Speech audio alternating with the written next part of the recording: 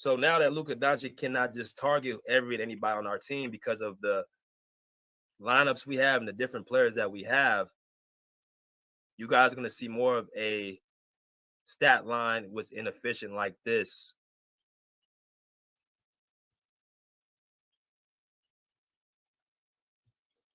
When he's 9 for 25, 2 for 11, 28 points.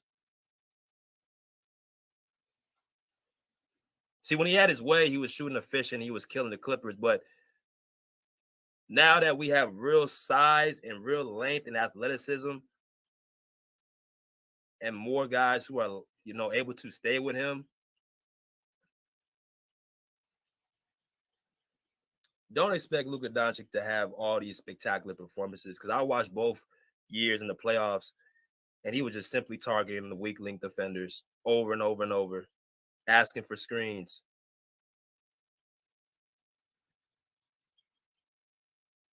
I don't think Gafford's going to be much of a huge X factor because we have somebody to offset him in Zubac. Zubac is 7'1" and Gafford 6'10", 234 pounds. Zubac, I think, is 260. So you're not pushing Zubac around anywhere. You're not flying over him. You're not, moving out the paint. None of the stuff that I guess Gafford was doing against previous opponents with smaller bigs. He's not doing that with Zubac. I think people are missing that point. It's a whole different story from doing what you're doing against smaller guys who are probably even around your size, because he does play physical. You're not pushing Zubac out the paint. So when you can't push him out the paint and you can't really, do anything offensively or defensively against him, because Zubac is a person that scores in the paint, that little hook shot, that little teardrop, what good are you going to really be on the court? Let's take all this defensive ranking shit and throw that shit out the motherfucking window. Because at the end of the day, playoffs is a whole different season, right? Like players told you. You remember how LeBron, BJ came back from the injury, said, playoff mode activated. Wait a minute. So playoffs and regular season ain't the same, right, LeBron? Yes, sir, Thomas. That's right. Playoff mode activated. And see, BJ, how do you activate playoff mode if it's the same as the regular season? See, it's not. So when we talk about playoffs and proven ability, all that shit lies on the Clipper sideline, partner. We got the top defenders. Oh, BJ, talking about playoffs? Luka's never made it out the first round without Kawhi off the court, BJ. Oh, man, that sucks, don't it? That's got to hit hard, don't it? So playoff Luka ain't playoff shit unless Kawhi ain't on the court. You know what else ain't proven, BJ? All these motherfuckers on the fucking Mavericks that think they gonna do something. They ain't proven. Like you said, BJ, nobody wants to hear the truth. They ain't fucking proven. You know what is proven? All our guys been in the playoffs. Our defender, Terrence Mann, same defender, unlike Derrick Jones, unlike PJ Watts, who hung a 40 ball in an elimination game. Luka loves to revert to the back down post-up play when he can't cross nobody up. You're backing down T-Man. You ain't backing down even though PJ's old, you ain't backing him down, bullying him. You ain't backing down Kawhi. You ain't backing down Westbrook. You ain't backing down PG. See, Luka's his bag of tricks, they get cut in half. Right? When you cut them in half, you cut the effectiveness in half. Yo, what's happening, y'all? This is B Jizzle of the Pull Up Basketball Podcast. Welcome to the #1 LA Clipper podcast out there. We want to first give you guys a shout out, LA Clipper fan, LA Clipper Nations, for being here. Share this podcast with your family and friends. They will not be disappointed, but let's get it popping. Pull up in motorcades. I got a show today. It's all I'm trying to do. Hustle and motivate. Choppers to throw away. Hustle the overweight. That's why they follow me, huh? They think I know the way. Cause I took control of things. Ballin' the solo way. And if you pattern my trend, I make you my protege. Crossing that soldier race. Niggas don't know them days. Take you in back of the buildings. Make you expose your rage. Take you across the tracks. Make you explode the face. Now you official now. But you got a soul to say. I just been cooking that new. I'm about to drop in the few. Think if I call it the great, the people gon' call it the truth. I ain't really trip on the credit. I just paid all of my dues. I just respected the game. Now my name all in the news. Tripping on all of my moves. Quote me on this, got a lot more to prove. Remember I came in this bitch, fresh out the county with nothing to lose. Nothing. No. On the ground, you. But I don't do this shit for nothing. No, no. Not at all. You. But my money real, that you do. Oh, yeah. So I don't do this shit for nothing.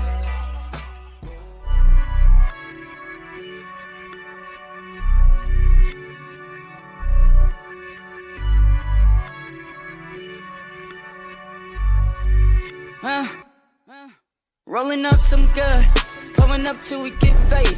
You know how we do it. Everybody take a flex on me. I got the keys to the city. I don't need no limousine. I turn up when I pull up. And tell my booking agent book a show. Running around with the paper bag. Running around with the paper bag. Going crazy spending all this cash. Going crazy spending all this cash. If I spend it, I'ma get it back. Even when I ride around dirty, a nigga don't need a seatbelt. A nigga don't need a seatbelt. Nah, it don't cost to keep it real. Run up, get done up. Shit can get real. Fuck around and get your ass rocked. Nigga, fuck around and take your shit. Got you asking God why. Drag your ass into an alley. Pull out aim for the target. Should've never been around the killers. In my town, we the fucking realest. No cheddar bobs round here. I get the spray and they gon' get down. Ski mask over my face. Catch a body in broad day. Catch a body in broad day. I got the key to the city. I got a hold of Shadiddy. Talk to that bitch in Swahili. Tattoo my name in graffiti. Whack out your hood in graffiti. Come through your hood on the weekly. None of y'all niggas can't see me. None of y'all niggas can't see me. Y'all ain't got nothing like this over there. Bunch of frontline millionaires. Bunch of self-made after Trump paid. Guess the odds really took it there. Any problem, I'ma reappear. With a squad you already fear. All this time I've been playing fair. 7 digits every single year. Niggas die, niggas disappear. Alibis, I was really there. Life a crime till I get the chair. Columbine in my trigger hair. Still I rise and I took the stairs. Feel a fire, it's a different glare. All these fights, it was never fair. Busting knuckles, still I'm swinging fears. Taste the salt inside my dripping tears. You should know I never had a fear. You should know I never had a shot, never had a chance till I took it here. Man, it's proud, but I see it clear. Strategize, I'm an engineer. Pick a side, gotta keep it there. Switching up, nigga, looking weird. I got the key to the city. I got a hold of Shadiddy. Talk to that bitch in Swahili. Tattoo my name in graffiti. Whack out your hood in graffiti. Come through your hood on the weekly. None of y'all niggas can't see me. None of y'all niggas can't see me.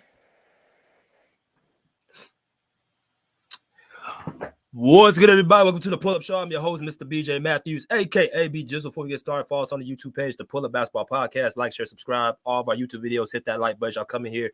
Hit the share, subscribe, hit that Cash App, $ BJ Matthews, $ BJ Matthews for all this great content. Continue to support the Pull-Up Basketball Podcast by donating for all this great content and knowledge that we can spread to y'all in this entertainment. If you guys do not have Cash App, that's perfectly fine. We also have super stickers and super comments that are available. Right below the video, y'all can see the word that says thanks with the $ symbol. You guys can donate that way as well as the show goes on. You guys can show your love by hitting that button. You guys can donate to the Pull-Up Basketball Podcast right there. Also, we have our membership badges that are available. We have 3 different options: the Pull-Up badge, the LA Clipper badge, or the interview badge. All 3 different perks explained on the YouTube page, on our homepage on YouTube. Also follow us on Twitter at the Pull-Up Shows. That's ThePullupShows.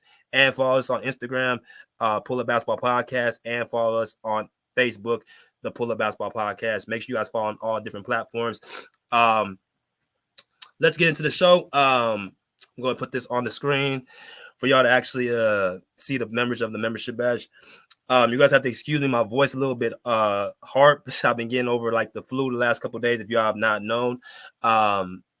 Yesterday, I actually did not get a chance to get to the game, but I will definitely be there in attendance tomorrow.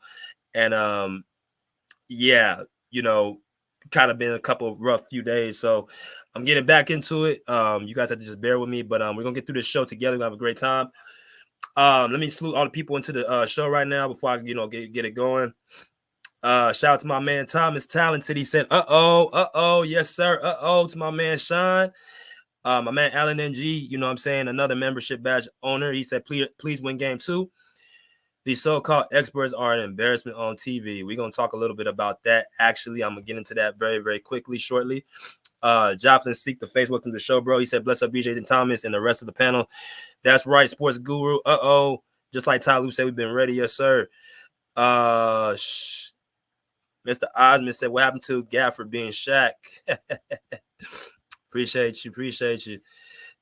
SDO3 says, Brandon better pull up. All right, yeah, Brandon, rebranding. Looking forward to seeing him. So to my man Q Rich, welcome. What's good, family? Wilson Rican said 4-0, so that obviously means 4-0 for the Clippers. Let me go to my girl Ashley Collins. She said Kawhi is practicing with the team. The whole team isn't doing contact today, though. That's true. Yes, he is practicing with the team, doing the full practice, but they are having no contact. Salute to Clip Gang. Castro, how you doing, brother? The realist was good, my guy. Salute BJ in the chat. Damn, I came out a few days ago and guaranteed that the Clippers will win game 1. Yes, you did. The realist, good job, my bro. Yes, sir. Corey Gear 5 was good. How you doing? Let's fucking go. Clippers in 5. Yes, sir. Excuse me. Salute Andre. Go follow my man Andre on his page. Philadelphia 76 content creator. Sorry about your loss on Saturday. Hope y'all get it back. G Master Fun Flex was good with you. How you doing? Clippers in 5. All right, cool. All right, so let me get a sip of this drink right quick.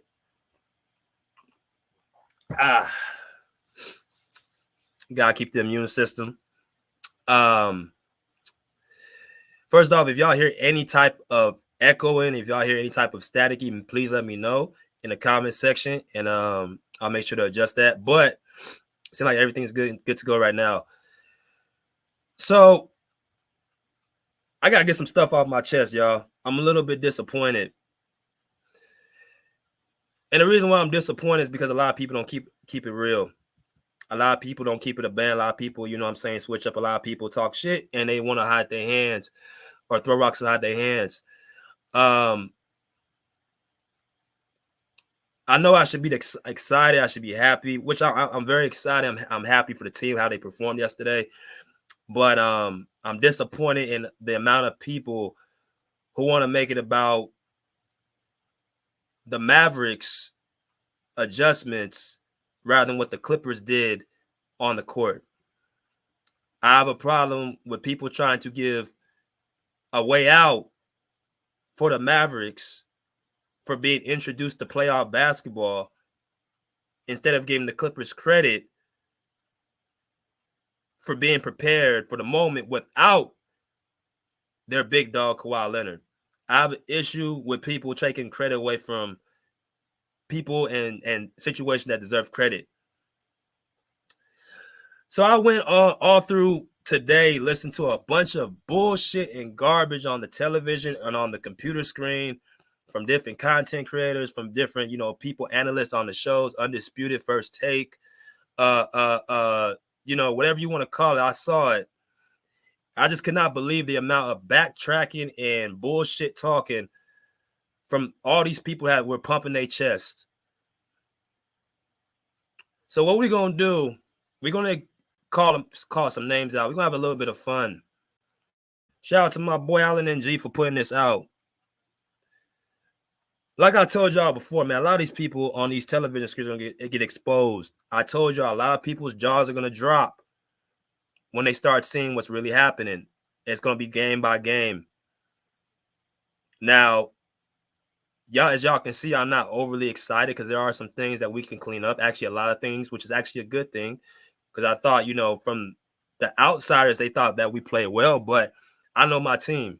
I know my team like the back of my hand. I know basketball like the back of my hand. This is what I do. I make sure to give y'all a very, very top of the line analysis because I want to make sure I give y'all nothing but the best. So I spend hours upon hours researching, filming, writing things down and stuff like that to make sure I'm prepared. Why do y'all think I go a day after to go live? Vice versa, the same day or a couple hours after the game, because there's not enough time for me to really get into like the real analysis to give y'all like the best show possible. So, like I said, I've seen a lot of stuff on the TV that just really disappointed me. So there's about a number of people who I saw on YouTube, talking and saying about the Mavericks adjustments instead of giving the Clippers credit.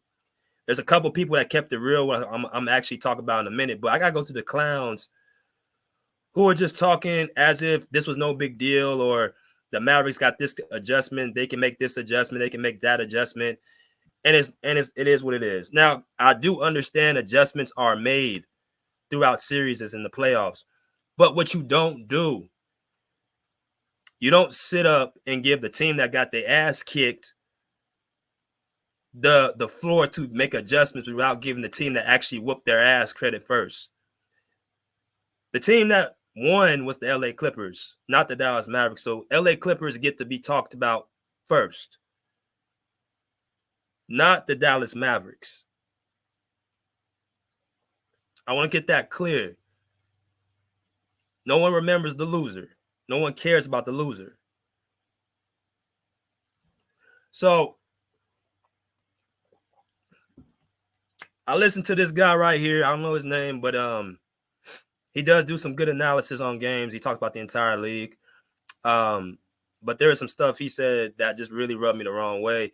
So I want y'all to kind of hear a little bit about what he talked about with the Mavericks, highlighting, first of all, he picked the Mavericks to win this series, like a lot of casuals did, and haters.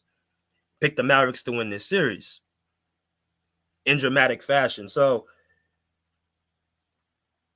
he, along with other people, were very shocked about what happened yesterday. So instead of really highlighting and focusing on the Clippers just playing great, he decided to go on what the Mavericks can do to win game 2. And even the adjustments, I don't understand how these are going to work, but I'm going to let y'all hear what he had to say with the adjustments the Mavericks can do in game 2. And then we're going to go on from there. So this is the first guy, and I'm going to, intervene as it's going. So here we go. They honestly, like, it was an issue. It was a big time issue for the Mavs that Luka just kept getting caught at point of attack, and the Clippers were able to get dribble penetration. So now, what's there? If you're Jason Kidd, what do you do to protect Luka and to protect your defense from him getting hunted? This is where. So, like I told y'all before, this is one of the things that's going to really hunt the Mavericks. Luka Doncic is going to get targeted. Big surprise. So right away, I guess people just realized that out of nowhere, as if he's not been getting targeted for the whole part of his career, his 6-year career. But I kept hearing people say that Luka Doncic improved so much on defense. I said, Luka is going to be good on average defenders. He's not good on elite defenders or elite scorers. My mistake. So this dude is going to go into a soliloquy of how to hide that in game 2. That Luka is not going to be targeted. He's not going to be exploited for being a bad defender. So here we go. Where it comes down to game plan discipline. So there is a specific counter that most teams use in the league for this predicament. Because guess what? There's a lot of teams in the league that have a guy in their starting lineup that you prefer not get caught in a specific matchup out on the perimeter, right? And when it comes to perimeter defenders that are weak links, generally it's a hedge and recover. So what that means is, as the guy's coming off of that screen, looking to get to Luka, Luka will show high and cut off that driving lane and then recover back to the guy he's guarding, right? Now, the key there is to put him on a guy who's not a great movement shooter. So his idea, I don't know his name. I think it says Jason Temp. It's on the top left corner. So the scheme, he's obviously, like I said, he's rooting for Dallas. He's actually a Laker fan, to be honest with you. So he's going to this series picking the Mavericks to win. So his idea for game 2 for an adjustment for this is crazy, for Luka not to get targeted is a hedge and recover. Basically, the Clippers were simply just asking for screens on the same guy Luka was guarding. So, for example, if Paul George got the ball, and he saw he was being guarded by Terrence Mann. Luka Doncic was guarded by Terrence Mann. Or Terrence Mann was guarding Luka Doncic. All he would do, like Luka likes to do to our past defenders, is ask for the weak defender. Like I said, Luka wants to try to target Zubac. We're going to target his ass too. You guys thought I was playing around when I said that. So now this guy thinks that instead of Luka fully switching on Paul George, who will cook him as he did yesterday, getting past him, he's suggesting that now Luka just acts like he's going to guard Paul George and get back to Terrence Mann. Right? He's going to show himself in front of Paul George, just enough time for whoever gets screened, which probably is Derrick Jones Jr. is guarding Paul George. Give him enough time to get back on PG, and then Luka can get back on Terrence Mann. And then when PG might pass the ball to Terrence Mann, he's not going to be ready to shoot the three-point shot. So I want y'all to pay attention to what he just said. I'm going to talk about that in a minute. Preferably not a great shooter at all, but if you have to pick a guy, you want to pick a guy who's not a great movement shooter. The example I used here is the way that Denver countered this last year in the Western Conference Finals when LeBron and Austin were targeting Jamal Murray in hedge and recover situations. Austin's a really good movement shooter who could slip out of that and hit a three. So they put Jamal Murray on Dennis Schroeder because Dennis Schroeder, while he can hit standstill catch and shoot threes, was not a guy who could quickly slip out of a screening action, get his feet set, and quickly elevate and get a shot off. And so from there, that allowed Denver to effectively protect Jamal Murray. That's what Dallas has to do with Luka Doncic. They're all, generally speaking, the Clippers are going to have one of Russell Westbrook or Terrence Mann on the floor. Terrence Mann is a much better shooter, obviously, than Russell Westbrook, but he's not a movement shooter. He's not a guy that's going to fly off of screens or quickly get his feet set and rise and fire, right?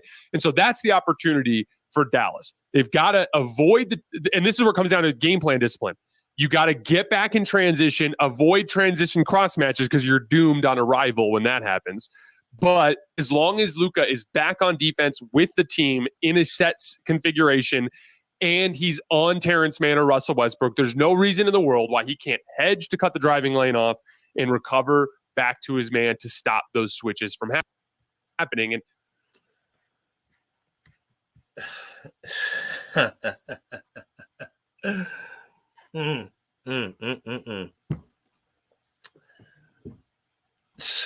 So let me get this right. As y'all come there, smash the like button. This guy said, first off, he said he wants Luka to move around on defense and switch and get back on Terrence Mann because he's not a great three-point shooter. Okay. Do y'all understand the word targeting, what that means? Do you understand you can score more ways than shoot the three-point shot? So let's just go with his scenario. Let's just go with his game. Let's say that Luka, they take his advice. He hedges instead of fully guards Paul George and gets back on Terrence Mann. Okay, first of all, Terrence Mann is not as a bad three-point shooter as people think. I think he made three-point shots this year. I think he's a pretty decent three-point shooter this year. Terrence Mann ain't no guy you just leave open from three-point line no more. You can't just do that. He's comfortable shooting three-point shots now. The problem with Terrence Mann has always just really been he hasn't been comfortable enough to shoot those threes because he doesn't know if he's going to get pulled out if he misses one.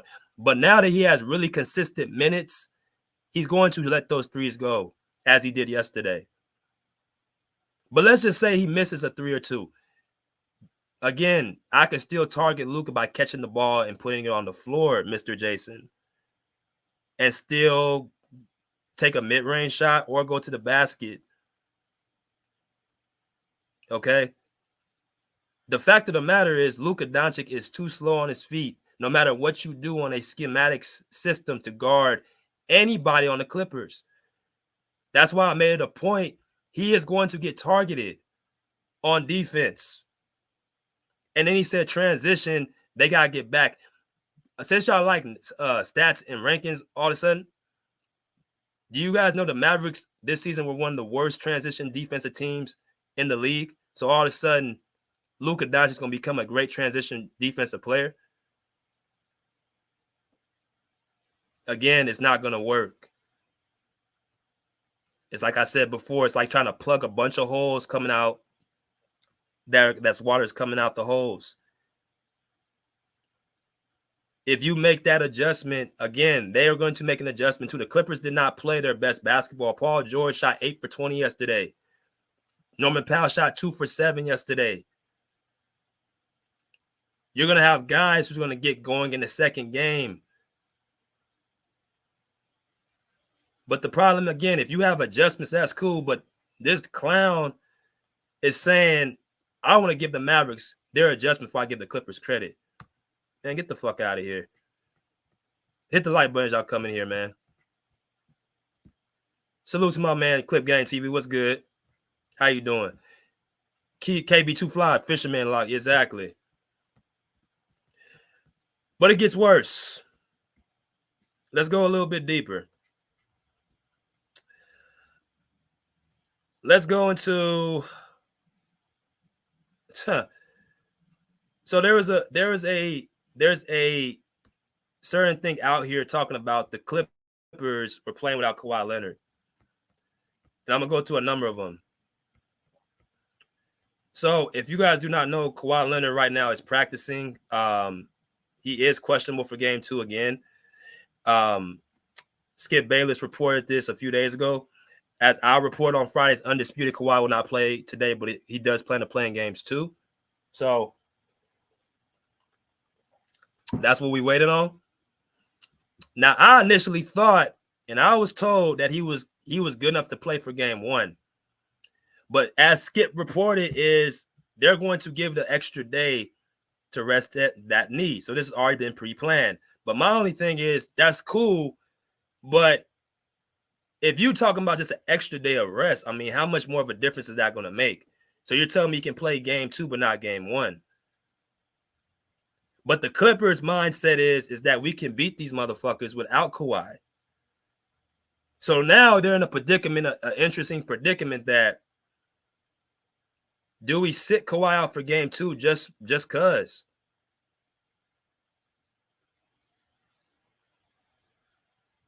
So I'm going to talk about that in a minute, but that's what's happening right now with this. So we'll see what happens. He's in practice right now, but we'll see what happens with that. But speaking of which, that was the conversation after yesterday's press conference as well. Kyrie was asked the question. Luke was asked the question about were they planning on having Kawhi play the game and stuff, and they both said yeah. The reporters were making it seem like the Mavericks were caught off guard. That's why they lost the game, and this, that, and the other. But I was told from a certain Maverick player that they prepared no matter if Kawhi was on the court or not. Another bullshit excuse, giving the Mavericks an out instead of giving the Clippers credit for whooping their ass. So that's why video and audio is so important, because according to their center, Leonard and Gafford, he said they prepared for Kawhi being on or off the court. So you guys don't believe me? Here you go. With this first round series, we know the status of Kawhi Leonard is kind of in flux right now. Are you guys preparing as if he's going to be in the lineup, or you didn't have adjustments in case? Almost done. Preparing for him to be in the lineup, preparing for everybody to be playing at the end of the day, because you have to be prepared, and the best preparation is always preparing.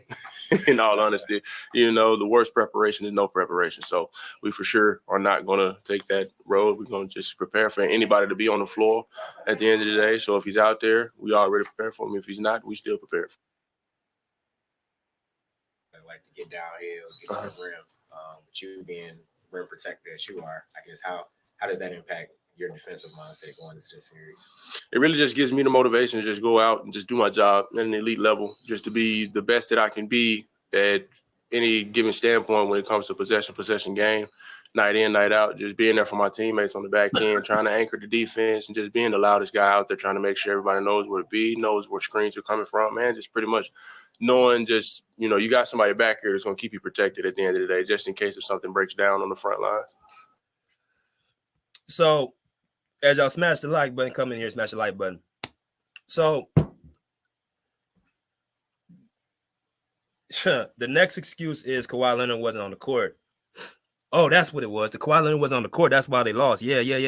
They were thrown off guard because, we didn't know Kawhi Leonard wasn't going to play. So that game don't count. You know what I'm saying? We were caught off guard. Their best player wasn't on the court, so it should have hurt them, but it really hurt us more because we didn't prepare the right way. We didn't come out with the proper game plan for their best player. Even though I'm the coach of an NBA team, I should be prepared for everything. I got my team prepared. I'm supposed to have the best game plan possible so we can win. I came out with no game plan for Kawhi not playing. I didn't have a counter to counteract that Kawhi Leonard was not going to be on the court. That's why we lost the game. Yeah. That's why we lost. The amount of origami, gymnastics, back flips, somersaults, high knees, high kicks that people do in their heads, bro, is mind-boggling. I see right through everything. This man just said they prepared for Kawhi Leonard to be on or off the court. What does that mean? That means you weren't caught off guard. And if you were caught off guard, let's just play your game. That just shows you're not prepared for this series. And Jason Kidd, to me, doesn't come off as a person who's been in the NBA for multiple years, has been one of the best point guards of all time. He understands how this works. As I told y'all before, Jason Kidd knows what's going on the other side of the court. So miss me with that. You should be prepared whether Kawhi is on or off the court. The Clippers are one with they have the stacks, the deck stacked against them, not the Mavericks. Could you imagine if Clippers lost without Luka Doncic and we had Kawhi and Paul George? Could you imagine the amount of shit talking would be in the comments right now?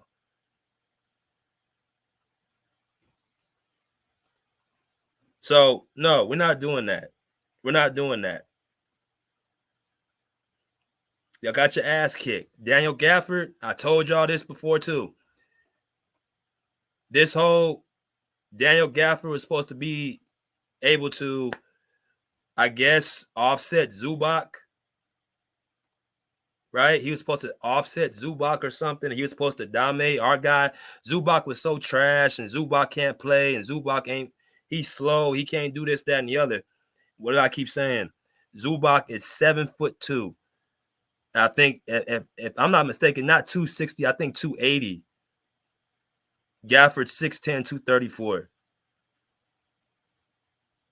Guys, we have power forwards and small forwards bigger than that. Well, as far as weight-wise. But people just made it seem like Zubac was just a bum. That he had an anomaly. This was a game of his life. Bro, this same dude had 30 points and 29 rebounds in the NBA game against a Miles Turner who they actually looked at as one of the premier big men in the league.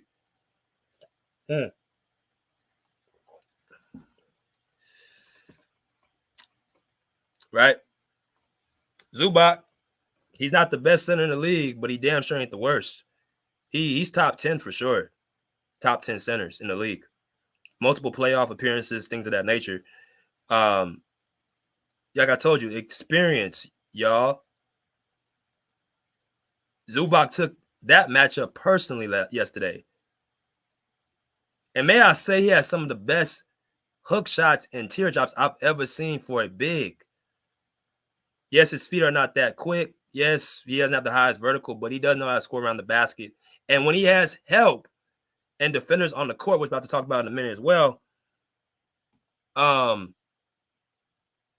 he's even more deadly on that glass, protecting the rim. See, when you feed the big man and give him his touches and let him play, that means you get more production on that rim. You get a chance for him to run a little bit harder down that court. And that's all that was yesterday. Mismatch. But let me go to the next one. I hope y'all enjoying this. Smash the like button as y'all come in here. Now, I gotta hear from this dude right here. I am highly disappointed in, and that is Paul Pierce.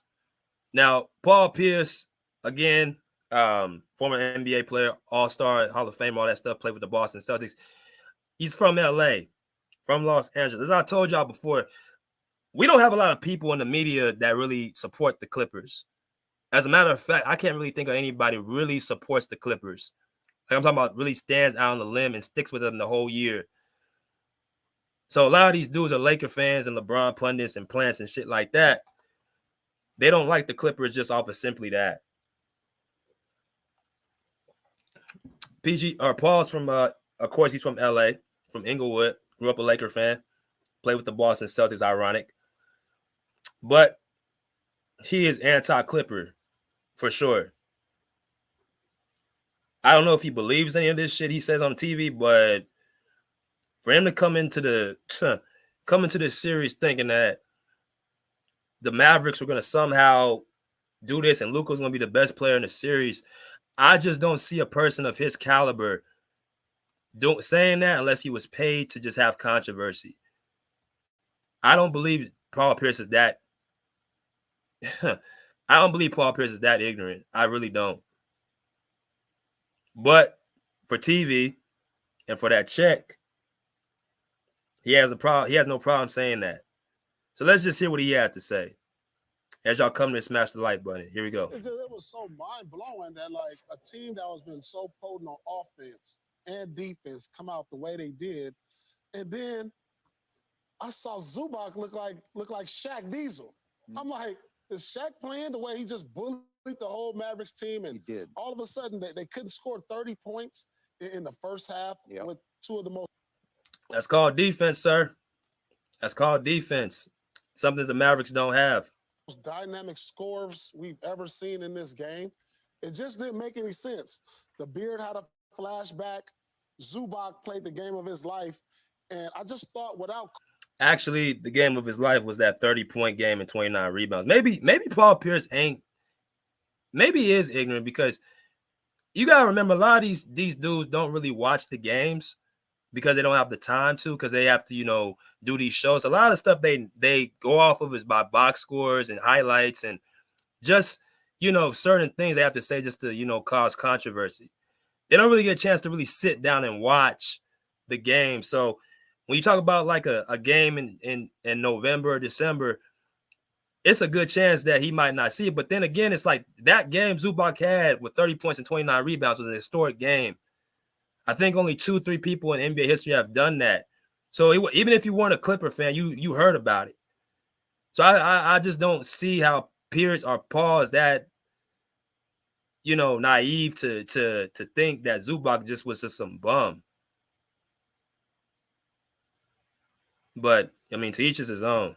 Kawhi and with the way Dallas has been playing, that they would come out and really beat the Clippers, but it just didn't seem that way. I think James came out with something to prove. George Westbrook gave him a bolt of energy when he got in the game, and it was just lights out. And all you need sometimes in basketball is one quarter. I mean, they thoroughly dominated them in the first and second quarters, and then all of a sudden the Mavericks remembered how to play basketball. And then Kyrie comes alive, and of course Luka comes alive, and they figure some things out. Another bullshit, which I'm gonna get into in a minute too. So now it's the Clippers. The Mavericks found something instead of the Clippers just beating their ass to oblivion. But I'm gonna let y'all continuously hear this nonsense. But I still think in the end that the Mavericks will defeat the Clippers. It depends on how much they get from Kawhi, because I know Kawhi is coming back. But in the playoffs, when you have Luka, who gave me 0 points in the second quarter, 0. That rarely happens. Machine. Tell him, Key.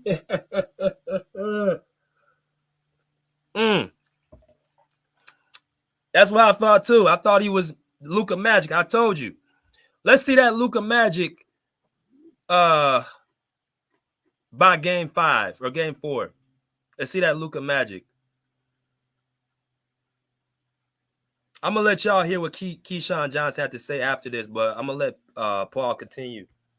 I mean, he's the league's leading scorer. He's only done it 4 times in the playoffs where he has a quarter to where he doesn't score. And he's played a lot of quarters. So I look at that as an aberration. And so I think they'll turn it around next game. It's hard for me to see Zubac looking like Shaq Diesel 2 games in a row. Harden could be Harden, hit or miss with him, and especially when you got Kawhi coming back. But I think ultimately that Dallas will make some adjustments and get game 2. So this is you got to stay focused, right? The playoffs. You got your veteran guys who got the cash and they got to deliver. They got to stay focused.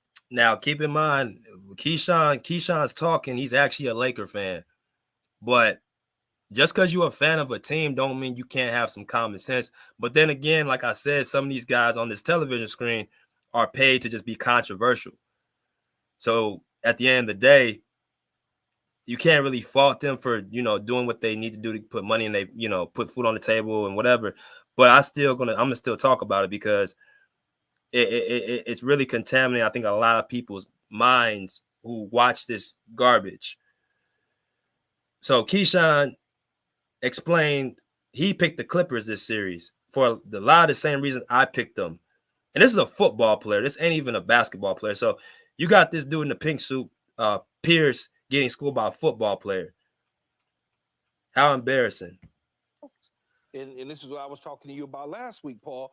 And everybody's saying, oh, Harden, he did this to the Sixers in Boston. He could do it again. And we were saying if Kawhi is out, he has to now become the 2 versus the 3. Second option now. Second option. But he ain't the 1. But he looked like the 1. But he ain't the 1. He's the second option. He played like the 1 in this game. He can do those sort of things. Yeah. And both from an assist standpoint, setting up the offense, and pulling the trigger, he was able to do all that. Yeah. Okay, and then some. Now you say, well, Kawhi's coming back. There's going to be, they're going to have to adjust and figure out how to get Kawhi his shots and get involved. But they haven't played together enough this season where they understand what to do once Paul comes back. Great point, Keyshawn. Thank you, my sir. Thank you, my brother. They act like this dude just came onto the team with Kai Jones last week. This notion that, and I'm going to talk about this in a minute, this notion with Kawhi Leonard coming back is going to somehow disrupt the flow of the Clippers. No. No. That's not how this works. See, and this is the tactic a lot of these Maverick fans and these Clipper haters want to use. Well, let's just go ahead and hold Kawhi out till game 3. Let him rest. Yeah, let him rest. Don't even bring him back for game 2. Because why they're saying that, y'all? They're saying that because they know bringing Kawhi Leonard is not going to hurt the Clippers, it's going to help them. See, this ain't LeBron James or Luka Doncic where they take away from their teammates. You got a lot of people who are Laker fans frustrated because they're seeing and coming to reality knowing that they can't beat Denver. Is it because the role players aren't trying? No, it's because the type of game LeBron plays, he doesn't play winning basketball. And now that you've taken away his athletic gifts from what he had in Cleveland, Miami, and even part of his first stint in the Lakers, where he can just pretty much physically dominate everybody, now that he has to really play basketball, he's still trying to struggle into his mind to learn how to trust his teammates and elevate them. That's been LeBron's crux with this time with the Lakers.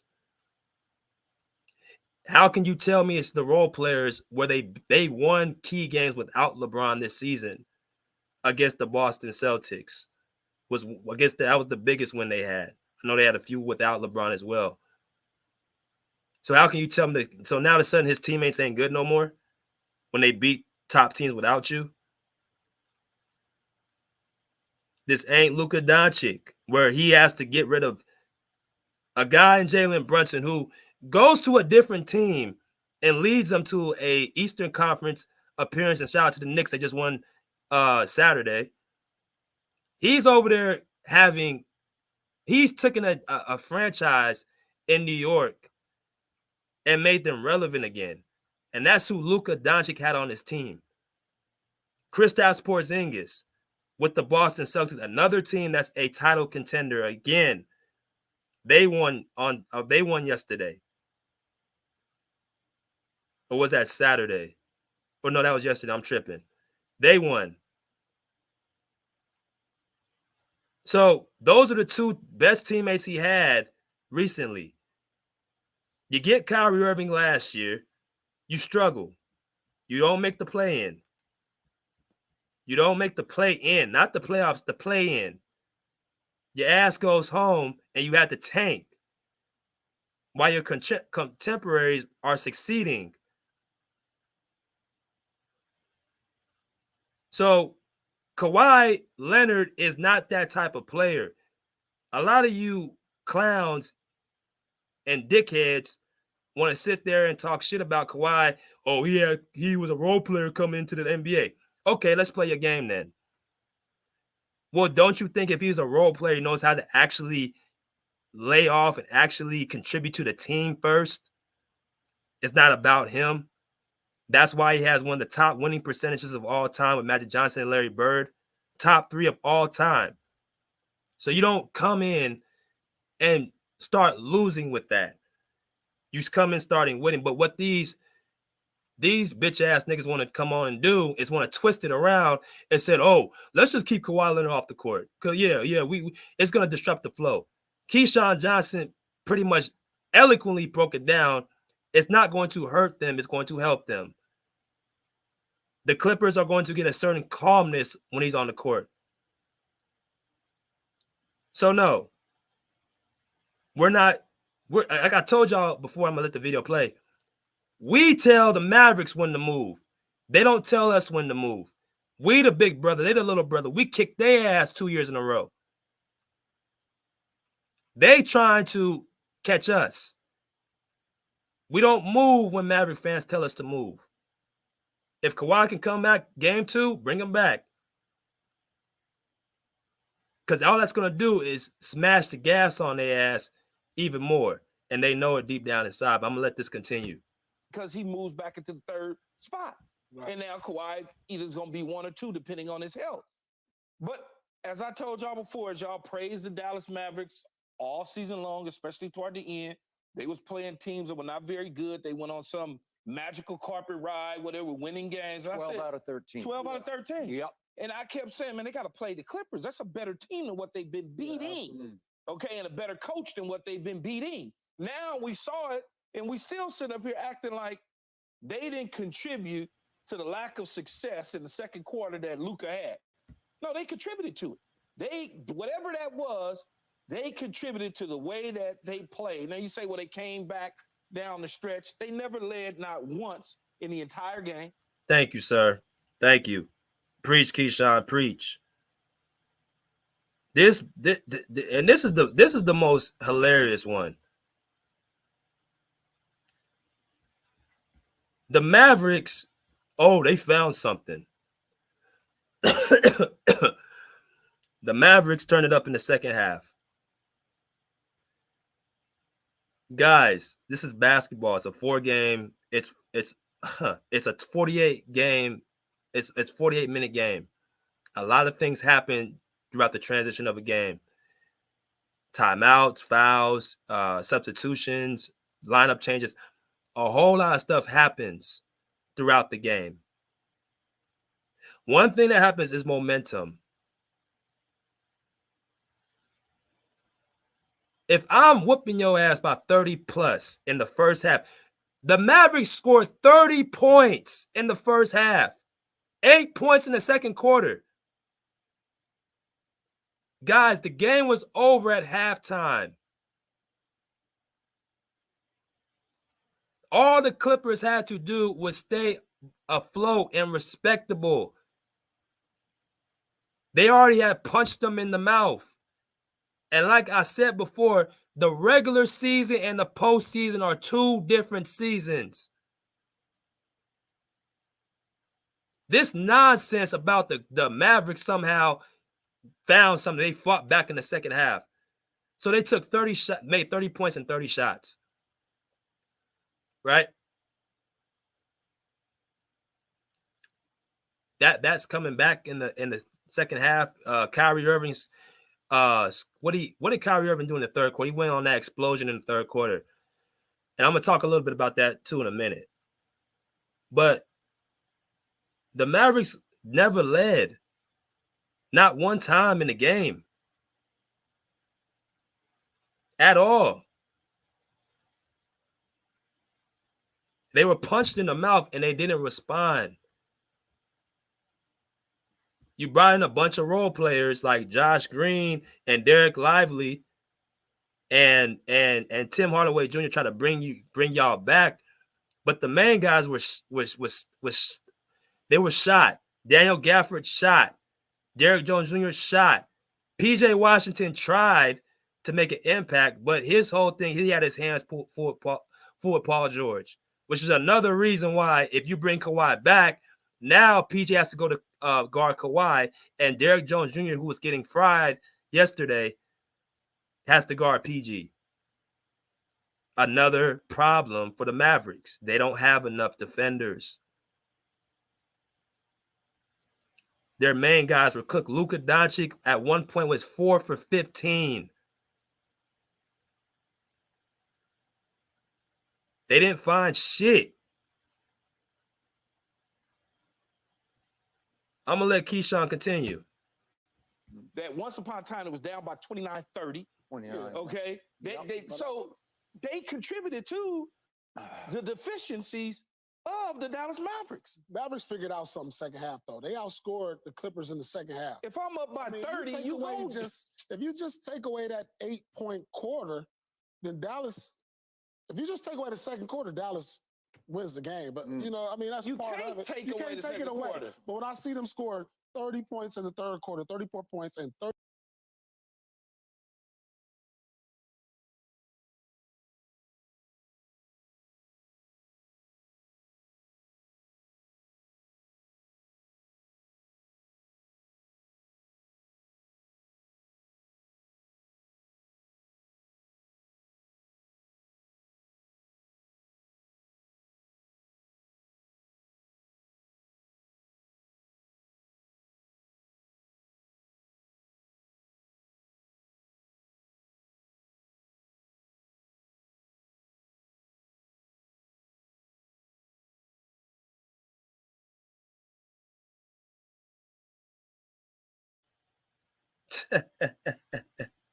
Take away the second quarter of the game, huh?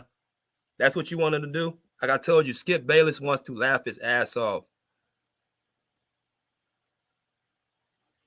Let's just take away the a whole 12 minutes of the game. That's it. Just reaching for straws, huh? Just that's what Paul's doing. Skip Bayless, and he's another one. He picked the Mavericks, and this one. And think about Skip. He's a troll, man. Skip. He says shit, and he hopes that people just buy it. He got the Lakers being the Nuggets, not because he feel the Nuggets are going to win or the Lakers are going to win. It's because he wants to actually try to troll out of y'all, man. He's a troll. He know damn well the Lakers ain't got no chance to beat the Nuggets. And you know the Mavericks can't beat the Clippers. And this is who y'all listening to, man. But, man, Paul Pierce, you should be ashamed of yourself, man. A basketball Hall of Famer like you wants to take away a whole quarter because you're getting your ass kicked. Like I said, man,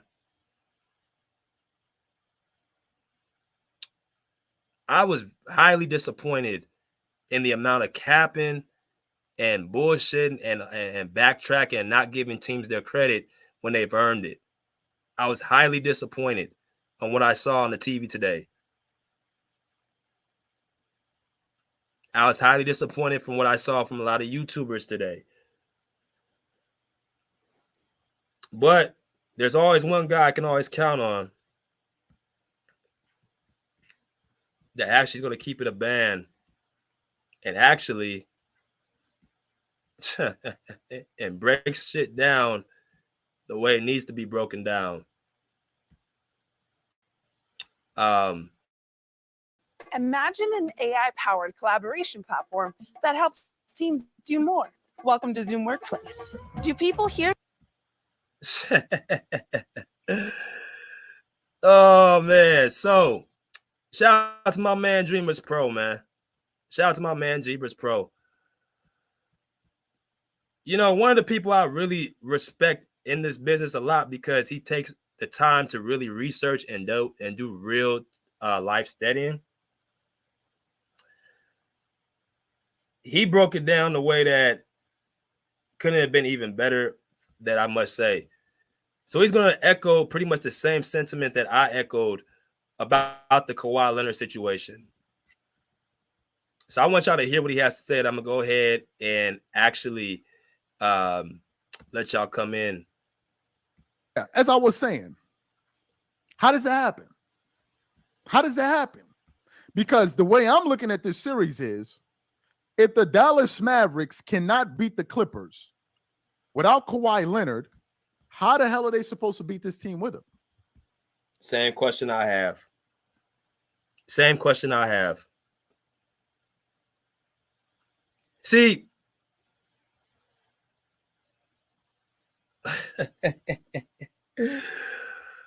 I'm gonna say something that my man Sean said very, very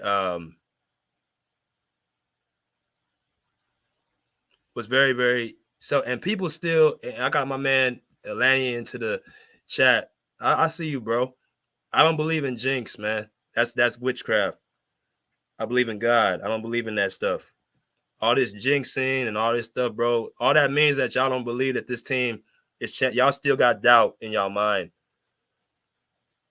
Y'all been watching and hearing other people talk shit about the Clippers, and it's okay.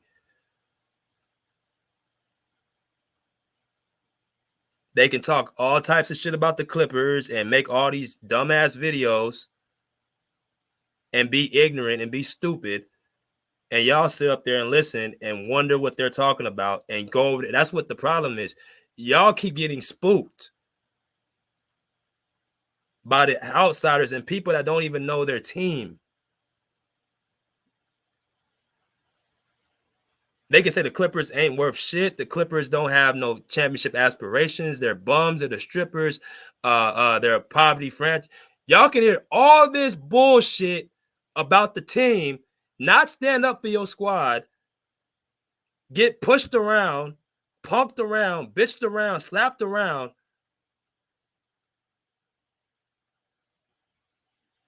and then come back over here and say somebody's going to jinx us.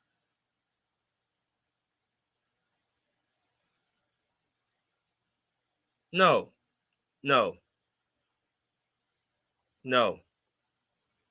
See, I don't get moved like, because I know what I'm looking at. I don't get spooked like that. See, if you really know your shit, you don't get spooked. If you confident in what you know, you don't get spooked.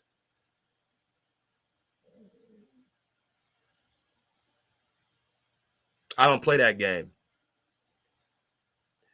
But back to Dreamers Pro. Dreamers Pro asked a good question. How the fuck do the Mavericks go into a series thinking they're going to beat us with Kawhi Leonard on the court? Kawhi is scheduled to come back this series. I've already explained to you, Kawhi Leonard ain't the type of player to take away from his teammates, only add on.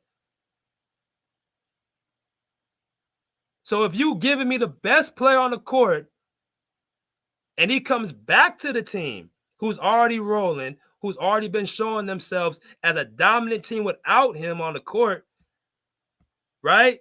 We've been seeing it. Without Kawhi, this is what they did. This isn't no coincidence. When we choose to turn that fucking switch on, that's your ass. But see, it's still, I don't see how some Clipper fans don't see that. It's right in your face. And you refuse to see it. You keep getting spooked.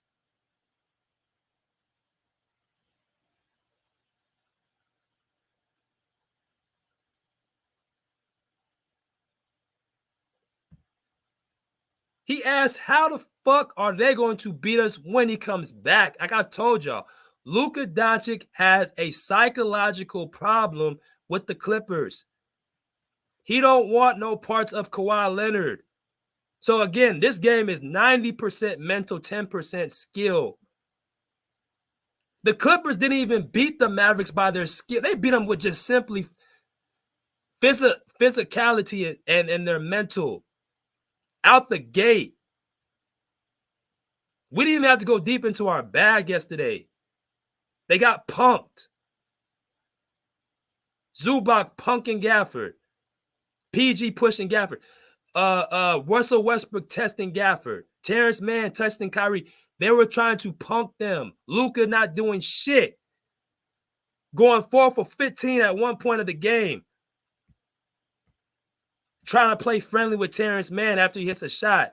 I was actually listening to the game and watching that. I'll pay attention to what you're doing on the court other than you just putting the ball in the basket.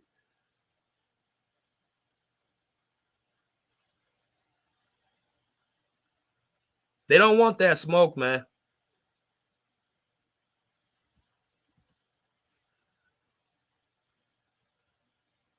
See, if the Mavericks did this against us, you want me people be coming in here talking about, oh, the Clippers are in trouble. We ain't got Kawhi, or we ain't got Luka, and they still lost. Let that have been us that lost that game. And we had Kawhi and PG. And they didn't have Luka. We would not hear the end of it.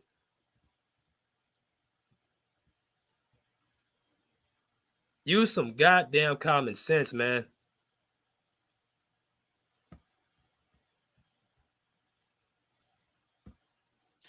All I kept on hearing from people that was picking Dallas was, because I said to them, they kept on saying Luka dominates the Clippers. I'm like, Luka never beat the Clippers in the playoffs ever. And they were like, well, now he got more help now. Well, he did have more help. Kyrie Irving scored 30 points or 33 points in that game. How they still lose? How they still lose? To me, I think this was a psychological blow to the Dallas Mavericks for a few reasons. Reason number one is, usually, if you're the road team in a series, the best game to steal is the first game of a series. That's usually the best game you steal, the first game, when you catch your opponent off. The Mavs not only did the first game without Kawhi Leonard, and Kawhi Leonard will be coming back on game 2, because Kawhi, I think game 2 is on Tuesday. So how did they go? How did they go about? Have you been suffering from the after effects of a car crash? The good news is you're still entitled to coverage of the game. I want to talk about ESPN's coverage. As I was watching that game, Richard Jefferson and these guys were basically trying to find ways to bring the Dallas Mavericks back into the game. Well, you know, the Dallas Mavericks, if they only did this there, if they only did that there, and I'm like, yo, hold up. The Clippers are playing without their best player, choking away this game. Why is the commentary all about, if they just get one run and they get 2 stops, who knows? It may be a game. Why was Mavericks choked away game 1 against a team without their best player?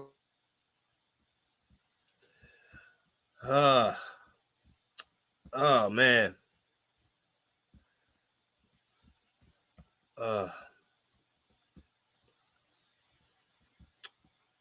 It's all good, man. I think Dreamers Pro's connection was lagging at that time, but that's the same shit I'm saying, bro. Let me tell you something. That hurt the Mavericks, man. Absolutely correct. So let me get this straight. Like I said, man, we've already beat these motherfuckers, and Kawhi it's still on the Mavericks' minds. This is a psychological thing, man, not a physical thing. And that really hurt the Mavericks.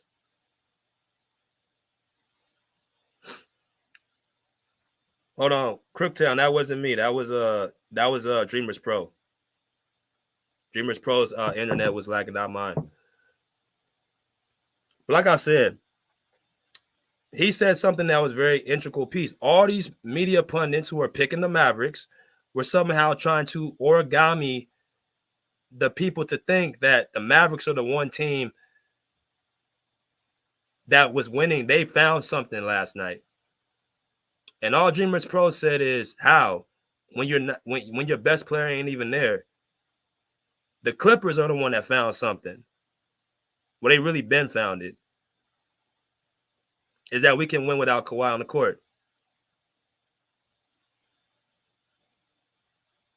But that right there is it just shows you again, like I don't think that, bro. I'm gonna be honest. I knew the Clippers could beat the Mavericks, but the way they came out is like they felt like they were going to make sure they don't even belong on the same court as us.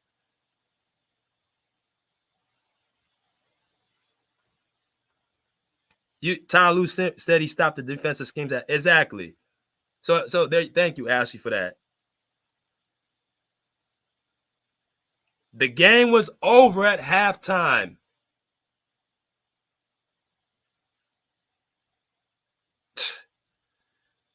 Bruh. But y'all keep talking about the Mavericks. All that's gonna do is fuel the Clippers even more. See that's what y'all don't understand. We get a high off of people talking against us, not for us. As crazy as that sounds, when teams or people go against us, that's when we truly be our best. I couldn't understand when people started trying to ride Dallas as if they're the ones that beat us. We beat them.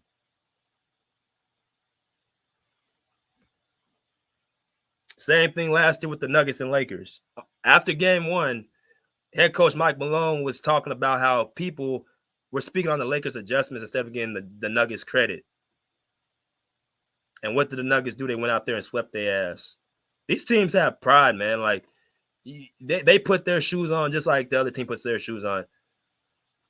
So if you ain't going to give them credit, they're just going to use that more as fuel to whoop your ass. And like I said, the Nuggets will beat the Lakers in this series. Now, a couple things before I say this. I do want to talk a little bit about what the Clippers need to do better. We do need to make sure that we don't get caught up in the over dribbling with James Harden and Paul George. I would like to see their shot selection be a little bit better. I thought Paul over dribbled the basketball, but that's also a testimony to PJ Washington's defense. I think PJ Washington did a good job on PG last night. I think he made him work. I think he made him actually, take tough shots. Even though PG hit a few of them, I think PG needs to do more of asking for a screen. So he doesn't have to work so hard to get his shot off and taking more better quality shots, which we already know. But I think the Mavericks have PJ Washington as a two-way player who can do some things. So I think we need to do a better job of that. Harden was on one yesterday. I'm not so sure if he's going to continuously hit his first 4 threes of the game. But he looks good. He looks, quick. He looks strong. His shot looks nice and fluid. So keep that. Continuously feed Zubac because they have nobody for him.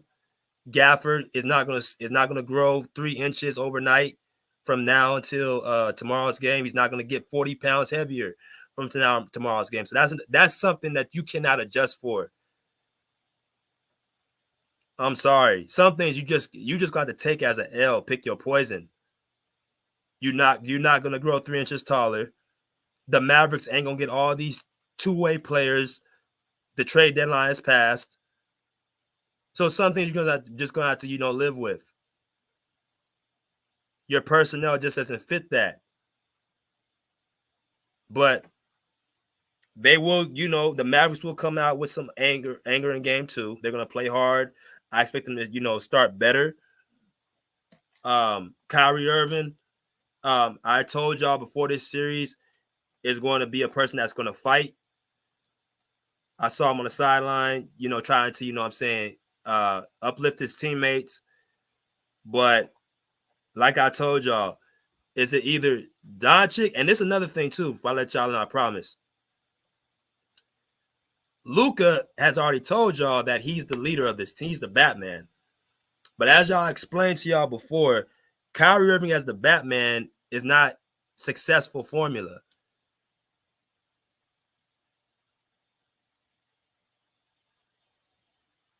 So you can't just rely on Kyrie to lead you and give you 40 points, 50 points.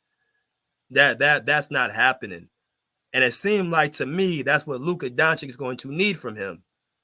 Because like I told y'all, we got too many guys on this squad that can cover and switch on Doncic.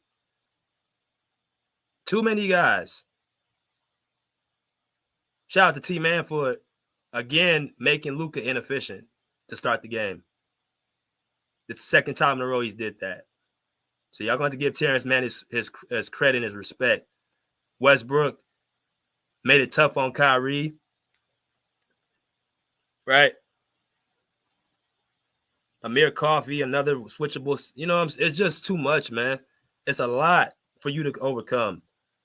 Now, can the Mavericks win? Sure. Do I expect them to win this series? No. Fuck no. Y'all know my pick, what I already chose. So, drop the link for y'all. I'm gonna, go on a 2-minute break, and we're gonna get started with letting people in. Let y'all talk. I've talked enough. Be back.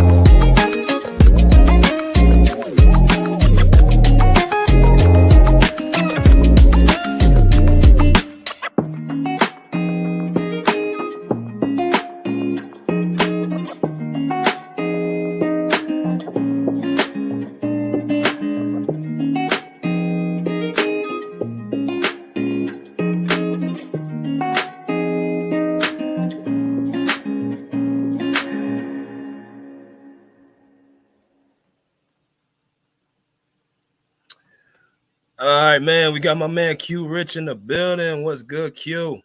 Yo, what up, BJ? What's going on? Salute to you and salute to the panel. Salute. What's going on, bro? Um, for sure, I agree with a lot of points that you had. Well, majority. Um, we played amazing yesterday. You know what I'm saying? We the intensity, the force on offense and defense was amazing for 48 minutes. I think we punched them in the mouth. They wasn't expecting it for sure at all. And I actually like the win. I actually like this win going into game 2. And I'm happy Kawhi being out in a sense was a gift and a curse because of course you want, Kawhi playing in on the court because of the amount of things he brings to the game. But like us playing without him in our last 8 games of the season, we definitely built a lot of good habits. We built a lot of chemistry. We built a lot of good habits just overall coming into what I'm saying, game 1. So I'm pretty happy with that game that I seen. I'm really confident going into game 2, especially if we can bring Kawhi back. I think even when Kawhi does come back, I think we should still have that same mindset going into game 2, playing the same way. And I think we really played a good game, just moving the ball, just playing simple basketball. I don't think we did a lot to beat them. Um, I think it started with like I said, with or without Kawhi Leonard on the floor. I think James Harden, in my opinion, is the X factor of this series. When James Harden is being aggressive on the court, when James Harden is attacking the paint, when James Harden is making layups, when he's playing better basketball, he generates better shots for other players like Zubac and our perimeter shooters, and the spacing on the floor is so much better. The Clippers do tend to, like you said, BJ. We tend to do get stagnant if it's just dribble, dribble, dribble with James Harden, and you know what I'm saying, he's just stepping back. James Harden got to be aggressive. James Harden got to be aggressive passing the ball. He got to be aggressive all around. We need James Harden in the series. I understand people like, of course, we can win with James Harden maybe having one low scoring game, but I don't think James Harden can afford that this series even with Kawhi or without with him or without him, personally. I think James Harden needs to have a great series. And yeah, I think honestly Clippers is gonna win this series in 6 for sure. But the Dallas Glaze, I mean, the dick riding is just, to me, is at its all-time high. You would have thought this team beat the Clippers in a series more than once. I know that we did, but I don't understand whether it's on the media, the internet. You know what I'm saying? Like granted, it's game 1. You know what I'm saying? I'm not gonna be too high about the game. You know what I'm saying? I want to see the next game for sure. You know what I'm saying? How we come out. But it's like we playing Luka and Kyrie, which is phenomenal talents on the offensive end. You know what I'm saying? I'm not taking that away from them, but I mean, they supporting cast. They have never proved nothing. They just came from teams that was never making it nowhere. Dante Exum was never in the. He wasn't in the NBA even last season. None of these guys have experience outside of Luka and Kyrie Irving. So a lot of those guys have stuff to prove. Like I don't understand where all this Dallas is coming from, and they have never beat the Clippers. At least beat the Clippers first. That's one thing. You know what I'm saying? But I don't understand how a team, like I was watching a game yesterday, and this is just like we up by 26, damn near like 30, and all you hearing is Dallas, Dallas. I don't know if it was Richard Jefferson, Reggie Miller, or one of them, but I'm like, yo, like, bro, it's just Dallas, Dallas, Dallas, Dallas, Dallas, and what they could do to get back in the game and how they could be better and how they could do this. And it's never about what the Clippers is doing, how we came out and had the confidence and shot way better than them and actually locked them up in the first half in the game. Like, why we not talking about that? You know what I'm saying? At the end of the day, I just don't see, like I said, how 2 guys can beat a team. So I think if we play the same way how we played in game 1, we could win in game 2, especially with Kawhi Leonard on the court, because he is coming back. So Clippers in 6, respectfully. Yeah, I got you, my man Q. My man Q. How you doing? Go, my man Mass. What's good, bro? Hey, what's up, fellas, man? Pull up AQ Rich, man. Great takes, man. A lot of things you said. You had some valid points. I'm gonna push back on a few things. But we're gonna assess this game. We're gonna give the Clippers their credit. I'm not finna poo-poo nothing. I thought Zubac came out early, set the tone with his physical play on Gafford. I gotta be honest. The size advantage of Zubac and Gafford is apparent. I mean, Dallas has to gang rebound. I mean, Zubac is going to dominate down low if they let those two dudes go one-on-one. And so I totally misjudged that.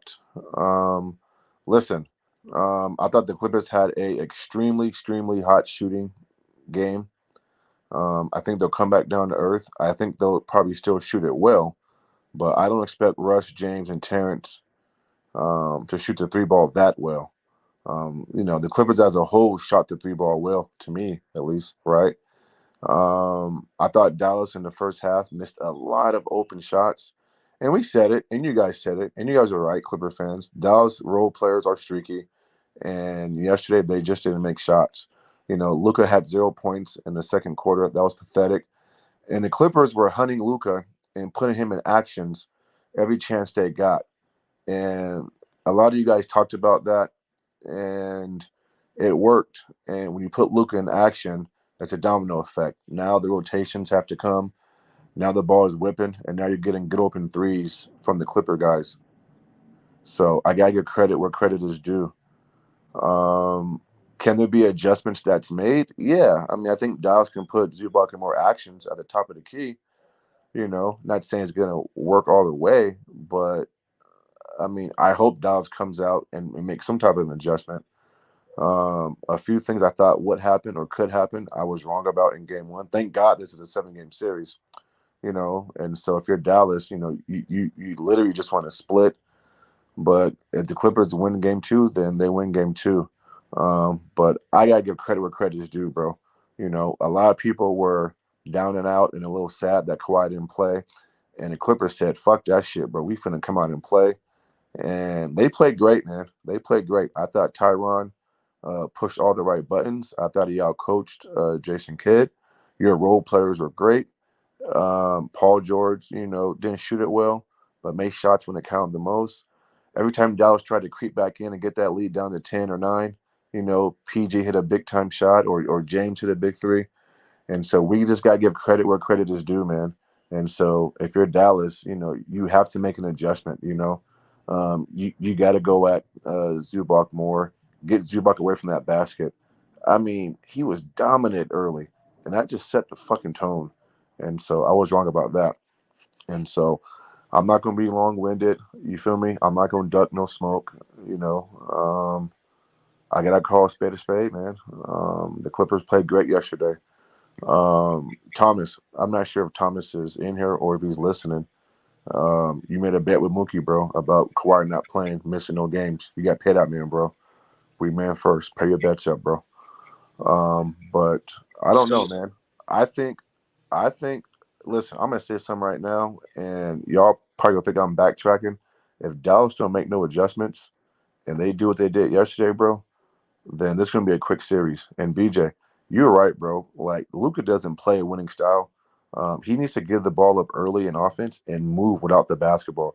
He's too easy to guard the top of the key, and that Kyrie and Luka, my turn, your turn bullshit, that's not gonna cut it. And Tim Hardaway Jr. didn't play a lot of minutes, so look for him to play more minutes. So listen, man. I mean, either Dallas is gonna make adjustments or they going home early. Appreciate that, man. Mass, can I ask you a question? What kind of adjustments can the Mavericks make if Kawhi Leonard wasn't on the court? What do you mean? I mean, it's basketball, bro. There's always adjustments to be made. I think the main adjustment is going to be two things. Well, three things. I'll start with two things on. I'll start with offense, right? Luka has to give the ball up sooner in the offense in the shot clock. He can't hold it, and they need to run more action with Zubac, meaning get Zubac away from that paint, and then on defense, I don't know. I think defensively they're going to struggle a little bit because the Clippers do. The Dallas ain't got the personnel to. Because listen, if you play Jones Jr. or Dante Exum defensively, they're okay, but they don't make shots like that, and so you have to give something to take something. So I guess the adjustment would be if you're Luka, get off the ball early, don't hold it so much, put Zubac in pick and roll, and you got to run some action with PJ and Gafford going to the basket at times too. So I mean, I know it sounds like the adjustments are minimal, but there are a few things that they can do. Not sure it's going to. What up, Money Munchie? Not sure it's going to work, but I don't know, man. Like game one really put me in a certain mood about this series because not only did the Clippers win, but like you said, from an adjustment standpoint, bro, that's how I look at it. I'm thinking to myself, what the fuck can they do now? And so I don't know. I mean, I don't know, bro. Let me go to my man Monty. What's good, Monty? I know you want Hey, to talk your shit. hey, BJ, what's going on, man? Hey, Mass, what's up, my guy? You sound pretty humble right now, my No, I'm not guy. humble, What's bro. up? I'm giving credit, bro. I ain't humble, bro. It's game one, man. Relax. I appreciate it. I ain't coming in to talk shit, man. Man, I just want to say, man, I've been saying this about my team, about the Clippers, man. I already knew what we was gonna come out and do, how we was gonna play, turn up the energy. James Harden, Russell Westbrook played wonderful last night. Zubac made Gafford look like a baby out there. Like I want to know they like BJ. They was really screaming Gafford, PJ Washington, Derrick Jones, Dante Exum. These guys combined for 14 points yesterday. No impact. Play no type of defense, and this is what I said before we played them. And you can go back on anyone you want to pull up, and I said this. Why we even talking to these guys? Like they can't match up with us. And Kawhi ain't even touched the floor yet. He hasn't even played. The game was over by halftime. Literally. This is what they call statement games. This is called statement games. Same thing with Dame Dollar. 35 in the first half. People say, "Oh, Dame, he's not the same player. Oh, he's not the what?" Come on, man, you gotta start giving these guys their respect. James Harden, everybody keeps saying, "Oh, he's not gonna show up in the playoff." He showed up. He showed up last night for sure.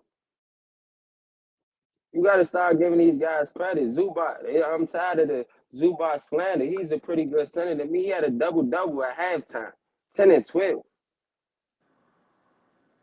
And I said that the Mavs what BJ what they were saying, oh, they top 10 in defense by the end of the season. Who were they playing?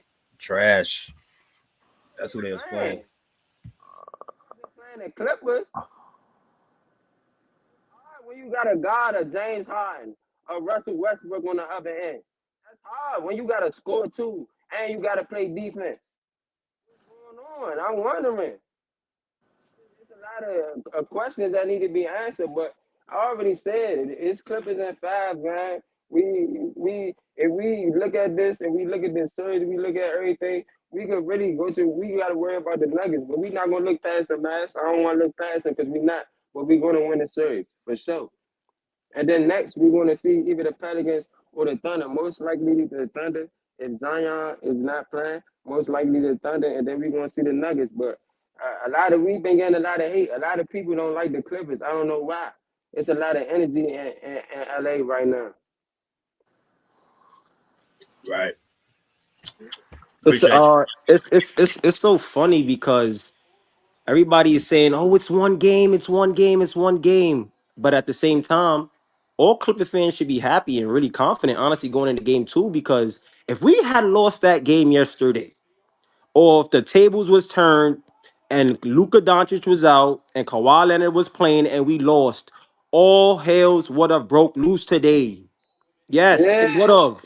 It would yeah, have. they would have been talking so much Let's shit. not be hypocrites here. These fans is real biased. They real. Oh yeah, it's one game when y'all lose. No. No, we told y'all what it was. Y'all was Well, talking. Y'all was hold talking. A on, lot of fans guys. was talking. I mean, basketball don't work that way. And so, listen, I mean, yeah, Clippers played great in game one, and Q, Rich, and Monty, you guys both made great points. But we know how basketball works. Like, I mean, it's a 7-game series for a reason. And so, y'all can say, listen, Clippers fans should be encouraged. They should feel good. I'm not arguing that point. But don't act like we ain't watched basketball our whole lives and we ain't seen a team come out and just spank somebody. I mean, for crying out loud. I mean, my Rockets blew the Spurs out in 2018 in game one with Kawhi Leonard, and they won that series in 6. The Spurs did without Kawhi Leonard. And so we know a series can go back and forth. And so all I'm saying is this: let this shit play out, bro. If y'all winning 5, y'all winning 5. It's cool. But I mean, don't act like you ain't never seen this shit before. I mean, it's a 7-game series, bro. Let it play out. I mean, I understand you saying. Come on, big dog. Shit crazy, Money Monty. I mean, Mass. Everything you're saying is 100%. now it's crazy when we win, but I'm just saying, if we would have lost, it would have been a different match right That's now. what I was saying. That's all I'm Yes. saying, man. That's all Yes. I'm saying. Well, hold on, Money Monty, bro. Hold That's on, just man. basketball banter, bro. Listen, man, that's just I'm just basketball saying. banter. I'm just keeping. I just like keeping 100 all the way around the board, bro. I'm just saying, if we would have lost, it'll be a lot different energy from a lot of different people. For Of That's all course it sure. would be, bro. For It's sure. fucking, I bro. appreciate you It's fucking basketball banter. Of course it would No, be. I I mean, that's what understand that makes it fun. we understand that Yeah. basketball games gonna go how it go. The Mavs are gonna be competitive, but they're not winning the series, bro. Like it's gonna be competitive. It's gonna be a competitive series because of the history with the Mavs. But I'm just gonna say we're gonna get it done. Point Okay, blank cool, period. man. Yeah, man. We You would have confident, lost. bro? I'm just saying it would have been Yeah, a you're lot of very different confident. energy from a lot of different players. Yeah, you're very confident, bro. And so, I mean, I Yeah, see that shit. It's cool. You know, and you're right. If the Clippers would have lost game one, it would have been, oh, Kawhi's injured. They can't win without Kawhi. Listen, I get it, bro. Listen, at the end of the day, we on YouTube. It's basketball banter. We having fun. Fans are gonna talk their shit. I get it. No big deal. Y'all won game one. Talk your shit, bro. It's cool. I mean, I came in here and gave y'all full credit, bro. You know that. I mean, y'all heard me. yeah. You know, full credit. Damn, Mass, man. What? What you mean, the realest? You should put your money up there, man. My dude, man. What? I mean, man, talk that shit, man. You down one game, man. Still talk your shit, man. What you mean, Still bro? talk your shit. I mean, I got money on the wheel, bro. So I mean, come on. I mean, That's it's what I'm set in saying. stone. Talk your shit, man. Yeah. Still talk I your mean, shit. what is this shit? The best of one game? Is the best of Because 7? you sounding, man, different as hell. You weren't sounding like that on my man Mookie's channel. You was on some. I get it. I get Well, it. I can't, bro. I have to give the Clippers their credit, bro. I'm not gonna come in and be naive or be dumb. Like I sussed the game, so I have to sound different because the game didn't go the way I thought it would go in game one. That's But all that damn, is, bro. you sound defeated. You sound like it's a wrap. I mean, Defeated after you one said game. the adjustment that they could make, but then at the end of that, you was like, man, I don't know. But before the series, you knew all the answers, man. Hey, he had everything to Hey, say. No. can I actually ask a question or just real quick before you go to us, bro? Do you agree that the Dallas Mavericks in the first half Salute, had BJ. Say it again. Do you agree that Dallas in the first half had a lot of open shots that they just missed? Yeah, you can say that. I mean, isn't it like a make or miss league? I mean, isn't it like an old saying? Make or miss Mass, league? man. Like I told you from the start, man. I get it. You put money on it, so you want your team to win. That's just That's it. not my That's team, all. bro. Hold on, bro. No, come on, man. That's not my team, man. I'm a I'm Rockets talking fan. about. I mean, it's your team when you betting on them. Nah, bet on the Fuck, series, I bro. mean, Go that's ahead, man. if I'm betting, Mass. This is my team for No, the it's not, series bro. because I'm betting on this team. That's how you think. I don't think like that. But go ahead, bro. Okay, well, Go ahead, bro. Big Tone put it out there. A lot of niggas bet just out of I don't care what Big Tone said, bro. hate, man, and Fuck just that being mean? silly and shit. But The fuck? Big never Tone mind bet that, me on man. Boston and versus Miami, bro. That's how Look, delusional he is. Mass, Stop it, bro. Mass. Big We Tone really told you think from the Miami can beat jump, Boston. Dallas wasn't gonna do it, man. Dallas ain't the answer.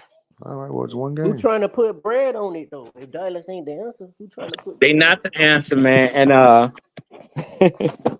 when we This man win said who tomorrow trying to night put bread game, up on it, Mass, bro. All you put you bread know on it's it, a bro. wrap, man. You know it's a wrap. See, But who trying to Dallas put bread? fans want to If throw the back. Clip, if Oh, y'all so well, we confident had in the y'all Clippers down winning, 2-0. and y'all came back and beat us, that's just it. If Y'all not us. If y'all so confident Hold in the on, Clippers hold on, winning, hold put on, hold some on, bread hold on on. them. Hold on, Cam. Hold on. You gotta let the realest go, and then I'm gonna let you go. Y'all not it. Y'all not us.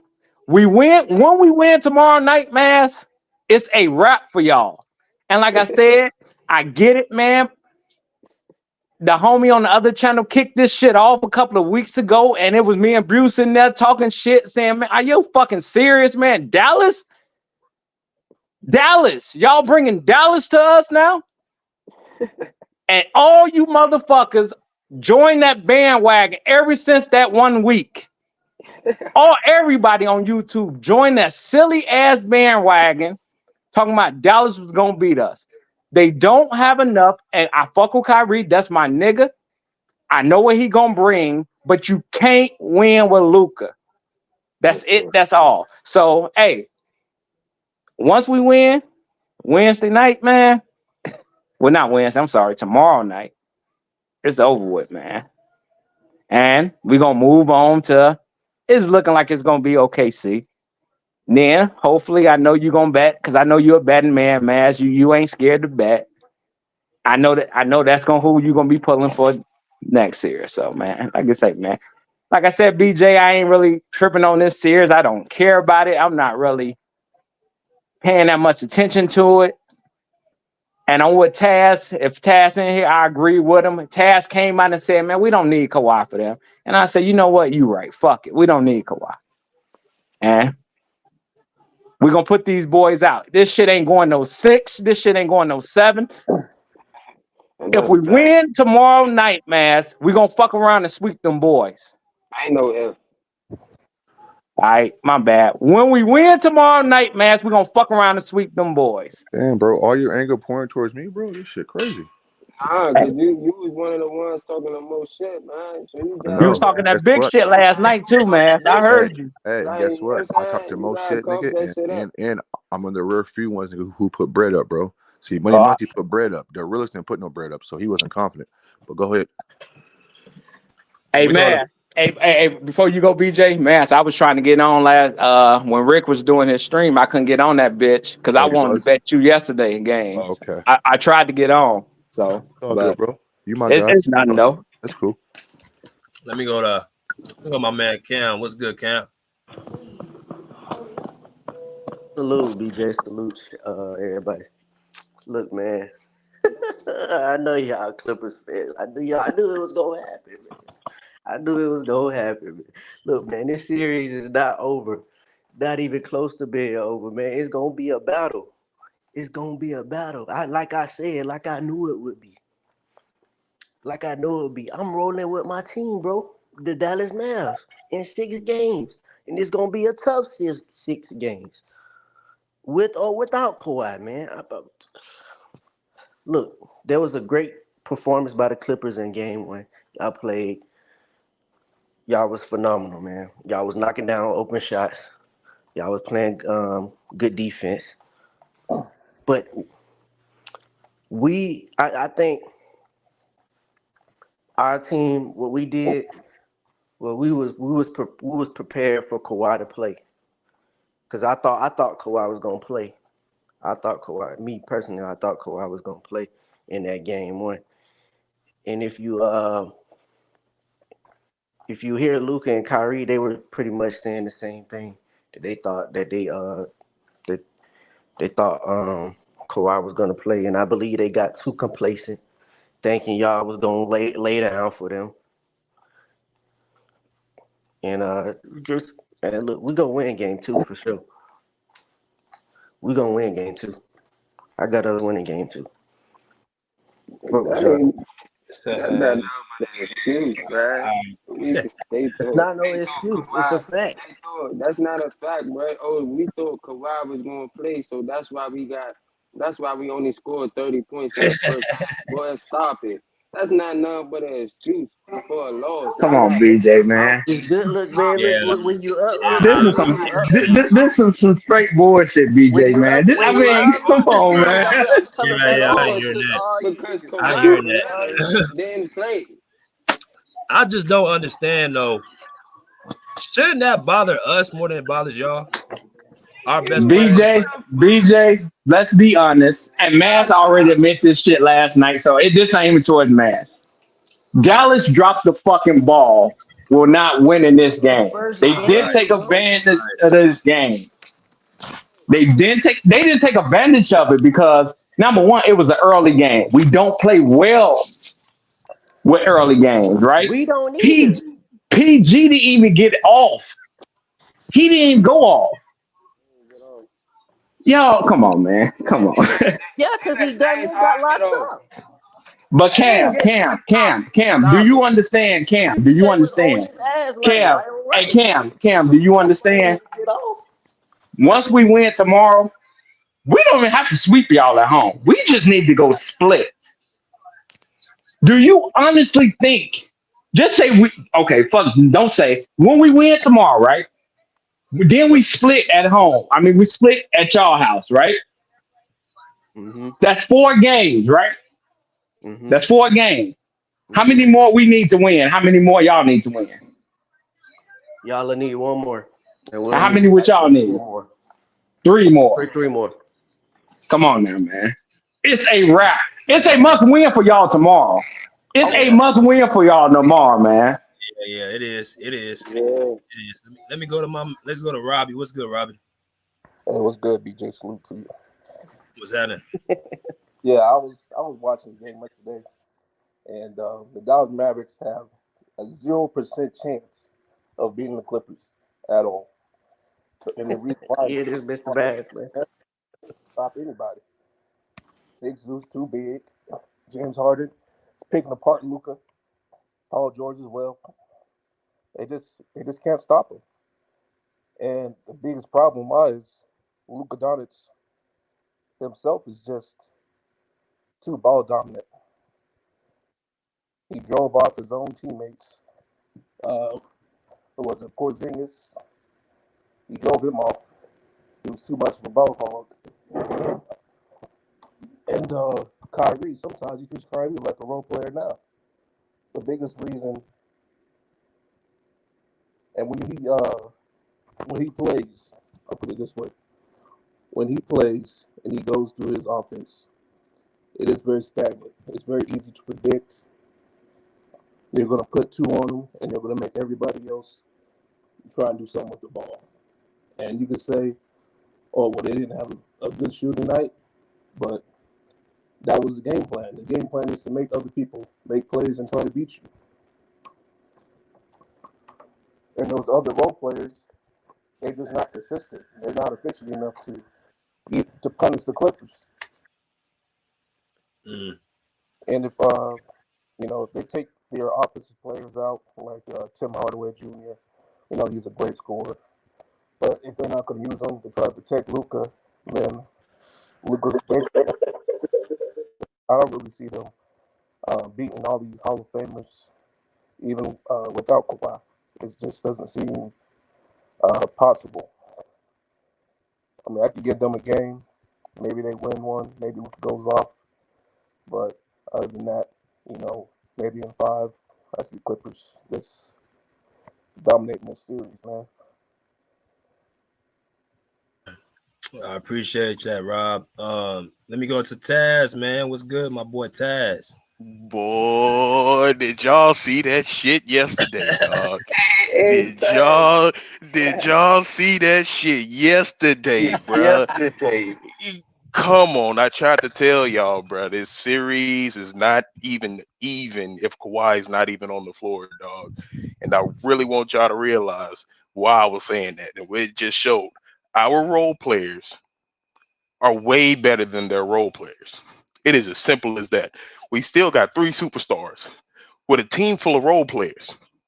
But that ain't even the biggest part of why I think we won this game. Everybody like to talk about how the Mavericks ended their season off on a high note, right? But they don't talk about how the Clippers ended their season. Yeah, the Clippers went on a little losing slump. Like I told y'all, it was just a slump. But the biggest thing that happened was the game against the Suns. The Clippers, without Kawhi, showed themselves they can play A+ defense versus a team that is going to put the ball in the hole. a lot of people like to disregard that. We playing against 2 superstars now. The Suns have 3 over there, and we put them in a fucking jail cell, dog. All 3 of them in a jail cell. What happened game 1 in this game? T-Man, I got to give all the credit to T-Man. T-Man and Amir Coffey played their asses off on defense. A lot of people want to say that Luka is the greatest offensive player in the world, but he doesn't shoot the 3 ball well. He barely is a great mid-range shooter. He finished the ball well, but if he has contests on the inside the paint, then that is going to go down as well, especially if he can't even get to the paint. What did they do? They made sure his ass was outside of the paint that whole fucking game. That is a recipe for success against Luka Doncic. And another thing, Kobe tried to tell y'all, James Harden will never win a championship with his playing style. And what do we call Luka? Baby James Harden, right? Baby James Harden. He got the ball the whole fucking game. The whole fucking game. You think you're going to win like that against the Kawhi-less Clippers that still got defenders to be thrown at you left and right? Plus, you ain't even got a big man toes down Zubac. Like, I don't know why in the hell we had Gafford in such a high status, bro. Gafford looked like a straight up baby. He belongs in the G League after that shit, dog. My bad. Is it the G League or the D League? I can't remember. But either way, he belongs over there overseas after that fucking series, after that game last night. Because it ain't nothing he can do with Zubac. Everybody seen that shit. And that is exactly why I said Zubac deserves 10 touches a game. Bruce, I know you was mad at me when I said that, but now I hope you realize the reason that I said that. Zubac is an easy 15 to 20 point score inside the paint if you give him the ball on the block. And that is what I like. We didn't spam our bread and butter like we did throughout the season. Because all throughout the season, we was just spamming pick and roll. No, we put Zubac in the post, and we threw the ball down there to him. It's spread the flow out. Let Zubac go to work. He don't need to pick and roll every time to score. James Harden, y'all was right. The ball dominant stuff, dribble. But at the same time, we needed that out of him since Kawhi wasn't playing. Now, when Kawhi gets back, like they suspect him for game 2, it's going to be a different Clippers team, but it's still going to be the same level of intensity on the defensive end. And that is the reason why the Mavs are not going to win. The Mavs' best chance to win if they have 3 other PJ Tuckers out there on the floor at the same time as Luka and Kyrie. That is the only way I can see that happening. And they ain't got that shit. They ain't got that worth a bit, dog. So I'm proud of this team, man. This team has no excuse not to get to the conference finals without Kawhi. You have way too many pieces in order. If Kawhi doesn't play for this whole series, what's up, bro? What's up? Oh, no, my bad, bro. So is Kawhi playing game 2, bro? I mean, that's what Skip Bayless says.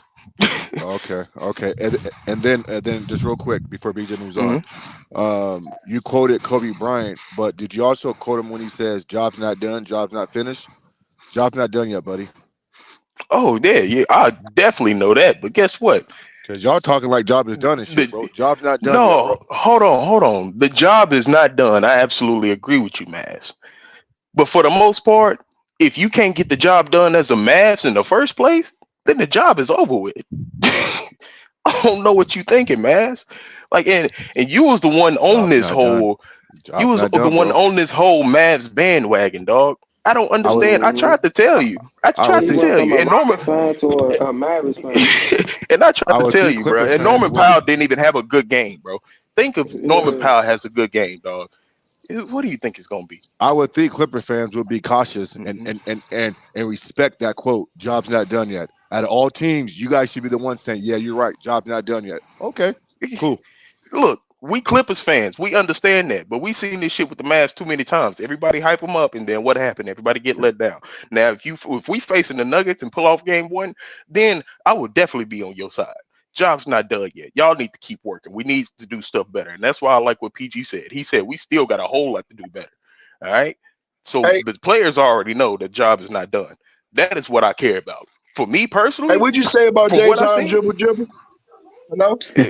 Hold on, Lonnie. Hold on. You gotta wait till they finish. Go ahead, Taz. Oh, I'm sorry. Good. No, I came in. I was hearing something when I was signing in. I ain't heard what he said when he finished. Go ahead. Yeah. Go ahead, Taz. But yeah, bro. Like from my personal perspective, from what I seen last night, Max, you just said it, bro. How many other adjustments can you make when you can't even throw a big man at they big man? How many more adjustments can you make except I to pull agree, him out bro. the paint? Go ahead. Chaz, everything you're saying, bro, I can't refute, bro. I mean, listen, I mean, everything you're saying, Okay. bro, I pretty much agree with, man. So I that's mean, basically I'm like not us pushing back talking. on you. I'm just saying, job's not done. I know, but that's just like us talking about Doc Rivers going against the Nuggets. Like he didn't have no other adjustments, but the Nuggets had plenty more adjustments that they can do with if they know who's going to be on the floor. We know who's going to be on the floor with the Clippers. The Mavericks got to figure out who the fuck is going to be on the floor. That is their problem right now. Who is going to be on the floor to at least stop a little bit of what's going on? Because if they can't stop the paint work, literally this series is over with, dog. The series is done for if they cannot stop the paint work. Before you go to somebody, BJ, man, yeah, you know what? You know what's so funny, man, and I get it. That's just how fans operate. If we would have lost, BJ, motherfuckers would have been all on YouTube talking mad shit. I mean, it's just my whole. We know job's not done, but see, my whole problem is, BJ. How the hell do you give the Dallas all this credit when they never beat us, right? But if they would have won yesterday, they would have been talking big shit. Hey, after the game, Mash, you know what I said? I said, one down, 15 more to Said, go. bro. Okay, that's fair. One Yep, down, that's fair, 15 bro. more to go. For But sure. all this, we talking shit, come on, man. You know, just like anybody over here on here know, that's just how the whole fan shit, man. Because if we would have lost, y'all would have been talking shit. Simple as that. We know we got to win 3 more, man. So Facts. Yeah, it's all good, bro.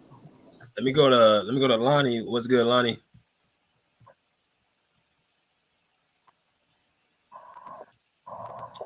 Yo, Lonnie. I think he stepped out. I'll let somebody else go. What's good, Bruce? No. I'm here. My bad. I had push mute. My bad. But no, I was just trying to get a quick recap of what he said about James Harden. When he said James Harden dribble, I was signing in. I don't got much to say though, man. You know, I'm the Harden fan. I'm the one that's telling everybody, you know, fuck what somebody do. It's about what they do now and what they capable of. You know what I'm saying? It ain't really about what you done. If you know basketball, you know real skills. I'm sorry my man came in there kind of, you know what I'm saying? But he is a system, bro. He's not really a you when you think he can't do nothing but dribble, he gonna lead the league in assists. When you think he can't, you know what I'm saying? He could do that. He done been a 1 on the team, a 2 on the 3, a team, a 3 on the team. Now he a 4, whatever you want to call him. I don't know. But it's just skill, bro. Skill gonna get the job done one day, or it just may not. But we can't deny what we see on the floor. That's what I'm just saying. Like, and don't get me wrong, we Paul George, James Harden, and Westbrook, we need it. We need it. Not saying Kawhi don't need it, but we need it, bruh. To stamp some shit that we've been known in history about these guys. Like, they great. They great, bruh. We all need it. I ain't got much to say, but you know, I'm just like, damn, don't put it all on my man if we lose, but then give all the credit to somebody else if we win now. You know what I'm saying? We got to keep it fair. I feel that. Yeah, that's a good point you made. We the championships are missing from their resume. That's it. And once they get that, then it's gonna be solidified. So I agree with that point. Let me go to my man Bruce. What's good, Bruce? What's up, BJ? What's up, everybody? Hope everybody's good. Some of the players I do not like James Harden and Zubac. They had great games yesterday. I have seen James Harden play like this before. Game 1 is fantastic, and then game 2 is 4 points. I want to see the same thing next game. The other, the brother that came before me is defending James Harden. Tell your favorite player to show up for game 2, please. No, not game 2, game 7, bro. He don't have game 2 and game 3 problems. He got game 7 problems. Yeah, Right, I'm gonna admit that, but let's not judge a whole man's career. You know what I'm saying? Off a couple little games. That you know what I'm saying? He was going I against didn't real even talk about Titans. his career. I only said he needs to show up for game 2. All That's right, all I said. but don't some players need to show up? Period. Don't some players just need to be there? Like I'm just saying, my man gonna be there. He gonna be there fighting. We know All right. that. We know him and Westbrook gonna be there. All right. I mean, every one of you guys have their favorite player, but you don't want to accept that some of your players have Except flaws. that what? They didn't beat the Warriors. They didn't beat the Dynasty Warriors. But guess what? But still had and what the Clippers have right now is probably still one of the backcourts in history behind Steph Curry and Klay Thompson, correct? And if you look at the stats, don't James Harden, ain't he up there in threes, like almost behind Steph Curry in all-time threes? Ain't he like number 2 or 3? He's behind on Come on now, championships. y'all. He's behind He on would be Steph championships. Curry. He would be Steph Curry if Steph Curry and behind in championship. Okay, Man, it's Zubac. a lot of people that choke, bro. If you know basketball, and I'm sorry to tell you, I probably know it longer than you, bro. It's a lot of people that choke. It's a lot of greats that choke, and it's a lot of greats that had their moment, bro. And one thing James Harden about it, is one of the greats that show. And Zubac. yeah, he is, bro. I'm a Harden and a Barkley fan. Like these niggas was greats that choke. But it was times where, let's look at Dream Team 1, where Barkley was definitely the best player on that team. But he didn't win no rings. He was definitely, everybody passed him the ball. If y'all know basketball, but does that mean he wasn't great? That's why he get the respect he get on TNT. But not by Shaq. But not by Shaq. And with a little basketball I know, James Harden is your choker. And he had a great game 1. And he needs to play better in game 2. Everybody choke. Everybody, I mean, if you ain't the greatest or the GOAT, I guess, which Steph and LeBron could be considered as GOATs. I mean, other niggas fall wayside. But that don't mean that don't take away from their greatness. I didn't say James Harden is not great, but he's great in choking. He's great in choking. And Hey, bro, you been throwing big shots at my man ever since I became a Clippers fan, bro. But if he get it for the team, I've been throwing shots at James Harden forever, and I was not a fan of good trade. And if he didn't play well yesterday, I think the Clippers. So you would rather have 2 old niggas that ain't half of him? So you want Batum and Morris back over James Harden, bro? Not right now. You really want that? You think that game would have went like that with them instead of with Kawhi? You're not listening to what I said. I said they were gonna lose the game if James Harden didn't show up because Paul George didn't play well. It's because of James Harden, Zubac, and T-Man that the Clippers, to me, won yesterday's game or last night's game. Because all right, bro. All right. All right. Okay. So you're not looking at one of the greatest scorers and point guards on the floor you've ever seen. I mean, it's cool with me. I just go with what I see. You know what I'm saying? All right.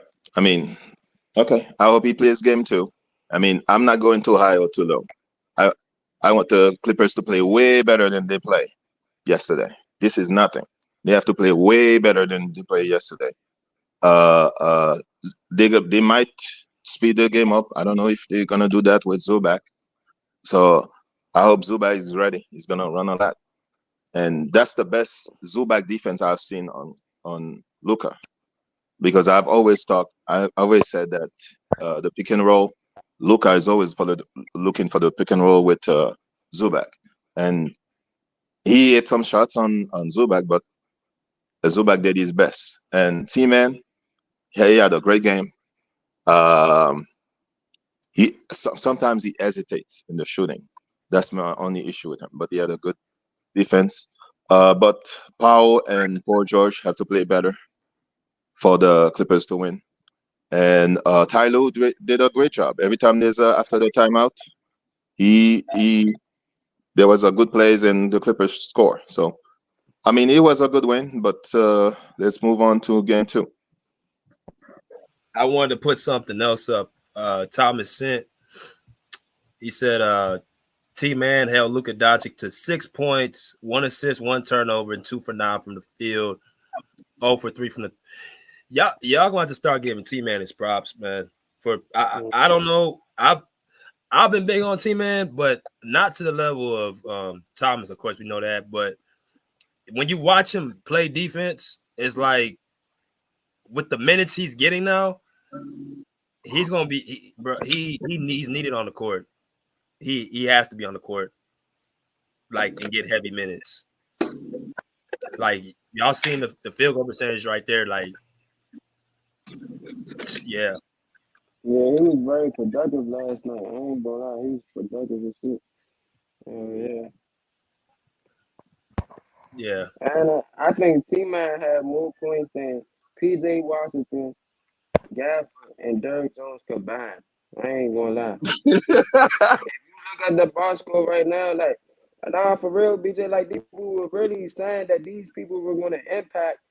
Like, yeah, I understand Series they not saying, over, bro. it's one game, the series not over. But these are the people that y'all said that they got at the draft, at the deadline, the trade deadline, and said, they gonna make an impact. They're a better defensive team. Look at the box score. What are they doing? Gafford ain't been relevant since he played with Russell Westbrook. That's the last time Daniel Gafford been relevant. He used to wearing a Charlotte Hornets jersey. Like, stop it. Right. I'm not worried about no Wizards and no Hornets. You're not worried about them. Man, come on, man. We gotta stop that. Like, I don't know if some people just be watching. Like, I don't know what people be watching, but we don't be watching the same games, bro.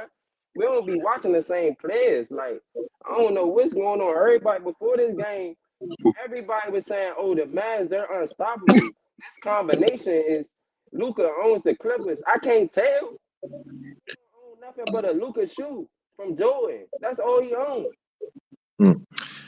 Clippers shot a lot of threes. I'm concerned about that. All I know is, with all the hate, I know that James Harden and Russell Westbrook, these dudes are home. Fuck with everybody. They are home and happy. And that's going to be problems with people. Both of them home and happy. Hey, BJ. Hey, that's a great point. Hey, BJ, I want you on it. They both is home, James Harden and Russell Westbrook. I do want people to understand that about Russell Westbrook's situation, because he was playing with LeBron bitch ass last year and in the past 2 years, and a lot of people was giving him slander and making it seem like he wasn't the player he was, and he jumping out the building like he's 19 again. Like, I mean, some players, they play good when they're happy, bruh. They have to be in happy situations. You understand what I'm saying? Like, you feel me? He chose to tell Tyronn, look, bitch, I'm coming off the bench for the better than team. And look, we're a top 4 team in the West. Like, come on, man. So he called Tyronn the B word and said, look, we're going to go to the bench. Oh, okay. Nah, I'm not Bruce. I'm not saying that he actually said that, but I'm saying that's what I would have said. Like, look, bitch, put me on the bench. And you know what I'm saying? Like, for real.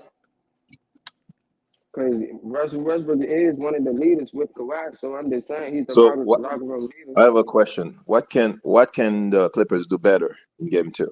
Because Mav's going to make adjustments. You said what can they do better? Yes. They could be prepared. We know the Mavs are going to make adjustments. Everybody knows that. But what can they do better? Continue to play defense and continue playing their game. I saw Paul George did a mid-range. I was happy about it, but he needs to do it more. The dribble, shooting the 3, step back 3. That's too much. Oh, okay. Yeah, I don't know, but he's Paul George to get in rhythm. I need him to get in rhythm because he wasn't in rhythm. That was beautiful, man. That was a beautiful pass. Yeah. Beautiful pass. Jesus, look at that emotion. Look at the emotion from them. These niggas, they want to win. Like, come on, man. Come on, man. It's bigger than.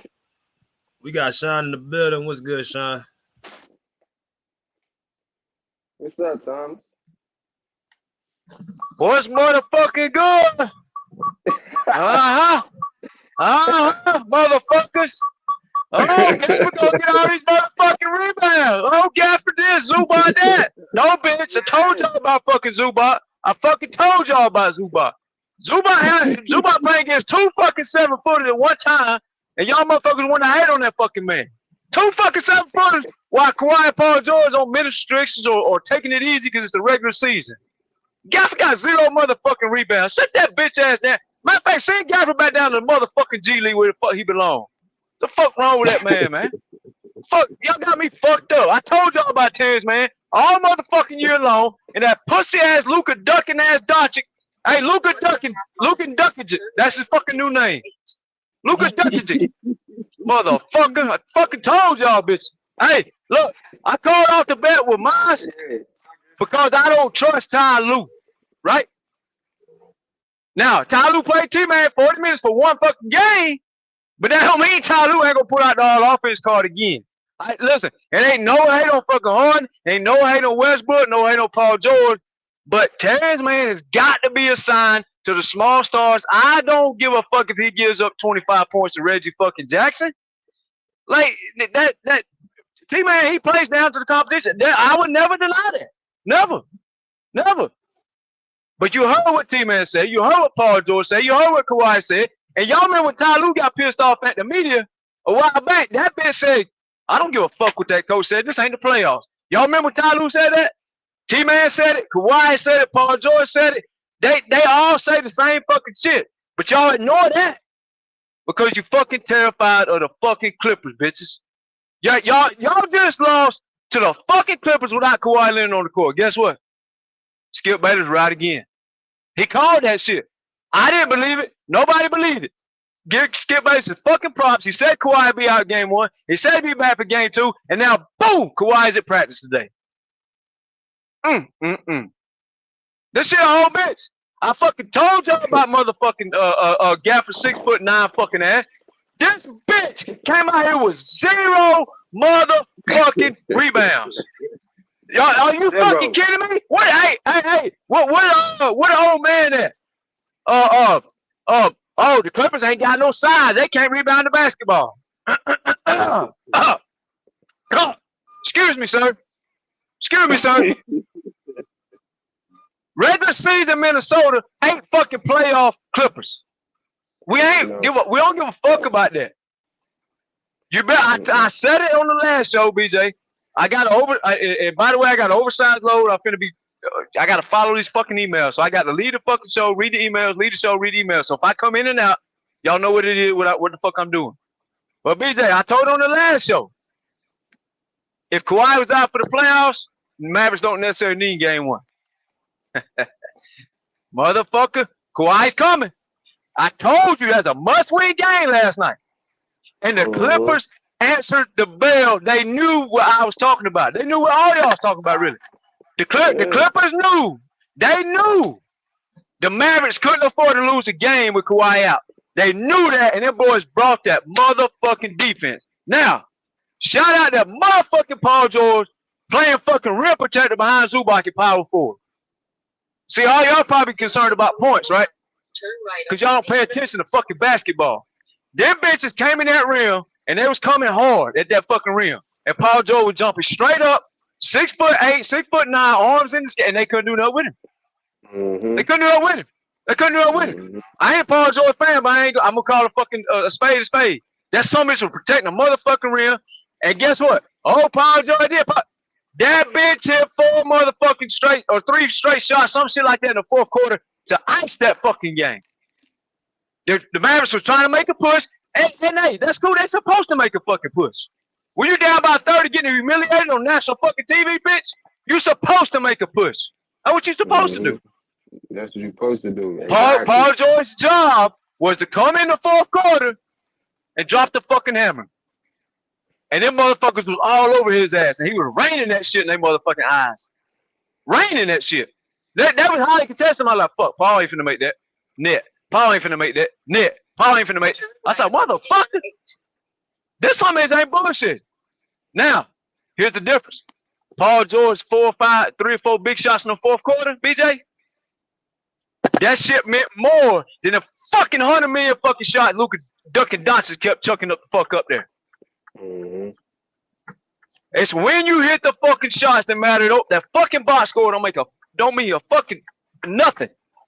Nothing. And the fact that Terrence Mann was assigned to Luka Doncic and Luka only shot and he only played 5 minutes on Terrence Mann, that's called Kawhi Leonard fucking treatment, BJ. That's called I'm calling for screen after screen after screen to get the fuck up off of T-Man. That son is all on my ass and I don't want no smoke. And then you know when he got hot?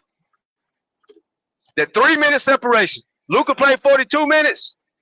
Terrence Mann played 39. That 3-minute separation, and again, I'm not taking no shots at Harden, Westbrook, and PG. Nobody taking up personal. I'm calling a spade a spade. Those 3 minutes, that's when the bench started getting hot. That's when he started feeling himself a little bit. You see how he rolled his fingers like, come on, man, let's push his pace. Time out. T-Man back in the game. Now, if Ty Lue coaches like this is the fucking how you play championship basketball. You put the fucking defenders on the court. This is how you coach. Westbrook gave his hardest. Harden gave his hardest. They did what they supposed to do, but they ain't T-Man on defense. And I ain't taking no shots at him because I've seen Westbrook lock up Luka just the same, right? So I'm not taking no shots at nobody. Hold on, pause, bro. You guys talk about D all the time. But D don't put the ball in the holder. But it don't have to. When the bench can't score but 30 points in one half, they get blowed out because of defense. When T-Man down put the clamps on his ass, it changed the game from the jump, BJ. The jump. Because Luka couldn't feel himself.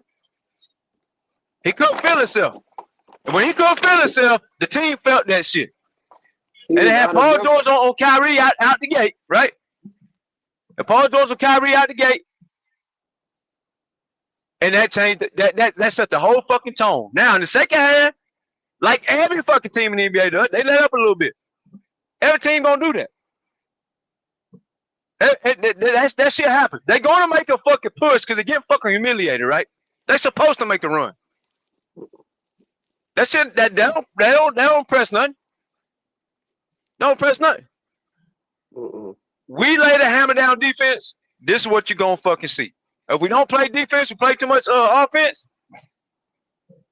Then you're gonna see some long nights from Kyrie and Luka.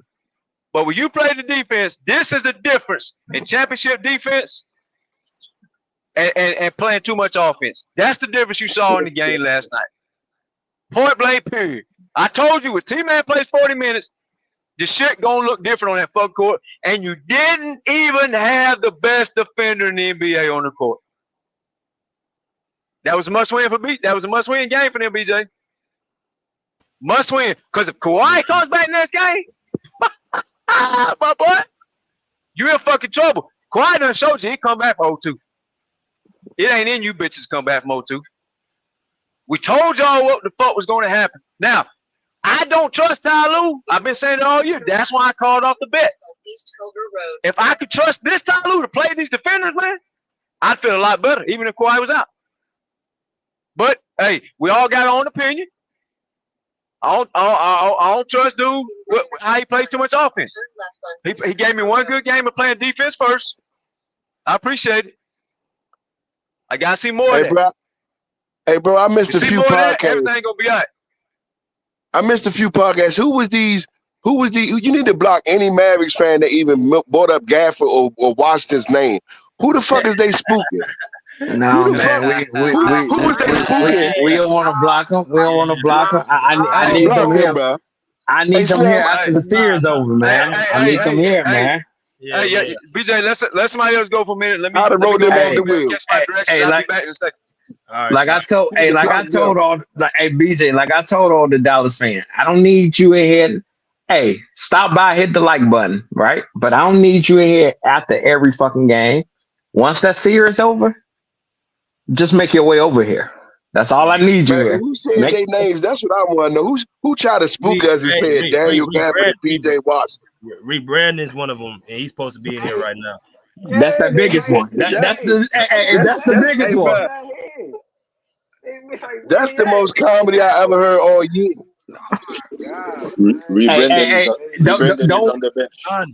Hey, BJ, don't worry. Me and Bruce called him yesterday. We called him yesterday. Don't worry. Don't worry. Man, that is the craziest statement I've ever heard.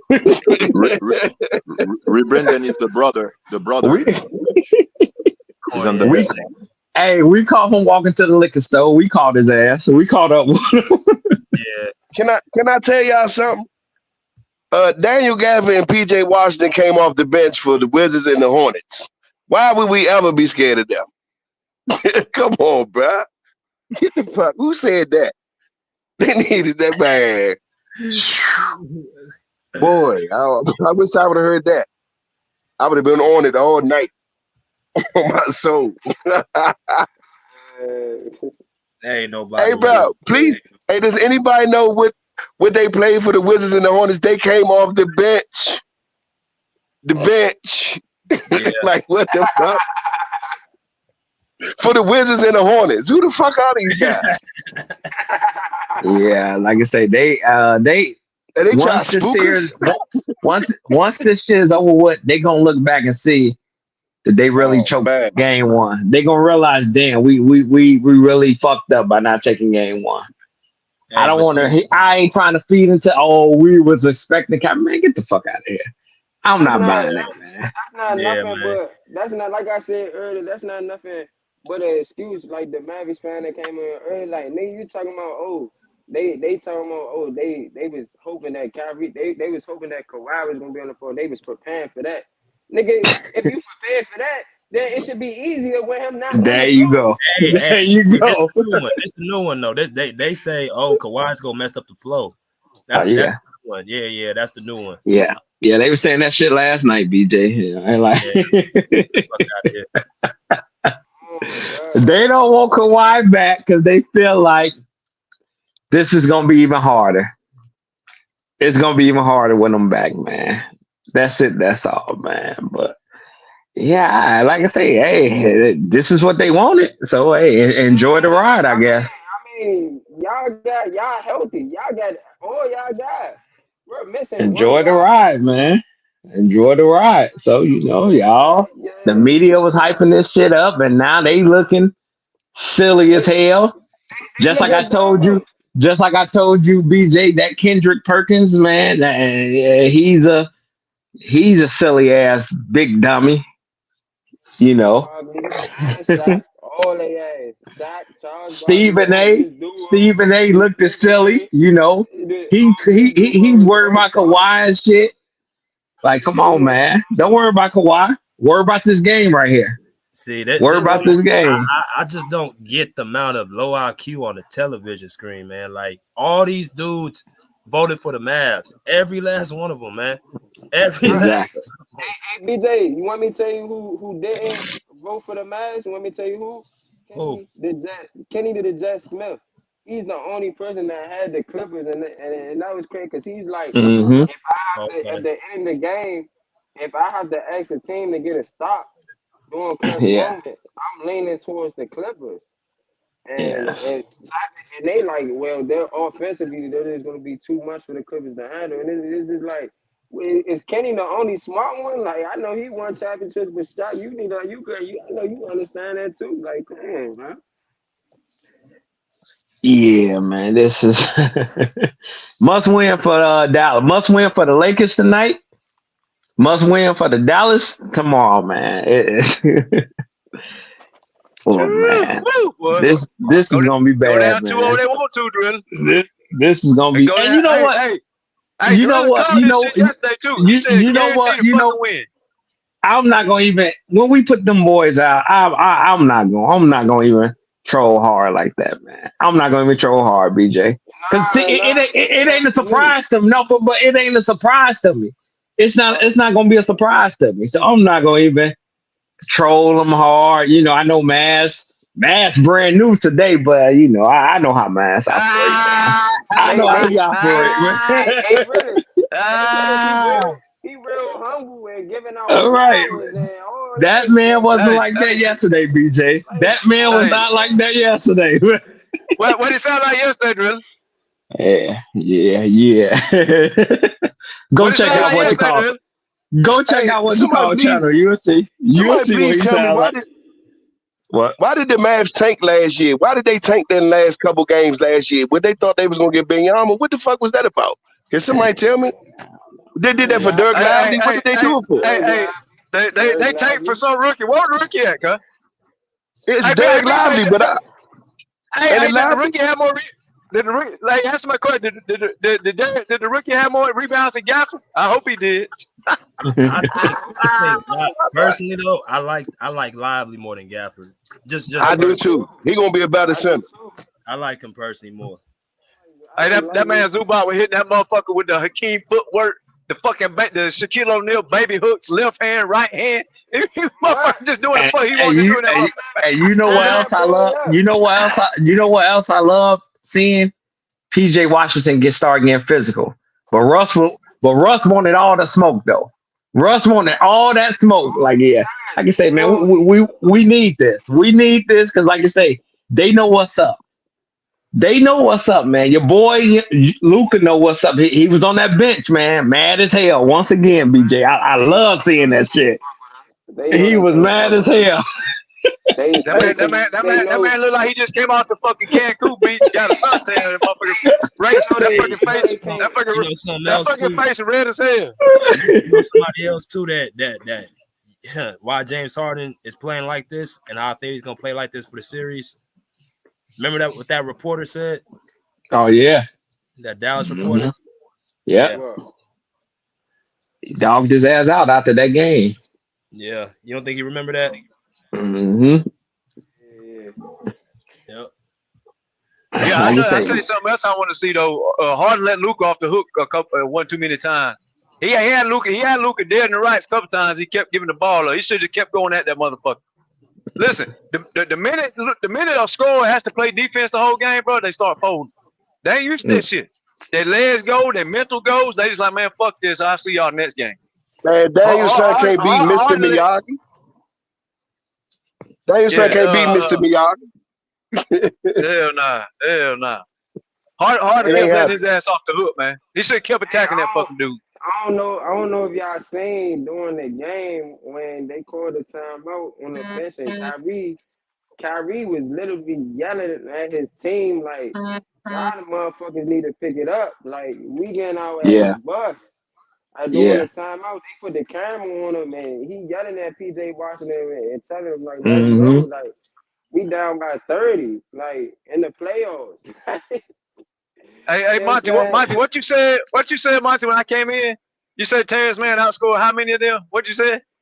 Hey, Thomas, your boy Terrence Mann outscored, and these are the people that they was screaming was going to save the Mavs. Like they said this is one of the best Mavs teams since Dirk Nowitzki, Jason Kidd since the champion. Like these guys, they like Derrick Jones Jr., Gafford, your other boy PJ Washington. They scored 14 points total combined. These are starters. Hey, Westbrook and PG didn't really get off like that. Just wait till they get hot. Just wait till they get hot on that ass. Hey, all I know, it was somebody on YouTube going around all week playing a video with T-Man saying how he don't like to face Luka. And they were saying T-Man scared of Luka. I don't see that shit. I don't see that shit. What happened last game? What happened last game? What happened last game when T-Man was assigned to Luka? That bitch went 9 for 25. See, people don't understand. You know, you just say the right thing. T-Man was just saying the right shit. T-Man know what's up. T-Man don't fear no fucking Luka on that court, and it shows. Yeah, T-Man don't scare. He ain't scared of nobody. Talk about it. Fucking talk about it. Hey, BJ. For the person in the chat, when I came in, they said, "Oh, here comes."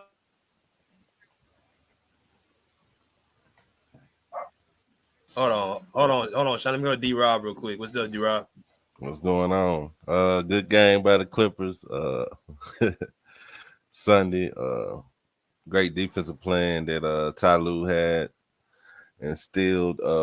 Great game by Zubac. I'm glad they did what I thought they was gonna do. Start feeding Zubac because Daniel Gafford is too small. Say that again. Yeah, Daniel Gafford is too small. I did see something in the third quarter with Kyrie Irving, and he was kind of pissed off at his team. They looked kind of depleted because they thought That's what I just said. Yeah, I just said that.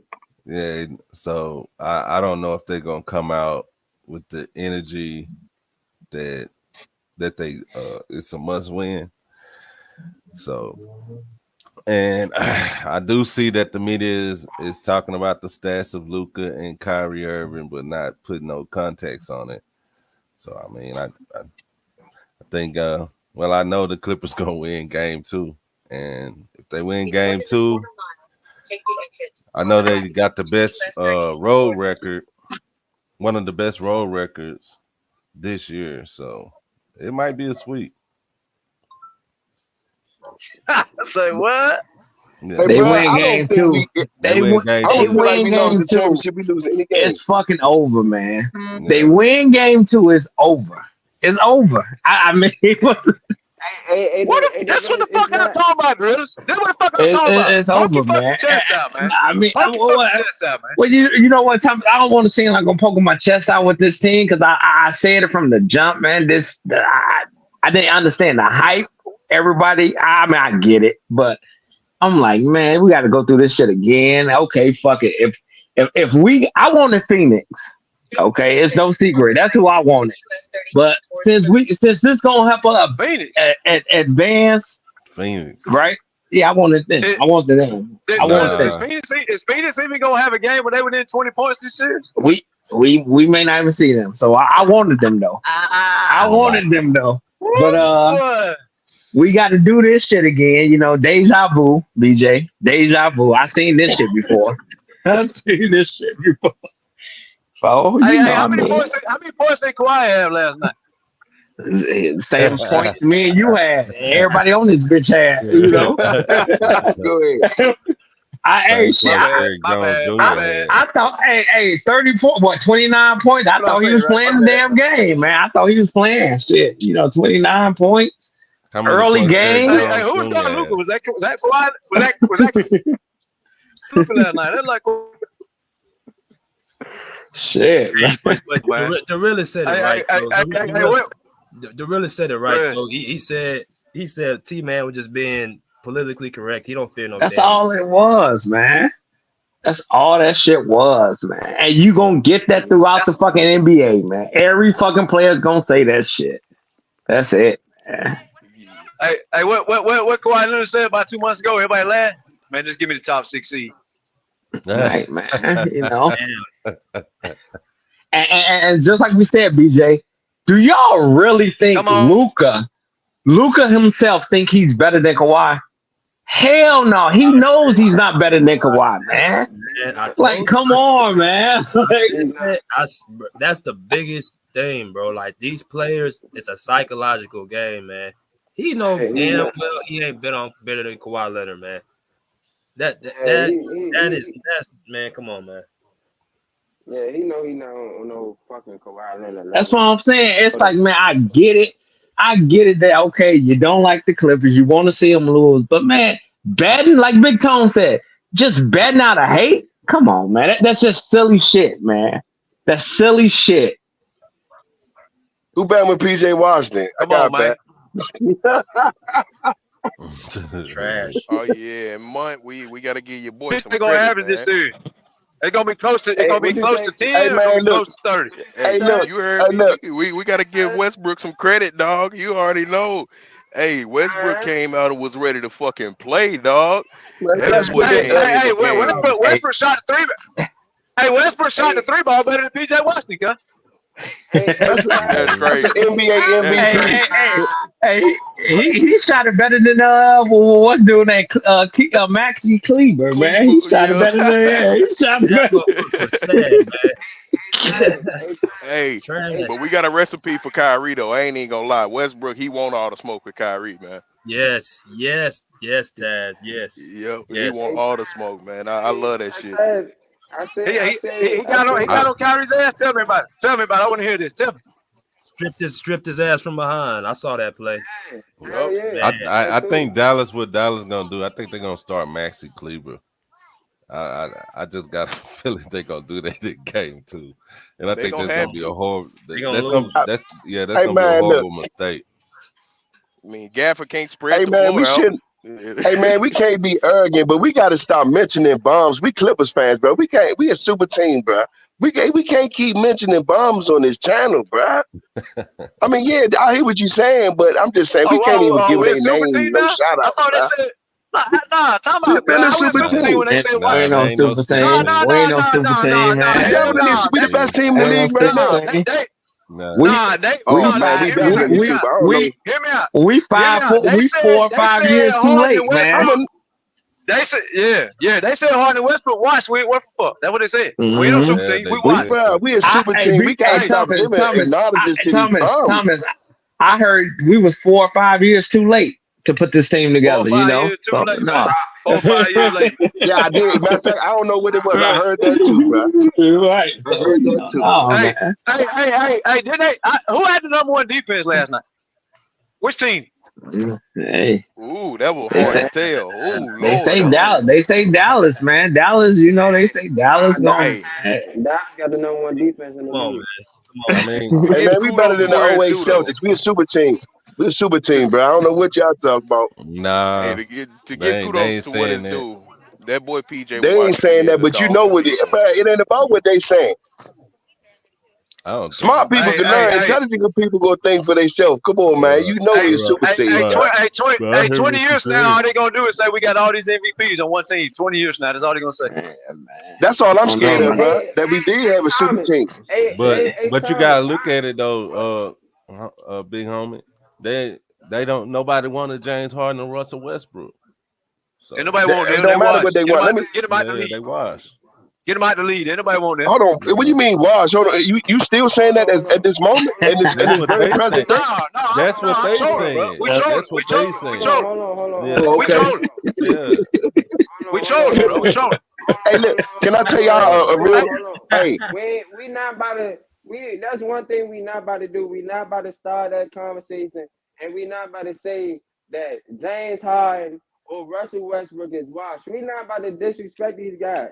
And that's what I'm saying. That's what we trolling, man. We trolling. We trolling. That's what they saying. Before we go any further, and I'm going to say this about Russell, anybody can say anything they want to. When he was in his prime, it's not one point guard that wanted to stand on the other end of that man. Not one. One point guard. Hey, Monty, I'm with you. Hey, everybody, you know what? Do you know what? You know what? Say it again, Monty. It was not one point I wanted to see him. When Russell Westbrook, everybody keep trying to say, oh, he's not the same player. He out his prime. Okay, I can understand that. He got older. When he was in his prime, when Russell Westbrook was in his prime, it's not no point guard that wanted to stand in front of Russell Westbrook, including Kyrie Irving. I don't believe they want to go at Westbrook's defense right now. And hey, Monty, you know why I'm understand what you saying, bro? Monty, they used to go to the All-Star game. Who was on the bench behind Russell Westbrook? Steph Curry. Who was on the bench behind Russell Westbrook? People be forgetting shit, bro. Yeah. Come on now, Steph didn't even start an All-Star game until what year? What year did Steph start starting the All-Star game? Everybody, what year was that? Because it wasn't his first 7 or 8. Come on, man. There's a reason for that. Dude. I like this dude, BJ. I don't know who he is, but I like this dude. And this is why. Man, I know I just like your basketball, and I am a James Harden fan. You know what I'm saying? Until Steve Kerr got there, that's what he trying to tell y'all. We didn't hear all this shit about Curry until fucking Steve Kerr got there.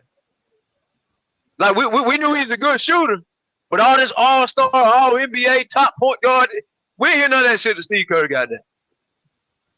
Yeah, you can't act like Russell Westbrook ain't one of them and wasn't one of them when it was a whole decade when none of these point guards starting over that man in the West. Not one of our favorites. That's all I'm saying. And I'm tired of that Westbrook slant. Like, we not about to do that. We not about to, like, nobody wanted to stand in front of that man. Nobody wanted to. So when somebody get old, and somebody new get a little bit better, then we just diss them. But if you're a true basketball fan, you really love basketball. You know Russell Westbrook and James Harden, what they're capable of. That's why I didn't really like the Russell Westbrook I understand hate. that. I'm not even And talking James about Harden just hate. You know what I'm saying? And when they're on the floor together, still.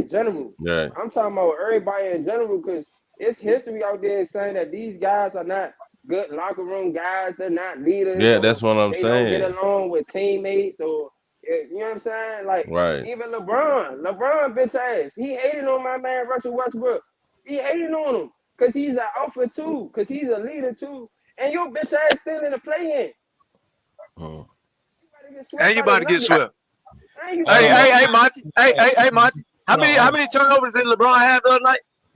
Hold on, Sean. Let me go to Osmond real quick. I'm gonna let y'all go. What's good, man? What's up? What's going on, guys? I know you guys looked at W we took this week, man. I was sleeping like a baby last night. All that talking shit, all these heads talking, all these non-expert. I remember you showed the video of what's it called, Jason Tiff talking that bullshit like, oh, Luke and Kyrie and PJ Washington. What happened to Derrick Jones Jr.? What did he do? He had 1 point. The same guy that said Kawhi can go to the left. He scored 0 points. 0 points. The same guy that was saying basically Kawhi can't go left. Tom, you seen that bullshit? Man, he's coming back from game 2. You know what's about to happen. Man, I didn't think we were gonna win. I thought we were gonna win this in 5. Man, looking like 4 to me. Call me confident, but they look bad. And Luka looks not even. I always knew he was weak on defense, but this guy's stamina is still a little bit off too. I don't know if you guys noticed that. For the question from the panel, he gets tired quickly, real quick. Yeah, he gets tired. He ain't gonna rotate on defense. When he's got to rotate, he ain't rotating. He gonna stand there wait for the fucking rebound. That's why I say the rebound stats. Yeah, motherfuckers be overhyping the rebound stats, bro. Because I can name a lot of people, and some people get mad, but there's a lot of people that rotate to the rebound, bro. They don't rotate to have their players backside, and 100%. T-Man was locking because they're not rotating to the helper, bro. They rotate. They rotating to get the damn rebound, and that's what Luka gonna do. He not going when he knows somebody's about to take a shot. He's right. He go to the paint and get the rebound. And again, I ain't taking shots at players. We got a couple on our team that rotate to the rebound. And James Harden one of them. But when it's time to rotate the helper, you're not supposed to be the point guard getting 10 rebounds. I understand 4 or 5, 6. I understand it. But you're not supposed to come out here with 10, 12, 15 rebounds as the primary ball and the point guard because you're supposed to be the outlet pass, not the rebounder. You're supposed to be at the timeline waiting on the outlet pass from the power forwards and the centers because they're not supposed to be rotating the perimeter. That's your job. But you're rotating to the paint to get position for your rebound, LeBron James, for your rebound, Luka Doncic.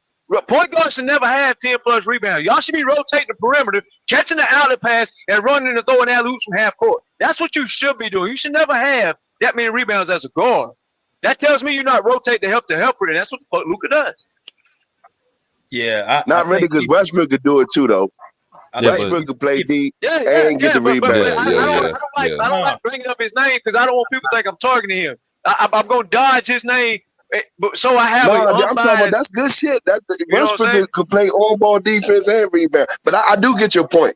He's a diamond like that, bro. He just special like that. Some people just special. You know what I'm saying?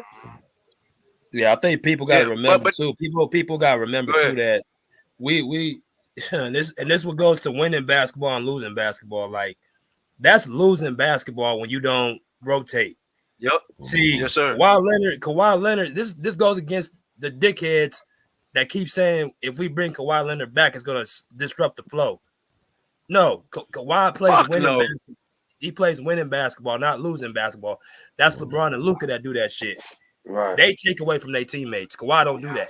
Right. Yeah. Kawhi's gonna have 2 or 3 blocks at the rim that you didn't see last night because he wasn't on the court. That's what the fuck he does. The other thing I noticed about Kawhi is he's not like these other stars that people get confused. When you look at numbers, he can easily drop 40 in the regular season if he wants to. But I noticed with him, if he has a W and he has 25 points, he's going to let other people get involved. Like, he's going to pass it out. He might not get that assist, but I noticed he does not ball hug if he doesn't need to. And that, like, people will look at numbers. Oh, Luka scored 33.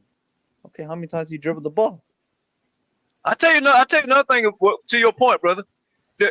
Ty Lue be holding Kawhi and Paul George back for getting they fucking 50 and 60 balls, and here's why. Because if you ever notice, Paul George has done this shit about 6-7 times this year. That bitch is on pace for 60, 70 points in the first quarter. He got like 20 in 10 minutes. And then Ty Lue will start calling the fucking plays for Kawhi because he wants to keep them both involved. No, bitch. Shut everybody down and feed the fucking man. Let him get his fucking 60 and 70 balls so he can have that on his fucking resume, and we'll worry about somebody else the next game, right? He does the same thing with Kawhi. Kawhi be on pace for fucking 50, and all of a sudden Paul George will get like 9 straight play calls in a row.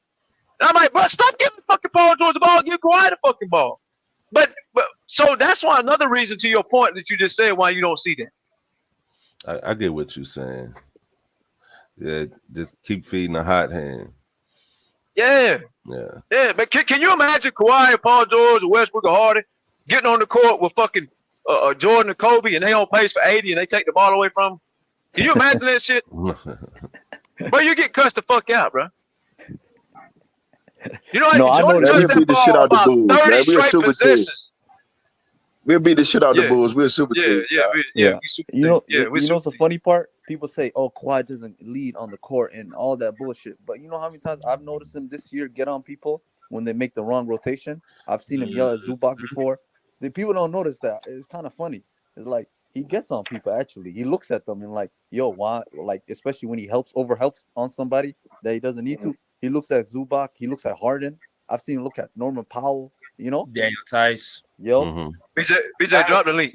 Go ahead. That's because everybody leaves different. And BJ said this.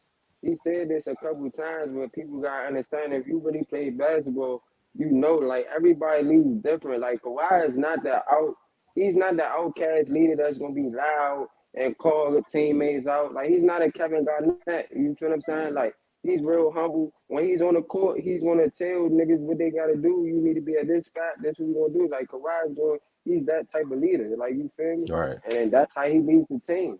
That's how he leads the team, man. Let me go to Bo. What's good, Bo? How you doing, bro? Yo, what's up? I'm doing good. Man, that was a crazy game yesterday. I kind of knew we had it in us, though. I wasn't really surprised. I knew the coach was gonna get right and everybody was gonna step up. I didn't expect Harden and Zubac to go in like that. You was right when you say they kind of like a duo. Oh, one of them do good, the other one do good. But man, looked like Dallas was kind of folding up. They were just getting blitzed. They didn't know what to do. Yeah, I think they're gonna. I think they're gonna. I'm just like. Go ahead. I was just gonna say, bro. I'm just glad that we all on here enjoying the moment. Cause like I said, with the super team comment I made, I'm basically telling y'all how I feel, bro. I'm going to be real hurt if we lose any game. If we lose any game in the playoffs, this might be a whole different podcast. And I'm gonna take the Harden. That's why I like being the hard fan on here. I'm gonna take the beef if my man don't do good. I'm gonna be on his ass. No balls, no homo. You know what I'm saying? I'm gonna be on him. You know what I'm saying? I'm gonna be hurt because I know what he could do. And I know everybody feel like that on this team for real. That's why we gotta enjoy these wins like that. And I ain't mad because the win, you know, they closed the margin. They still had they starters in. They could have hurt them. After James Harden hit that last three, when they thought they was gonna do something, they was done. I was like, everybody need to come out the game. This shit done. It's been done for real. Everybody could have got hurt. But like I say, Dallas is still a good team. Let's just be real. They are a good team. They got talent. They got superstars. But we got a super team. It's no excuses for us, fellas. If we lose, we gonna hurt. One loss is gonna hurt way worse than 2-3 wins for us. Because then we gonna be like, no way, this can't happen. Like one man said on here before, we done been here before. We can't have no fuck ups. Wait a minute. Wait. Before OC go, you saying we're going to sweep the playoffs? I ain't saying that, but every 3 wins that we gonna get this playoffs, 1 win. If we go up 3 wins and we lose 1 game, we shouldn't lose. Why should we lose? Yeah, Well, that's Tell me that's why. what you're saying. You saying we're going to sweep the playoffs then. We should. You said we should Hey, sweep. bro, I think we should. It's no excuse why we shouldn't. That's how I feel about us. We ready. And like I say, that one, man. like I say, and look, I've been on Kawhi. I've been on Kawhi about being out for games, but just recently, hey, me and Monty was looking like the Clippers out there. I was looking like Kawhi. He was looking like Westbrook, and I'm out on the Achilles now. You know what I'm saying? So yeah, you know what I'm saying. Good teams, team sports is not about one injury. You understand what I'm saying? You got to keep going. That's why so many players on that team. Next You understand? A lot of teams don't won championships, and one man sitting there like, damn, I ain't get to play. You understand what I'm saying? But we ready, and I don't see no reason why we should. Watch how the losses hurt. And I ain't saying we're going to win, but the loss is going to break me too. Like everybody, because we're going to have to answer. We're going to have to answer questions. But yeah, we are a super team. I don't know where they got that from, like 5 years ago. 5 years ago, right now, James Harden and Russell Westbrook could sit on the bench, but if they came in the game together, it's no backcourt in the fucking playoffs that could fuck with them. And that's present day. What backcourt is fucking with them on the court? What you know what I'm saying? Shit like that. We ready. It's just that the doubters and the haters. Look when we just got together, how the NBA was like, oh, they the best team. You know what I'm saying? The NBA was on dicks. But now, look, we had a few injuries. Niggas went out. A few rotations, you know, people getting ready for the playoffs, and now they scared again. Don't get scared now, but hey, only thing I'm scared of losses this year. I'm sorry, I'm scared of losing this playoff. Yeah, I feel that 100%, Lonnie. But let me go to my man OC real quick. What's good? BJ, what? the panel full. Let him try to come in. Let him try to come in. Go ahead, OC. Salute everybody. Good game. We busted ass like we were supposed to. Like we were supposed to. But I love the way Zubac played. I like the way Terrence Mann was on that ass. I like the way Paul George finished the game. I don't know if he got a good but I like the way he finished the game. I think we did what we were supposed to do, man. Now it's time to get Kawhi back and go get rolling in this shit. You know what I mean? Hopefully he back for game 2. You know what I mean? And we'll see how good we can go from there. Because we do need our soldiers. We need a Terminator out there now. If we want to win the championship, we need a Terminator. But yeah, OC, do you feel like we need him for this series? That shows my next question. I mean, not necessarily we don't need him for this series, but I feel more confident. I mean, I think we get it over quick if we had Kawhi back. Right, I get you. Like we said earlier in the season, dog, I don't want to drag out series. I want to get that shit over with. Go on, get on to the next round. Right. Fuck that. A part of my point is that. What you say, OC? Not game 2. What you say, OC? You trying to finish it early, eh? Yeah, I get you. I'm with you, man. Hey, I don't want to play from behind, and I don't want to go no more than 6. I don't want no game 7s. Right. Like I said, I don't think it's gonna go game 6 if the Clippers win tomorrow. Oh yeah, They're one of the best road teams. If they keep getting up like this, we don't necessarily need Kawhi, but I want to get that shit over. Let's go. Speaking facts. Well, even if Kawhi play tomorrow, we off for like fucking 2.5, 3 days. Yeah, we don't play until Thursday. Is it Thursday? You know, and if we blow them out tomorrow, then Kawhi can rest the half of the third or fourth quarter. Like it No, gets in the fourth Friday. quarter, now we don't really need it. rest too. Would you Yeah, Friday, we blow them Friday. out. Yeah, we play Friday. We play Friday. Yeah.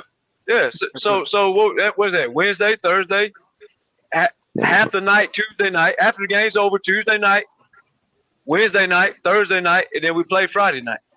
Right, Yeah. but if you ask me, do I think this team can still beat Dallas without Kawhi? Yeah, but I don't want to play around. I don't want to. Yeah, that'll go like 6-7 maybe if we Yeah, I play don't around. want to take chances. Fuck that. Let's get this shit over with. 100%. You know what else I noticed is like the matchup base. Like I feel like this playoffs is going so smooth for us because if OKC wins against Pelicans, and then we have Denver, we're playing some soft defenses. It's and We like already zone know what period. OKC look like. Well, actually, I want the Pelicans. I want them to go back and forth. For real? I want them to knock each other around. Wear each other out. Make it go That's what I 6. want. That's what I want. I agree. I was just about to say that. Hey, BJ, do me a favor, put a playoff bracket up real quick. Go ahead and let them go back and forth. Slug it out.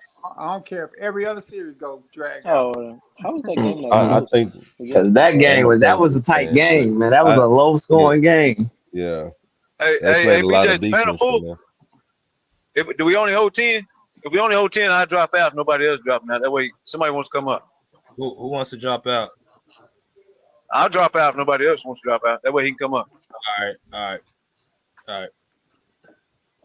Bet. All right.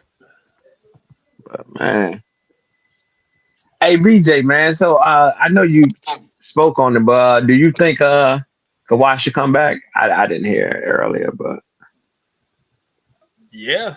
I mean, personally, if he's good, he's healthy, he's fine. I don't think there's no reason why he shouldn't. Right. Nah, really I say that too, BJ. If he ain't right, I don't think he should step out there.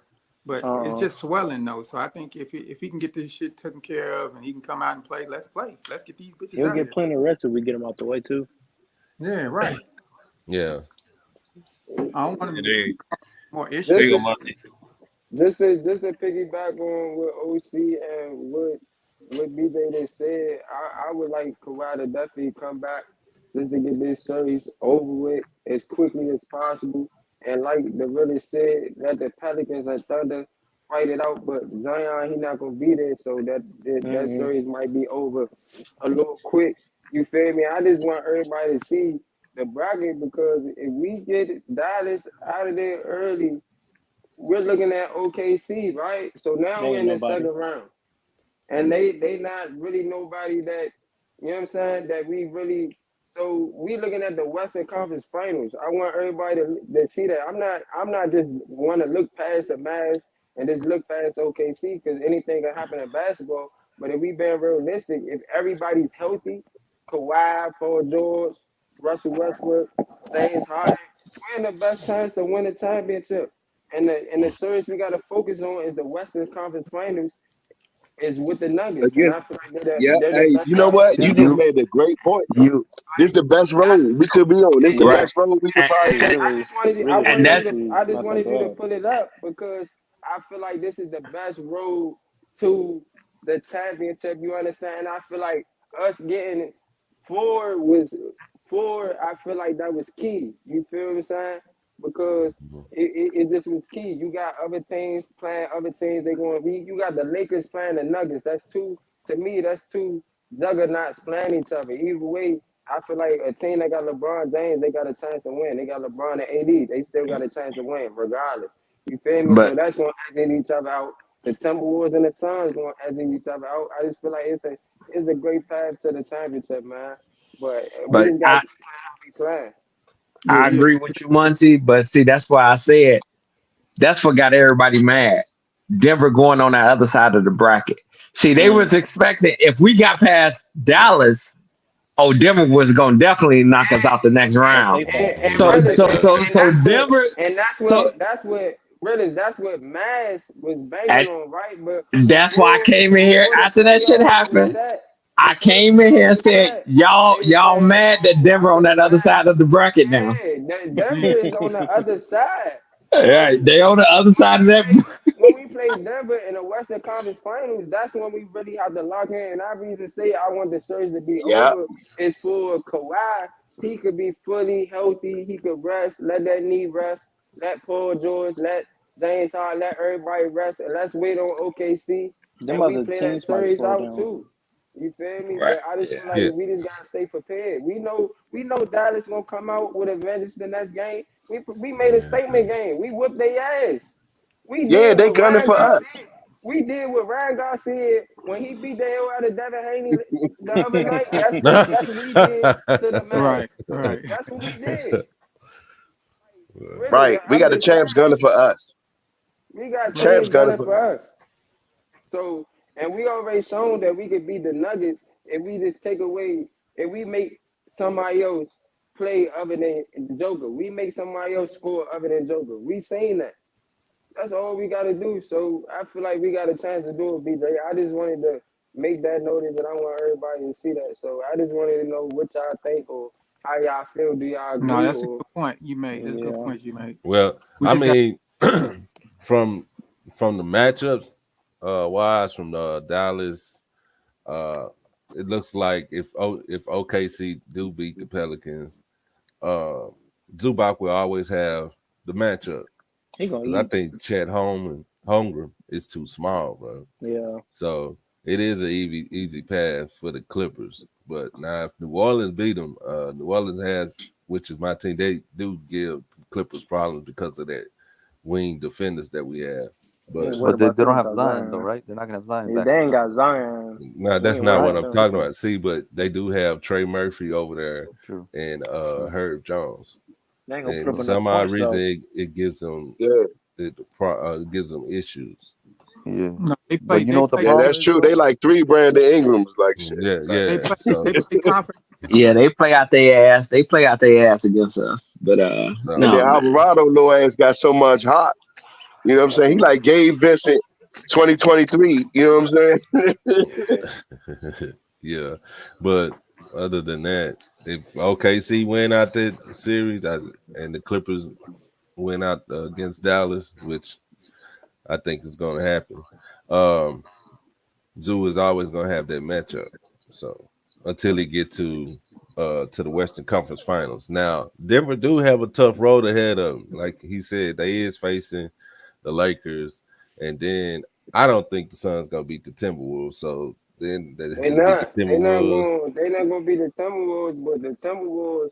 I feel like that's gonna be an aggressive series with Yeah, Denver. that's I what feel I'm like. saying. So What I I feel like mean, Jokic gonna have his hands tied. You got Rudy right, Gobert and Carl Anthony Anthony Towns, Towns. and then Yeah, you got Anthony Edwards doing this thing too. yeah, So you feel me? That's all I'm saying. And if yeah, we luckily get the Timberwolves in the way, if they somehow beat them, or either way, I don't care who we play in the Western yeah. Conference Finals. I Right, don't care. I'm just saying it's an easy path to the finals, and we all can finish that story, man. Paul George, James Harden, and Russell Westbrook, they deserve it, man. They deserve right, a ring, and everybody. Everybody got to just put in work. Like they really said, we need 15 more. Yep, we got to right. sacrifice and go and get this shit over with. Yeah. No, I think we treat the Nuggets like our finals because I think we definitely beat the Celtics. That's what I think. Oh yeah, Oh yeah, shit. We go to the finals, man. whoever We win match in the up They with West, just them. Yeah, jack I up think their yeah, whoever boots. it's win in over the with. West Is wins they will just win the is it just me or championship. they just jack up the Oh, boots? and then let me tell y'all another way about being. I'm trying to stay on the subject with Monty, with the playoff bracket. The good thing is, if we go in there, we got a chance to win a game 1 in Denver, one way or the other, even if it come out, and then that's gonna put a whole different set of pressure on them. If we get one game in Denver, Oh it's yeah. over. Only you gotta do I if don't care if it's game 1 or when we game 2. win tomorrow when we win you talking about Denver. Okay, yeah, Denver. Okay, yeah. Hold I on, mean, I'm just talking about the path to the road to the playoffs and being away against Denver and them gunning for us. They got the pressure on them because they can't lose not their game at home. Right. Yeah, let me go to the next two people. We got Ryan. I'm gonna go to Nick after. What's good, Ryan? What's going on, guys? How's it going? Yeah, man, it was a great win. I thought the Clips just in general just really took it to the Mavs where they needed to. I had been telling people from the jump that this was going to be a series where the Mavericks were going to really struggle to stop the Clippers defensively. I think there's no matchups on the court for the Clippers that they can't exploit in some way offensively once Kawhi is there. And it's really, when people were picking the Mavs, I just don't. There's media bias, a lot of it against the Clippers in general. I think a lot of people love to hate on the Clippers. I think the Clippers made a lot of people look stupid when they choked in the bubble. And in general, I think the media really hates Kawhi because he's not like a guy who's going to give you a lot of information. He's very, secretive about his health and all that stuff. So I think the media just don't loves play their game. Yeah, no, 100%. And I just think the media really likes to hate on the Clippers in general. They like to clown them, and I think it's been very in vogue now to also hate on Harden and Westbrook and like those guys in general because neither one of them has made a finals in a while. And Paul George too. Yeah, and Paul George too.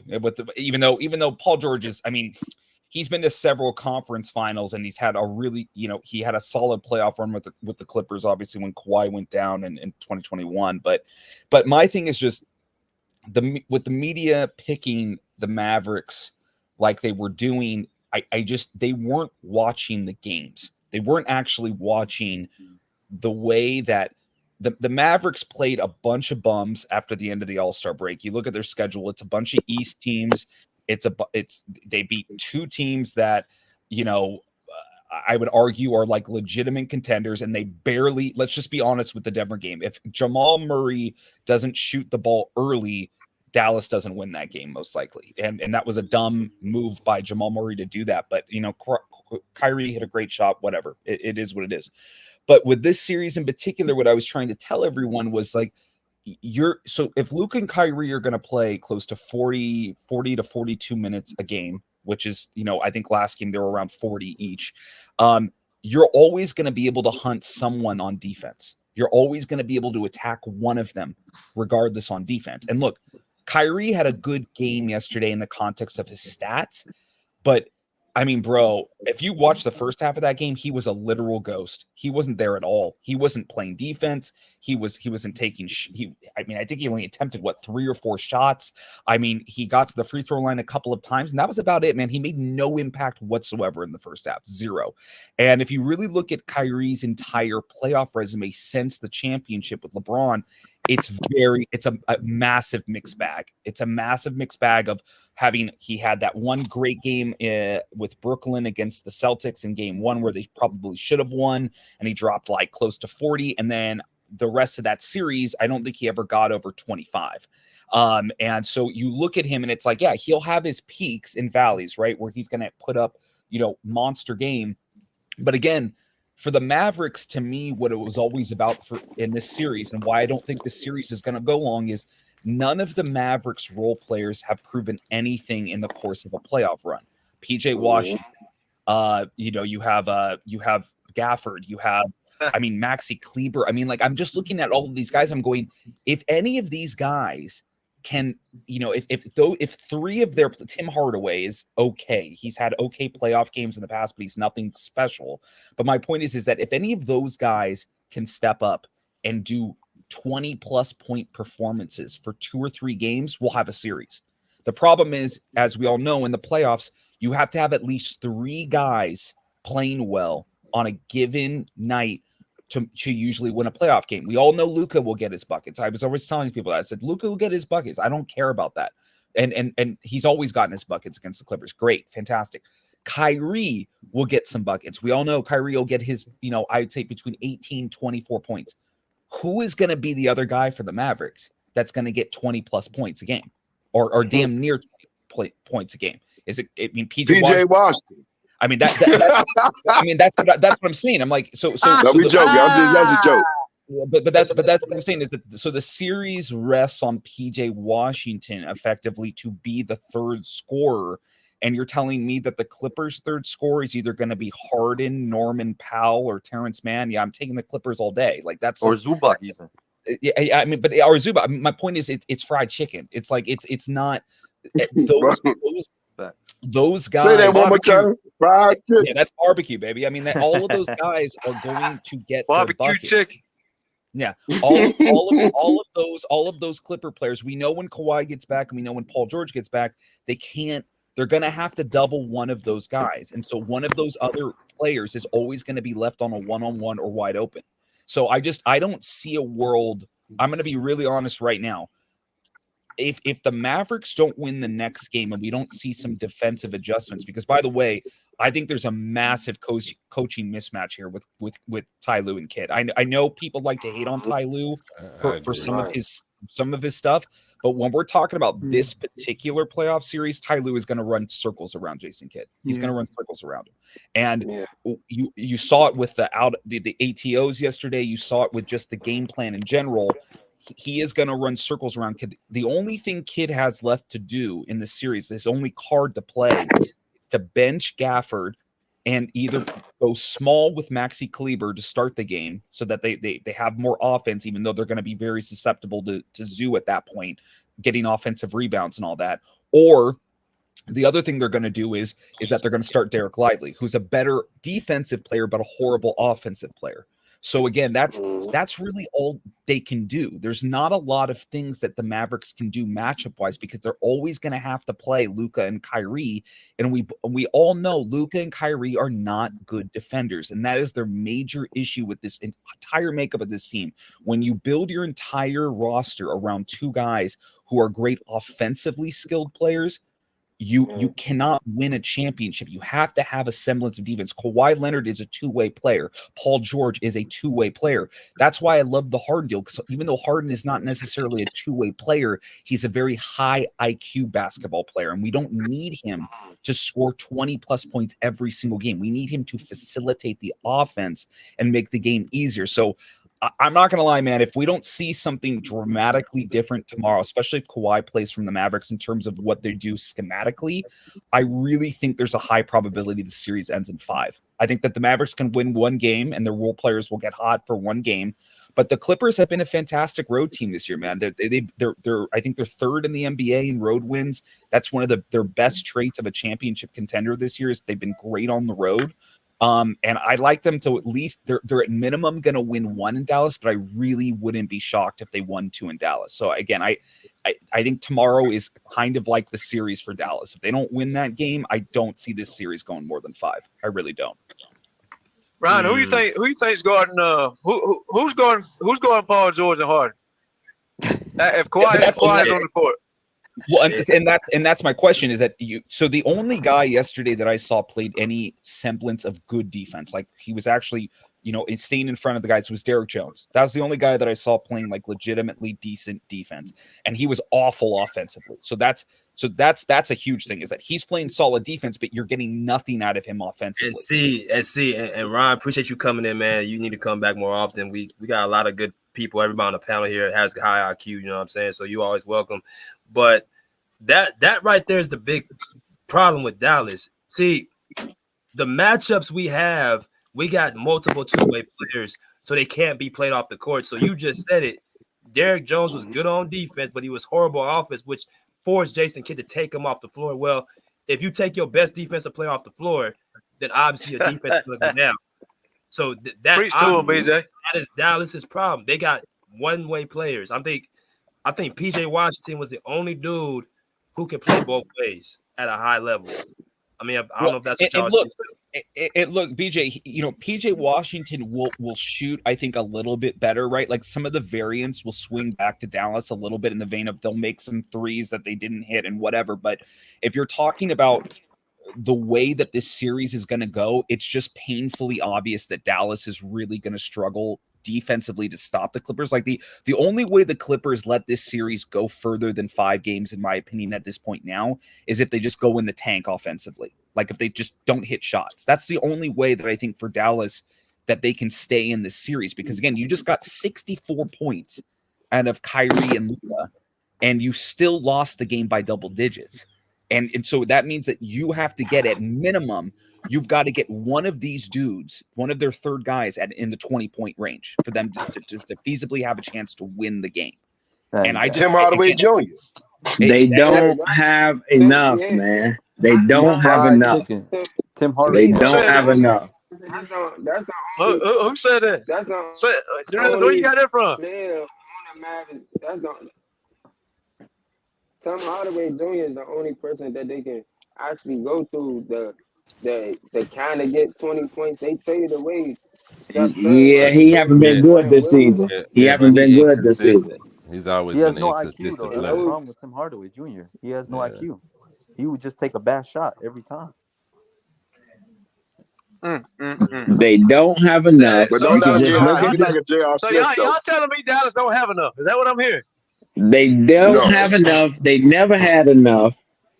And it's like you could just look at the fucking team, man. That's why I'm like, well, here's Let's the go, funny man. The funny thing too about when people were talking about the Dallas Clippers matchups, they were saying, "Oh, there's no one that can guard Luka. There's no one that can guard Kyrie. They're going to get all the buckets." Like, that's expected. You're already expecting them to get their buckets. It's already factored into the final score. The question is, what are the others going to do? And again, the problem with the Clippers the entire year was never about their point of attack defense on guards. They were always fine with guards because Terrence Mann's a bigger defender, because you had Kawhi and Paul George who could stay on a lot of the on the strong forwards and the forward spots. It was always that they were getting boxed out in the center spots. They had trouble going small at teams and spacing them out. Well, with Dallas, we don't have that problem. That's the biggest thing. This matchup, I was telling people when this matchup was looking, I said this is the best possible matchup for the Clippers. This is really like the one of the easiest matchups we can have because Dallas is not big enough. Gafford can't guard Zoo. So Zoo's not going to get played off the court this time around. Derek Lively is athletic, but he's not going to be attacking Zoo every possession. And that's just not going to happen. So I just looked at this and I said, this is literally for me as a Clipper fan. I was like, I want Dallas. Like, I was like, please give me Dallas because I looked at this as a 5 to 6 game series max. Everyone's picking 7. I'm like, there's no way this series is going 7. The Clippers are just too talented. For Dallas to stay with it. The question is going to be after this series, because again, I penciled it in. I'm going. The Clippers are gonna win this series in 5 and 6. My question is, after seeing that series yesterday with OKC and the Pelicans, I think that's going to go longer. I think the Pelicans are going to win at least 2 games in that series. I agree. I agree.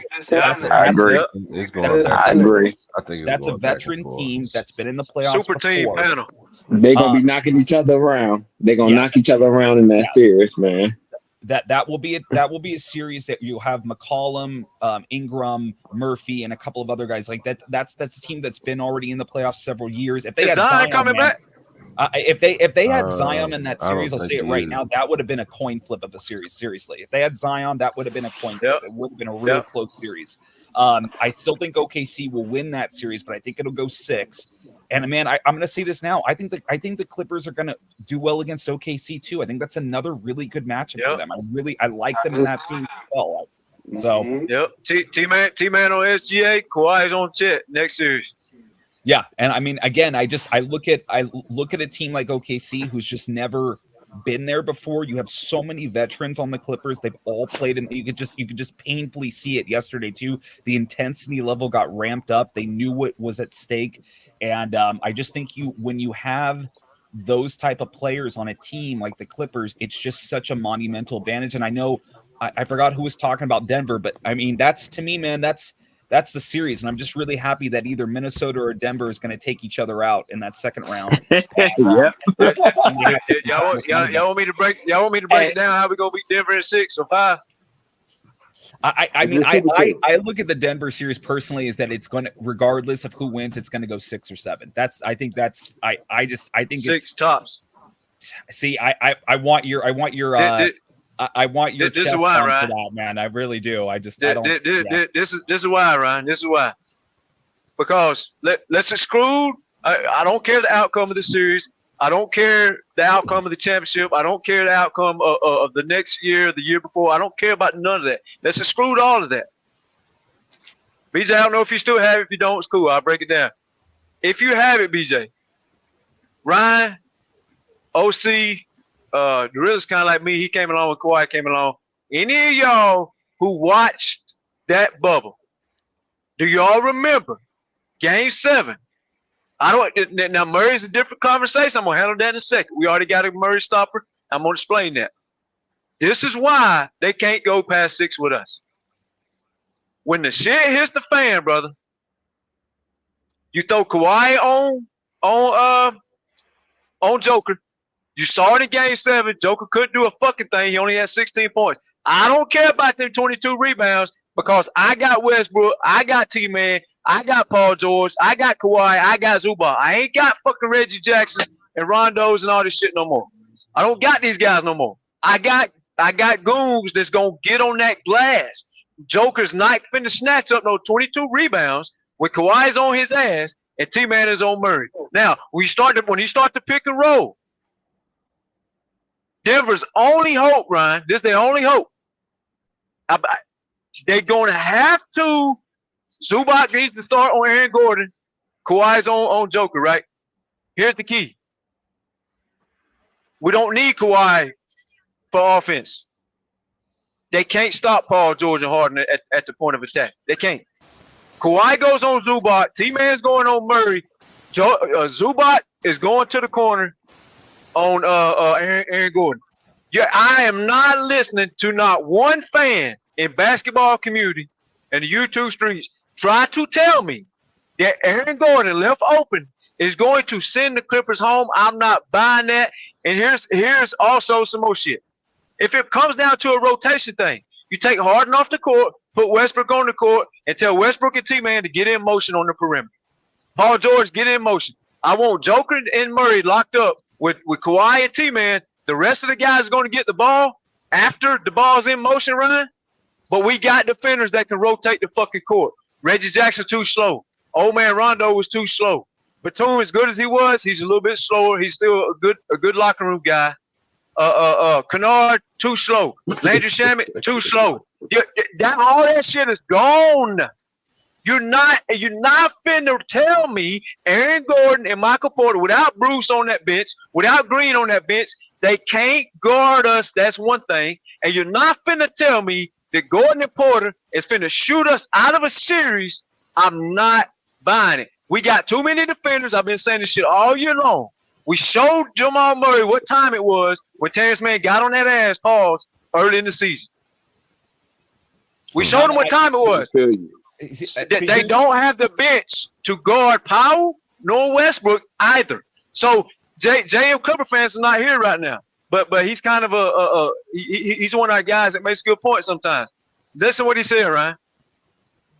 Joker and Murray, they can't come off the court, Ryan. Our guys can come off the court because we got motherfuckers that's going to light up Denver's bench. They can't guard us. Joker and Jamal Murray's going to play 40 by game 3 and 4, Ryan. They're going to be wore the fuck out.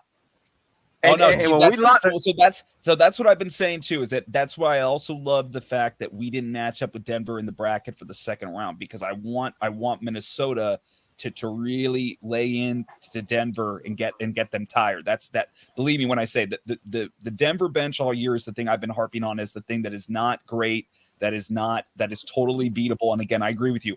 You can bring Powell and Westbrook both off the bench, and Powell is going to light up that second unit. He should be able to really. Who's going to guard Karl-Anthony Towns, Ryan? So Aaron Gordon's going on Ant-Man, no? Yeah. Who's going on Ant-Man? Ain't nobody strong enough here. Who's going on Ant-Man? Well, what they're going to do is they're going to put KCP on Ant-Man and live with Aaron Gordon. He's getting cooked. Yeah. Ant-Man's way too fucking strong. He's finna fry that dude. That's the thing. That's the only thing they got. That's the key. That's the key, y'all. That's the key. Gordon is the only man strong enough on that team to have. I wasn't a big Ant-Man fan, but fucking BJ was right. That some bitch is a strong motherfucker. You watch him play, that dude is a dog. Aaron Gordon's gonna have to check him. Here's the next thing. Who's checking Cat Williams? Not Porter. Not Caldwell. Not Murray. So you're going to put Joker on Cat. Okay. Who's keeping Rudy Gobert off the glass? They in for a fucking long series. You made a good point, Ryan. Exactly. No, but here's the thing, man. I want to. It's tough. I think Denver and Clippers. I really do think that the Clippers could beat them. I really do. Like, I think this is the year because again, with how strong Denver's starting five is, which it's a great starting five, extremely efficient. All the minutes played, all of that. There's nothing to take away from that. The fact that last year they could bring Brown and Green off the bench, and those guys really provided them with valuable rest minutes. The longer we get into the playoffs, and the more time you need these guys to have a little bit of rest. You know how that goes. You try to steal 1 or 2 minutes at the end of a quarter into a TV timeout, so you get in a couple more minutes. So it's like, but again, it's all about the fact that if the Clippers can make those bench minutes big plus minutes where they know they're only having to contend with one of those big offensive threats, either Murray or Joker, depending on which one is on the floor at the same time, and they're able to levy that, yeah, man, there's a very strong chance the Clippers can win that series. I think that is the key to where's it. Monty? Listen to this, Ryan. Where's Monty? Monty, come here. You up here? I see him there, but he on mute. So let me ask y'all this. Who on Denver's bench can go out Westbrook if Ty Lue comes out with the Westbrook post up offense off the bench on the block? Who's going to guard that man? They have to put that. Christian Brown. So you gonna leave the starters in the game? Y'all ain't gave me an answer yet. Y'all had 40 seconds to give me an answer. They're gonna probably try to use Christian Brown or Peyton Watson. They're gonna have to put him on there. Christian Brown. Who the fuck is Christian Brown? That sounds like some PJ Washington. Who the fuck is that? Nah, he be balling though. Christian Brown be balling. He's okay. So he's going to Westbrook. I said we gotta stop mentioning. We a super team. We can't keep mentioning these little names, y'all. He's too small for us, man. He's a decent scorer. He's not a great defender. He's too small for us, man. That's not gonna work. All right. Next question. Who's stopping Powell? See, that's the one to me. I don't know anyone on that team that's stopping Norman Powell on the bench. Okay, so that starters got to deal with. And here's another thing: who's stopping Paul George? Because Aaron Gordon's going on Kawhi. It'll be KCP, won't it? Won't it be KCP on Paul George? Yeah, KCP. Okay, BJ, tell him what Paul George does to KCP. Make that boy dance. Yeah, but then KCP can't fuck with Paul George. He's too small. So now you got to deal with Michael Porter. So now you now listen to this. This is what I'm talking about. Let's break shit down. See, haters can't fuck with me. You got to break shit down. Let's break this down. So you telling me you about to put Caldwell Pope and Joker on the pick and roll with Hart? Yeah, see, that's fried chicken right there. Yeah. That what is it called? That's fried chicken, baby. That's fried barbecue chicken. Okay. Okay. So when Joker has to step up because Caldwell Pope can't do nothing with fucking Hardy, who's stopping Zubac in the paint? And so you telling me Aaron Gordon's gonna leave Kawhi Leonard open? Dorillas, listen to me. Ain't no way out, man. Ain't no way out for them. I've been telling you all year. There ain't no fucking way out. You can, the haters can talk, you can say the same thing. You can say the same thing about Dallas, though. You know what I'm saying? So, I mean, that's why I say if they win, if the Clippers win game 2, I'm expecting a sweep. Oh yeah. Oh, nah. I thought you about to tell me they about to do something on defense. If Dallas gets swept, man, come on, man. I mean, you don't think it's possible, man? Clippers in 4. Listen. If Dallas don't win game 2, and Kawhi Leonard is out there playing 30, 40 minutes. Yes. Remember. I don't know if BJ done went to sleep on me or whatever, but remember, there's only 3 people that Kawhi don't like in the NBA. And I broke this down to BJ about a year ago. He was like, man, you sure? I said, I promise. Luka, LeBron, and KD. Kawhi brings his motherfucking A game for all 3 of them motherfuckers. And here's the key. We ain't waiting to game 5 to put Kawhi on Luka if it ever gets there. But guess what? Right. I said it all year long. T-Man is the fucking X factor that's going to keep Kawhi resting until 5 minutes in the fourth quarter and then that's when the big dogs coming for your best players. You fuck. You a fuck. I've said this. Your only hope is Ty Lue plays too much offense, Ryan. I've been telling them that all year long. If he plays too much offense, y'all can compete. If he plays them defenders, Ryan, we got too much. We got too fucking much. There ain't nothing you can do about it. I mean, even if Ty Lue go with an offensive lineup, they still I don't trust Dallas defense at all. No, they didn't. They didn't show me. No. I don't need it. But I'm saying if you want me to say, okay, I'll give you some type of chance, that's what I'm going to say. Yeah, but like I said, I mean, watching that game, Paul George didn't really have a great shooting game. No, he didn't. Or Norman Powell. So, like I said, if James Harden can win you a game and Zubac can win you a game, and then Paul George can win game 2, it's gonna be. I think it's gonna be a sweep. James Harden just gave you one game. Yep, that's what James I'm Harden saying. just gave you a game. Yeah, Powell, Westbrook, Paul George, they got a game too. Yeah, Yep. I already said that. If you go back to our previous episodes, I said that when I was talking to Rebrandon and I was talking to Mass, we got 4 Hall of Famers, 5 guys that can drop 30 in any given game. You know what I'm saying? But it could be Paul George's turn, Russell Westbrook's turn, and when Kawhi back, we already know what he gonna do. And Norman Powell, don't sleep on him just because he had a bad shooting night yesterday. That we know what he gonna do. So I mean, this series gonna be over quick. They just need to be ready, man. Hey, did Rebrandon show up today? They gotta be ready. No, Rebrand, he ain't show up today. That man said if they lose, he gonna show up. That's what he said yesterday.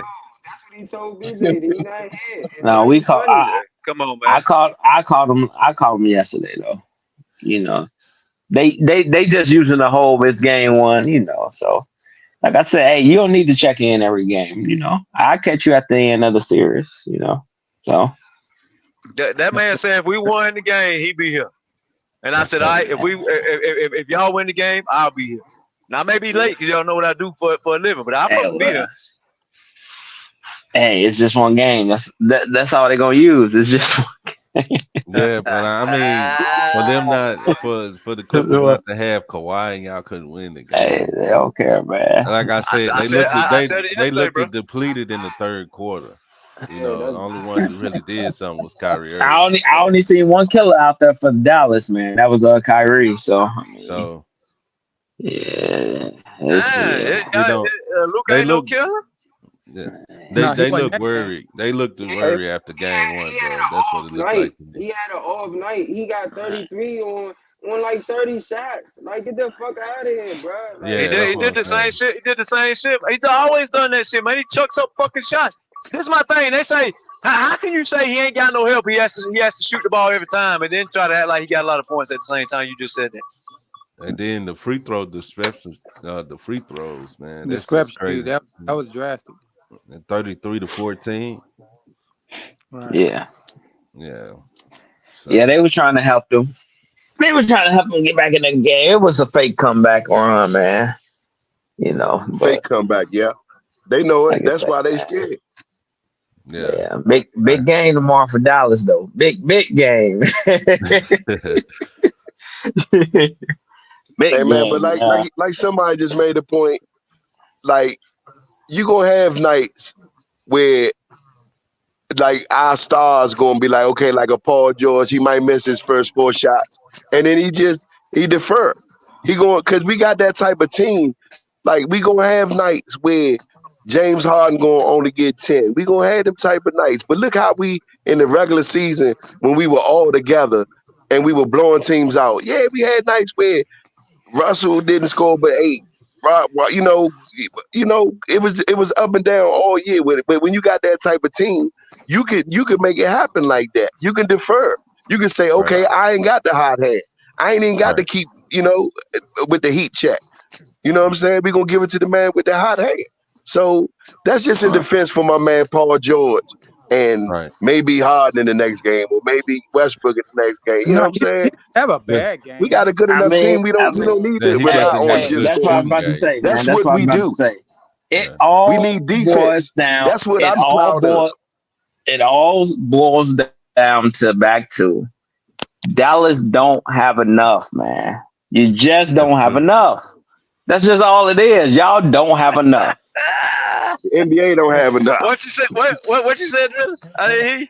They just don't have You enough, breaking up, man. Driz? You know, I mean, we can go back and forth to What you say? You breaking up? to the suns up to the You talking this shit? they just no. I mean, OC, no, I'm not, man. I'm really not, OC. I promise you, I'm not, because I like it. I don't want to. But no, what I'm saying, I don't even want to come off. We saying you talking your shit though. That's what we're I saying. don't want to even come. But I don't want to come off as that.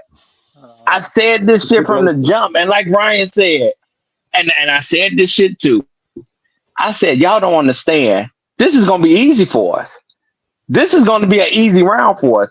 Now, what made people mad is, like I said, Denver going on that other side of the bracket. Yeah, Right. Yeah, that definitely did. Right. That made them mad because it's like, damn, because they know, okay, we get past Dallas. They know we're gonna get past OKC. Nah. So man, come on. They gonna pick OKC. They're gonna do that just out of hate. But if they truly gonna believe, see, I'm not gonna lie. Even though a lot of them hating on the Clippers, Mr. Mavs really thought Dallas can beat the Clippers, man. Yeah, he can't. I don't think he think that, man. Yes, he did. Yeah. No, it's a lot of them. He got a grudge with the Clippers, man. It's because of that bubble, bro. Nah, it's a lot. He betting money on that shit, man. He betting money. Maz, I know Maz can do a lot of crazy shit. Maz not betting to lose. Maz the type to do sucker bets. So he know what's up. He know what's up. Yeah, he the sucker today. If you bet on that. Hey! Shout out to Master Willis. He showed up yesterday. He offered to call the bet off because Kawhi was out. Man, Thomas, I tried to jump on. I tried to jump on so bad, man. To tell you, man, don't back out that bet, man. Don't back out that bet. You helping Mass. Do not back out that bet. I don't. You know how I feel though. I don't trust Ty. If you told me Ty Lue's gonna play the defenders 40 minutes the realest, then yes, I'm all in. But y'all ain't saw that all year long. T-Man been stuck around fucking 18 to 23 minutes all year long. I said this shit all year. OC said it a couple times. I've said this shit over and over and over, and everybody laughed at it. I said, Ty Lue ain't gonna have no choice come playoff time. He's not. He knows his ass on the hot seat. If he don't get it done, he's gone. There's no way he goes to the playoffs. If he does, he's stupider than I thought. There's no way he goes to that playoff, and plays Powell, Westbrook, and Harden, and puts T-Man on the bench. There's no fucking way. Crook Town, man. He Maz wanted to. Man, why the hell you back out that bet? But yeah, it's nothing though. I don't trust Ty Lue, and I've stood on it. I still don't. Ty Lue gave me one smart game last night. He gave me one smart game, and he still about pissed me off because them 3 minutes T-Man got off the court with Luka stayed on the court. That bitch got hot. Now it don't take, but I've told y'all this before. I even said this about Kawhi. As great a defender Kawhi is, he locked Luka up. I mean he locked Joker up. Jamal Murray got hot. They thought they was just gonna throw Kawhi over there. Jamal was already in his microwave, and that's when Jamal Murray hit a couple shots on Kawhi. If you put Kawhi on Jamal Murray for 7 games, he's not averaging 18 points for the whole series. I promise you, he's not. But like OC just said, if a good scorer gets hot, they're going to score the fucking ball no matter who's guarding. Hot, you turning down. Crook. I did that shit last night. Crook Town, man. No, Tom is good, man. Tom is good. Chill out, P. Tom is good.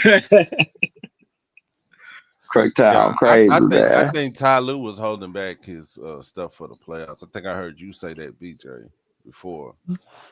He was. Yeah. So, I mean, I can't get mad at him for that. But, I mean, for him to play T-Man, he understands the assignment, so. But T-Man been playing better on offense for the last, I say, month of the season. Exactly. I mean, he almost had a double-double last night. So he ain't got no excuse to take him off the court. No, he don't. No. Hey man, defense get you playing time. Playing time get you minutes. I don't know if hey Thomas, you still here? Yeah, go ahead. Hey, I don't know if you checked out what you call it, Locked on Clippers. He I guess he shot you out without saying your name, but I know who he was talking about. So go check out that video. I knew. Go check out that video. I knew who he was talking. About Ty Lue? No, about T-Man. Oh, okay, yeah. Just go check out that video, Thomas. It's the newest one. So. Do I need to go flame him? What you saying? No, he's giving you your credit, man. That's what I'm saying, man. Oh. So That's all, man. It ain't about me, bro. I'm just saying. I knew who he was talking I just about. spit the facts. Yeah. I Of knew course what he was talking about. All Clipper Nation knows. All Clipper Nation knows. Did I ain't no fucking dumb man. Listen, BJ actually has evidence where he played professional ball. But I ain't no fucking dummy. I had the scholarship in high school. I was chasing drugs and bitches. I had an offer to go play overseas when I won a big time men's traveling tournament down there in Atlanta. I had offers. And now I don't have the proof or the contract or the video that BJ had, but I play ball. So when y'all hear me speak, I ain't just talking like some fucking clown up here. The facts was, OC saw the shit too. The facts was, man, Terrence Mann has always been a big matchup shorty. This is what it got him confused, though, Dorillas. This is what it got him confused. He didn't start. Eric Gordon and Westbrook started, and this is why a lot of Westbrook fans get me confused. I'm not hating on Westbrook, but if it meant Westbrook or Harden or Eric Gordon or whoever had to come off that court for Terrence Mann to start, then I'm sorry, that's what has to happen. I don't care which one it was. Because I actually think if you put Westbrook and T-Man out there together with Kawhi and Paul George, they're locking everybody up. So a lot of people misunderstood me, really, but I always said this. Terrence Mann is a big game shorty. Hey, Hold wait. Hold on, y'all. Let me get my man E in the building, and I'm gonna let y'all go. What's good, E? Wait a minute. Hey, wait, E, before you go, man. Hey, what's this? Thomas not paying bets, man. What everybody talking about? I'm seeing a lot of people coming in here saying Thomas ducking bets. That shit with Mookie. That's on something else? Okay. Motherfucker, I'll address. Well, I'll let Thomas address that shit later. But okay. No, I'm just seeing everybody coming here saying Thomas ducking bets. I'm like, damn, what bet he lost? We just started the damn playoff. I'll let you address that, T. Let me let E go first, and I'm gonna let Thomas go ahead. What's up, E? Salute. What's happening with you, BJ? What's happening with your panel? What's good, E? Shit, bro. Like I've been saying, what's happening, Thomas? Hey, like I've been saying, I told motherfuckers that Russell's gonna be the most important player in the series. It's not about his numbers, but I already knew he was gonna hit threes. I already knew the impact that he was gonna have, bro. Like, and then James Harden stepped it up to a different level, like to looking like Houston James Harden, like, you know what I'm saying? So and like I always been saying, bro, the Clippers have 4 Hall of Famers. One of them is out. They still got 3 Hall of Famers versus 2. And then you got to look at the depth. The Clippers can go deeper than that if they really wanted to. And then, like I've been telling people, experience, bro, is the best teacher. Dallas has none. They thought P.J. Washington and the Daniel Gaffers and all these players. I'm like, bro, they ain't never been in this type of situation. They have to learn. And even Kyrie Irving said it. But if your own teammate telling you what it is, how you think they gonna win? They trying to figure out how to win right now on the go. It's gonna take them some time, bro. I don't know if that's this year. Like, and then they said second half of the season, Dallas been the hottest team. I'm listening to everybody say this, and I'm like, bro, it's easy to be the hottest team when you playing teams that's not playing for nothing. Like, come on, man. They got in a nice rhythm. Whoop-de-doo. You still Kyrie Irving and Luka Doncic. They're going to give you the numbers, which they're going to get their numbers, but it's going to be a high volume of shots, and it's going to be dribble, step back. You're not winning the championship like that. I promise you're not. That doesn't win titles, bro. If you don't have some sort of system in place, that shit is a thing of the past, bro. Like you can't just say my turn, your turn, my turn, your turn, my turn, your turn. LeBron James struggled trying to do it like that. Oh, I go. Okay, now you go. Oh, and he's still trying to do it like that, and they getting their ass walked down. So let's just put the stuff in the proper perspective, though. Feel what I'm saying? That the Clippers really don't need Kawhi Leonard. They don't. Not in my opinion. That's just an added bonus. They could beat this Dallas team, bro, because Kyrie Irving not gonna shoot like that. And then look at this. What was the free throw disparity, y'all? The Mavericks shot the most free throws in all of the game ones. In all of the game one, they shot about 20-some free throws and still lost by double digits. Yes. Come on, man. That tell you everything you need to know right there. That's it. I like that boy, bro. I like that boy. Hey, but look, I'm gonna tell y'all, right? The beautiful thing I like about this path to this championship that we gonna get, fellas. When the Lakers basically raised their hand to play the Nuggets, they beat the Pelicans. Because if you look at the way it would have ended up, if the Lakers would have won the second game, they would have ended up matching up against the Thunder, which they feel comfortable against. Now they against the Nuggets. So they out of the picture. You understand what I'm saying? And there you got the Kings. Like if they would have had to see the Kings, that would have been. But they basically raised their hand to see the Nuggets. So all this, that playoff bracket, man, we got to win this, man. I'm telling y'all, this is the year. And then the thing about why I say this is the year, this is do or die for us, is because the ingredients we got on this team, we don't want to lose that. And we got the opportunity to keep this team together.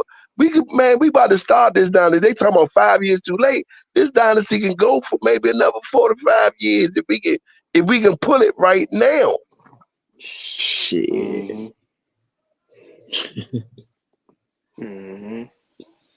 If we do it right now and can keep this together, maybe only person I want for that, we could probably trade Daniel Tice for Dirk Lively.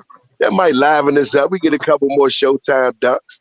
Little Lob City going on back they in got town. Kai Jones, who they've been wanting for a minute. Kai Jones. Oh man, I like them Dirk Lively lobs, though, don't you?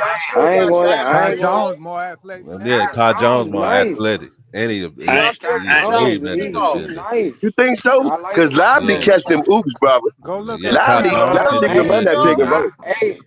Hey, have you seen Kai Jones jump though? Like, Go I'm look not up Kai. gonna lie.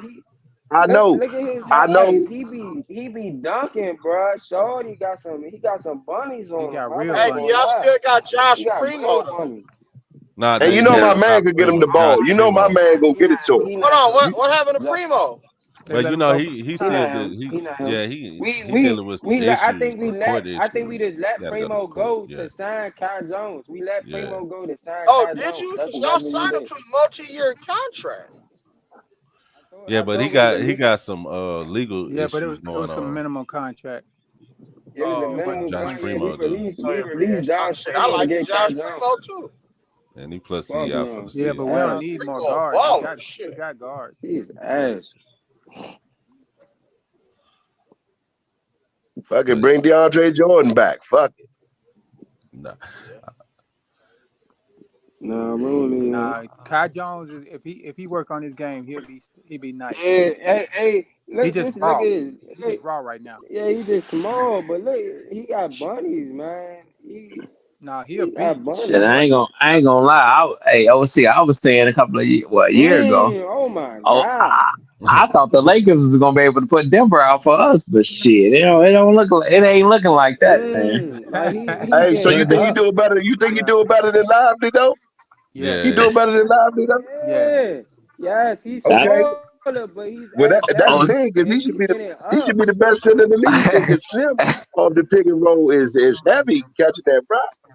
Hey, He hey, built OC, that. Getting up. He worked with it. OC, I've seen the slowest fast break ever in my life, man, with Jokers, man. I seen the slowest fast break, man. That shit was so slow. That Hey, you shit can't was. stop that shit though. I'm like, but dunked on LeBron. right, man. But the shit was so slow, man. I'm like, this is a fast break, but it's slow as hell, man. Hey, nigga, I was watching that shit. I tried to hit turbo on my controller and speed up. Hey, but they be doing it though. Let's be for real. They be doing it though. You ever seen Embiid be coming down there giving them the hezzy? He be sham guard and everything out there. I'm like, look at how slow this man is. Y'all really think Embiid be cooking them though, man. They get to that. But you know what? No. It's just be the Joker, man. His facial expression, man. He just be looking nonchalant, man. He be like, Hey, I ain't gonna lie, bro. The Joker play like he don't even want to play. Like he don't even like basketball. that's what I'm saying, Monty. That's how he be playing. Like he. Right. Joker, bro. He a smart. He one of the smartest players in the league for sure. What'd you say, OC? What'd you say?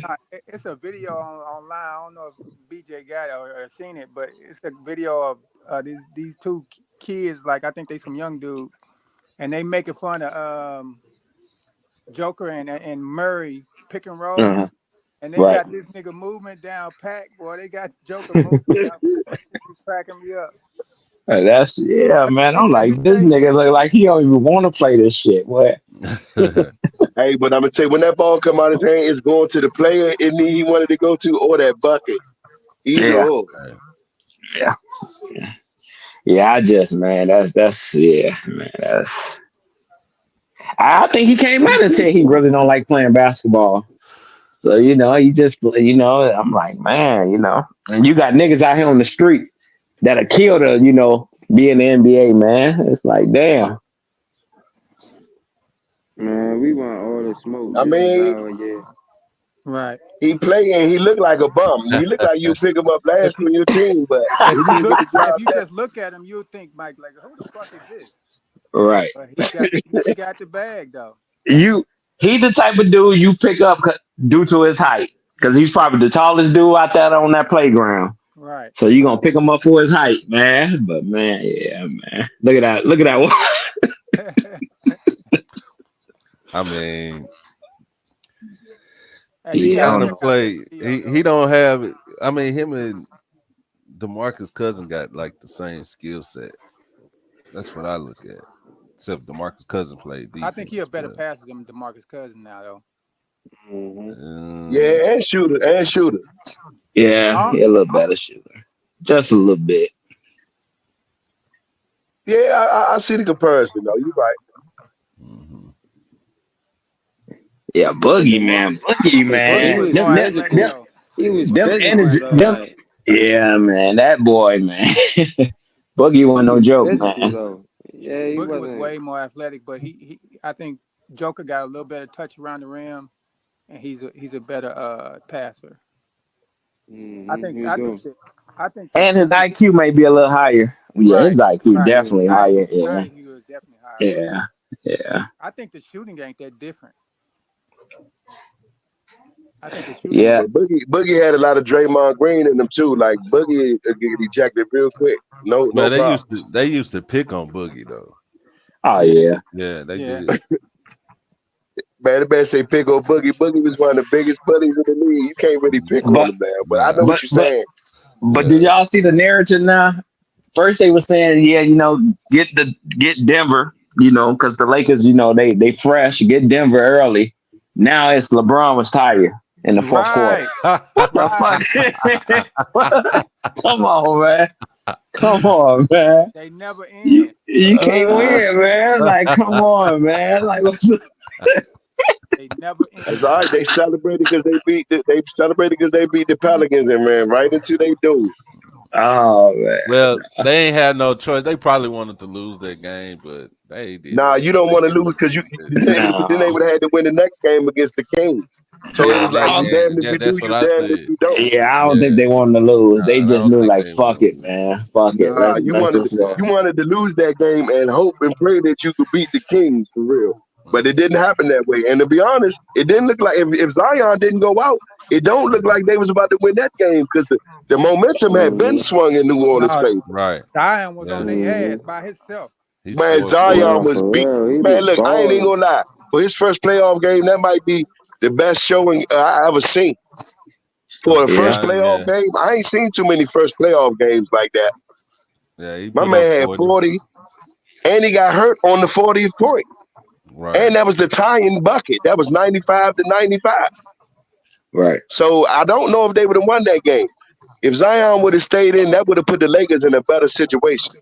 If they would have lost. But what I'm saying, they had to raise their hand, unfortunately. And now it is, there you go. No more Lakers Nation. Get them up out of it.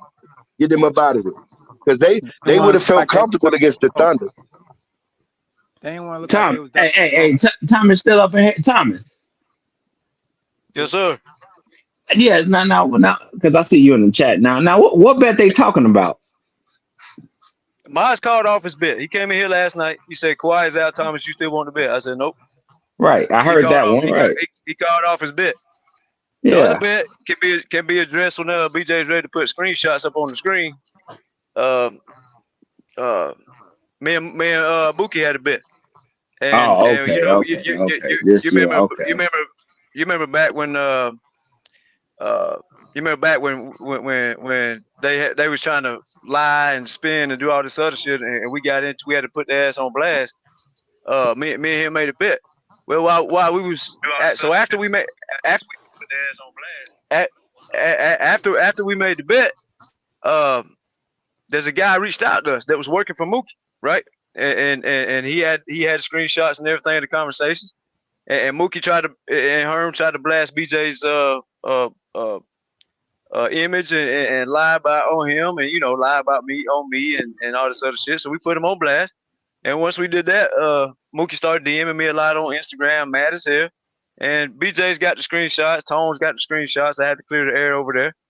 The man got racist with me, calling me a cracker, calling me a white bitch, telling me to tell my sister she can take big black cock and telling my mama she can do this and do that. And I got all the screenshots, all the shit. So the man just he don't have no principle, no care, no morals, no respect, no character about him at all. He's just a whole ass bitch. And you come on my Instagram and just spazzing racist shit like that. And again, I got all the proof, screenshots. So I got nothing to say to you. You don't respect me as a human. You don't respect me as the culture I came from. I never disrespected you and never crossed your culture. Herm apologized on like 3 different channels I heard saying that they lied on Thomas. And Mookie's never apologized. So if you don't apologize, then fuck him and that bet. And did I say Kawhi was gonna play the play? I said Kawhi was gonna finish the playoffs. He was gonna play every game. The Clippers gonna win the championship. I said that. Yes, I said that. But if you don't respect me as a man, and you're gonna pull the white card and the race card, he just pulled the white card again today on Big Tone's channel. Big Tone had to blast him. If you're gonna pull the white card and the racist card on me and disrespect me on a cultural thing and like talk to me like I ain't sensitive, I ain't soft, I don't give a fuck. I cuss your ass out too. So but if you ain't got no respect and you ain't got no principle, then I'm not acknowledging your bet or principle to you. And Herm called off a bet because he said he didn't fuck with me. Nobody said a word to Herm, but Mookie wants to go around lying. Well, I got screenshots. Big Tone already has them in his email. Big Tone said, if you show me the screenshots, Mookie's not allowed on my show no more. If you can't show the screenshots, then you need to pay the bet. You ain't coming over here. I said, well, you ain't no judge. I don't care what you. Man, wait. Where was all of this? Where was all of this? This was today. This was this morning. So, Damn. So the realest, we can get into it. But okay. I didn't even know you had a bet with Mookie. I know you had a bet with Mookie. Hold on. Let me finish saying. Just like me and you, the realest. Let's use us for example. We got it. We had our little spat, but we both. You apologized. I apologized. We let the shit go. And now, if one of us was to lose a bet to each other, we both would pay it.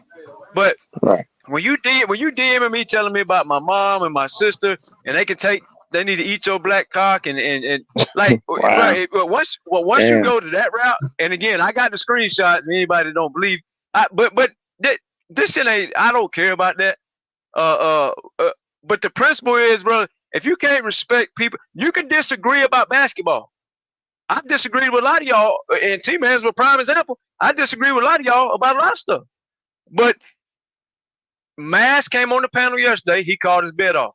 I don't owe him nothing. He asked me, "Do I want to call the bet off?" Because Kawhi went playing. I said yes, because I believe the Clippers ain't winning the championship without Kawhi. They won one game without Kawhi, but I still don't trust Ty Lue. Ty Lue's got to show me for a whole series that he'll play defense first over offense.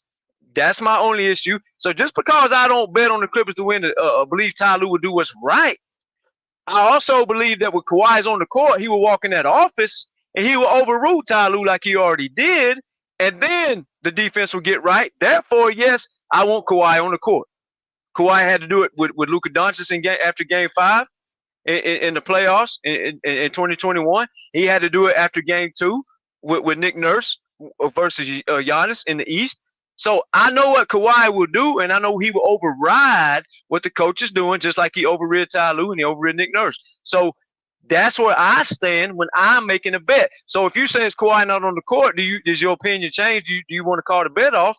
I'm going to say yes. I respect you for that, because if Luke and Kyrie weren't on the court, I would give Mass the same opportunity. I don't expect to be paid.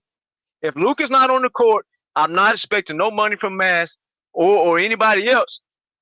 And then I got another bet. I got a $2,000 bet with, I think it's 2K Shift. If he comes, if he comes on the show and Luka or Kyrie get hurt and they don't play, the bet is off. But me and him laid stipulations down before the bet was actually made, right?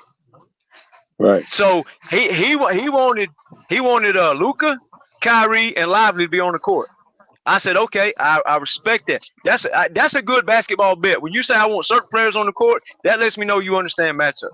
I said, cool. I want T-Man, Kawhi, Paul George on the court, $2,000 bet. Now, if Luka, Kyrie gets hurt, the bet is off. And I respect Mass. He came in yesterday, said Kawhi's not playing. Do you want to call the bet off? I said yes, I want to call the bet off, and I explained it to the people on the panel why I don't trust Ty Lue yet. Now, I believe Ty Lue has some positive moments in the playoffs. I've said that before. But I also believe he's had to been overruled by Kawhi when Kawhi walked in his office, and any real Clipper fan knows this. And if you don't know this, you ain't a Clipper fan, so don't talk about me, because I know more of your team and your players your damn self.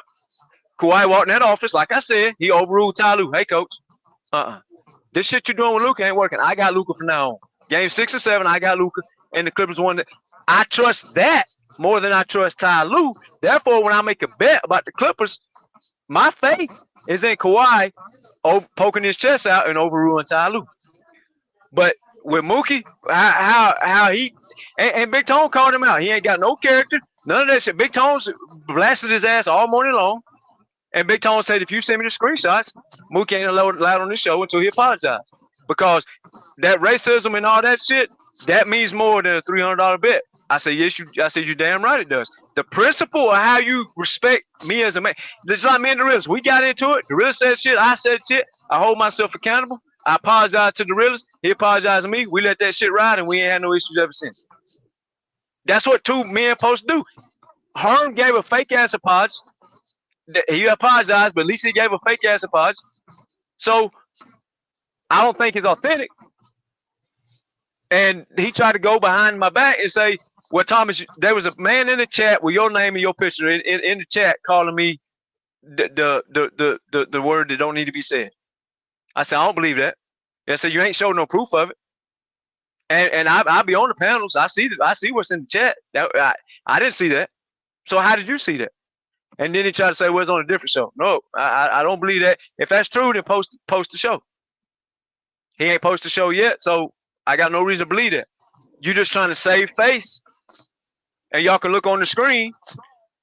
Those are screenshots. So pretty much the bet. I'm not paying a man who can't respect me as the culture. You can't respect me as a man.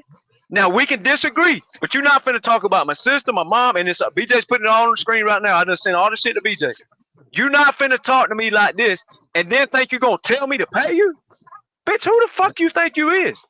No. So pretty much the bet was So what I took from it, the bet was you I will said tell you the Kawhi bet. was I said no, Kawhi will play the whole playoffs. I said that, yes, sir. and not miss a I said game. I said it. I said Kawhi would play all the playoffs, and I said the Clippers Oh, win the okay. championship. I said it. Okay. I damn right I said Okay. it. But when you can't, when you ain't, when you gonna talk, you see what's on the screen. Keep putting them up there, Right. BJ. Just keep them on repeat. Right. Y'all see what's on the screen.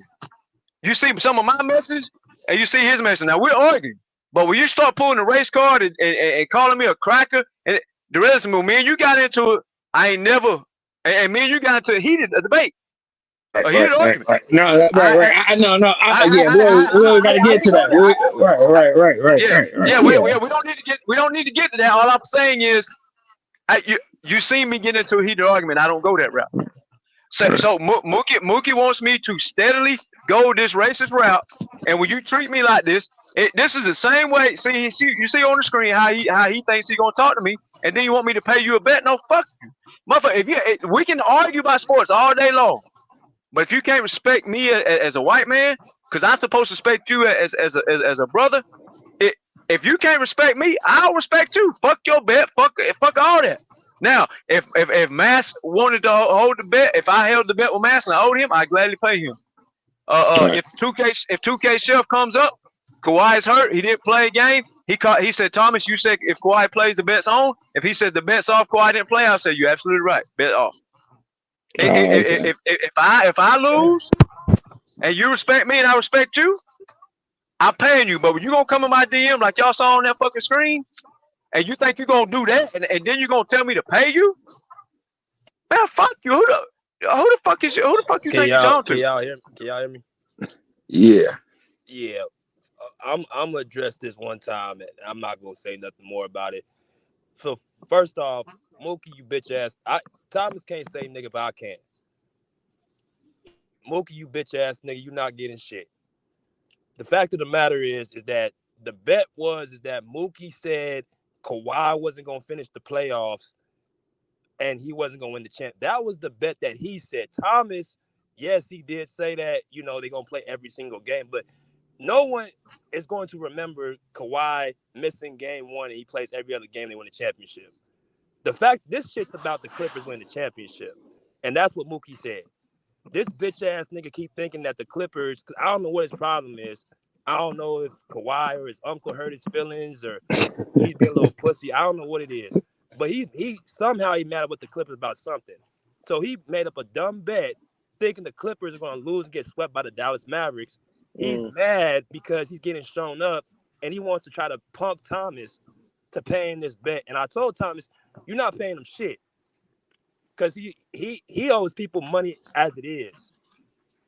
So I wouldn't pay him shit. And I told him, keep your bitch ass off my channel. So that's really what it is with me and him.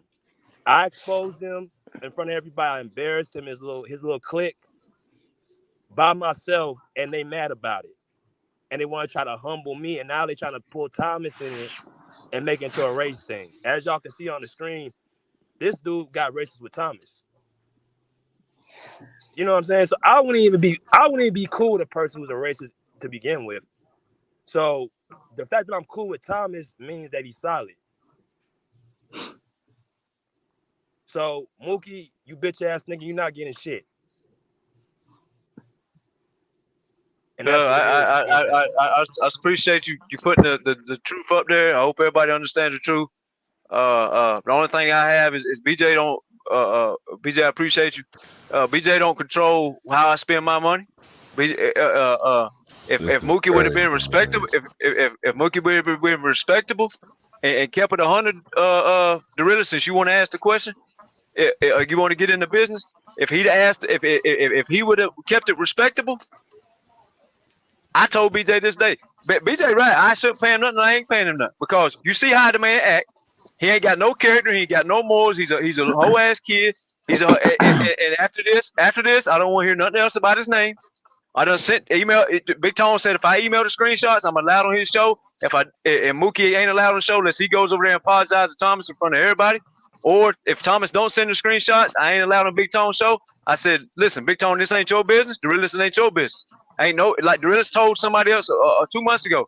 Hey, if it's my bet, stay out of my business. So, but Dorilla's wanted to ask the question, get in the business.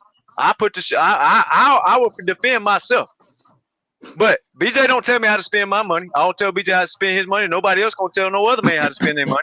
But I appreciate BJ standing up and put the shit on the screen. Cause BJ could easily say, man, I'm not being messy like this. I'm not entertaining this, Thomas. This is between y'all. You handle it. And then I don't have a YouTube channel to put this on the screen. But Big Tone, if you listening, you got the emails today. You done seen it, and I got more coming. I only sent a couple of them. It gets worse than that. But after this, I ain't addressing her no more. I ain't addressing Mookie no more. They both trying to save face. They both got racist and then try to call me racist. And y'all can see the message. Y'all know how to read English. I ain't got to teach y'all how to read English. It is what it is.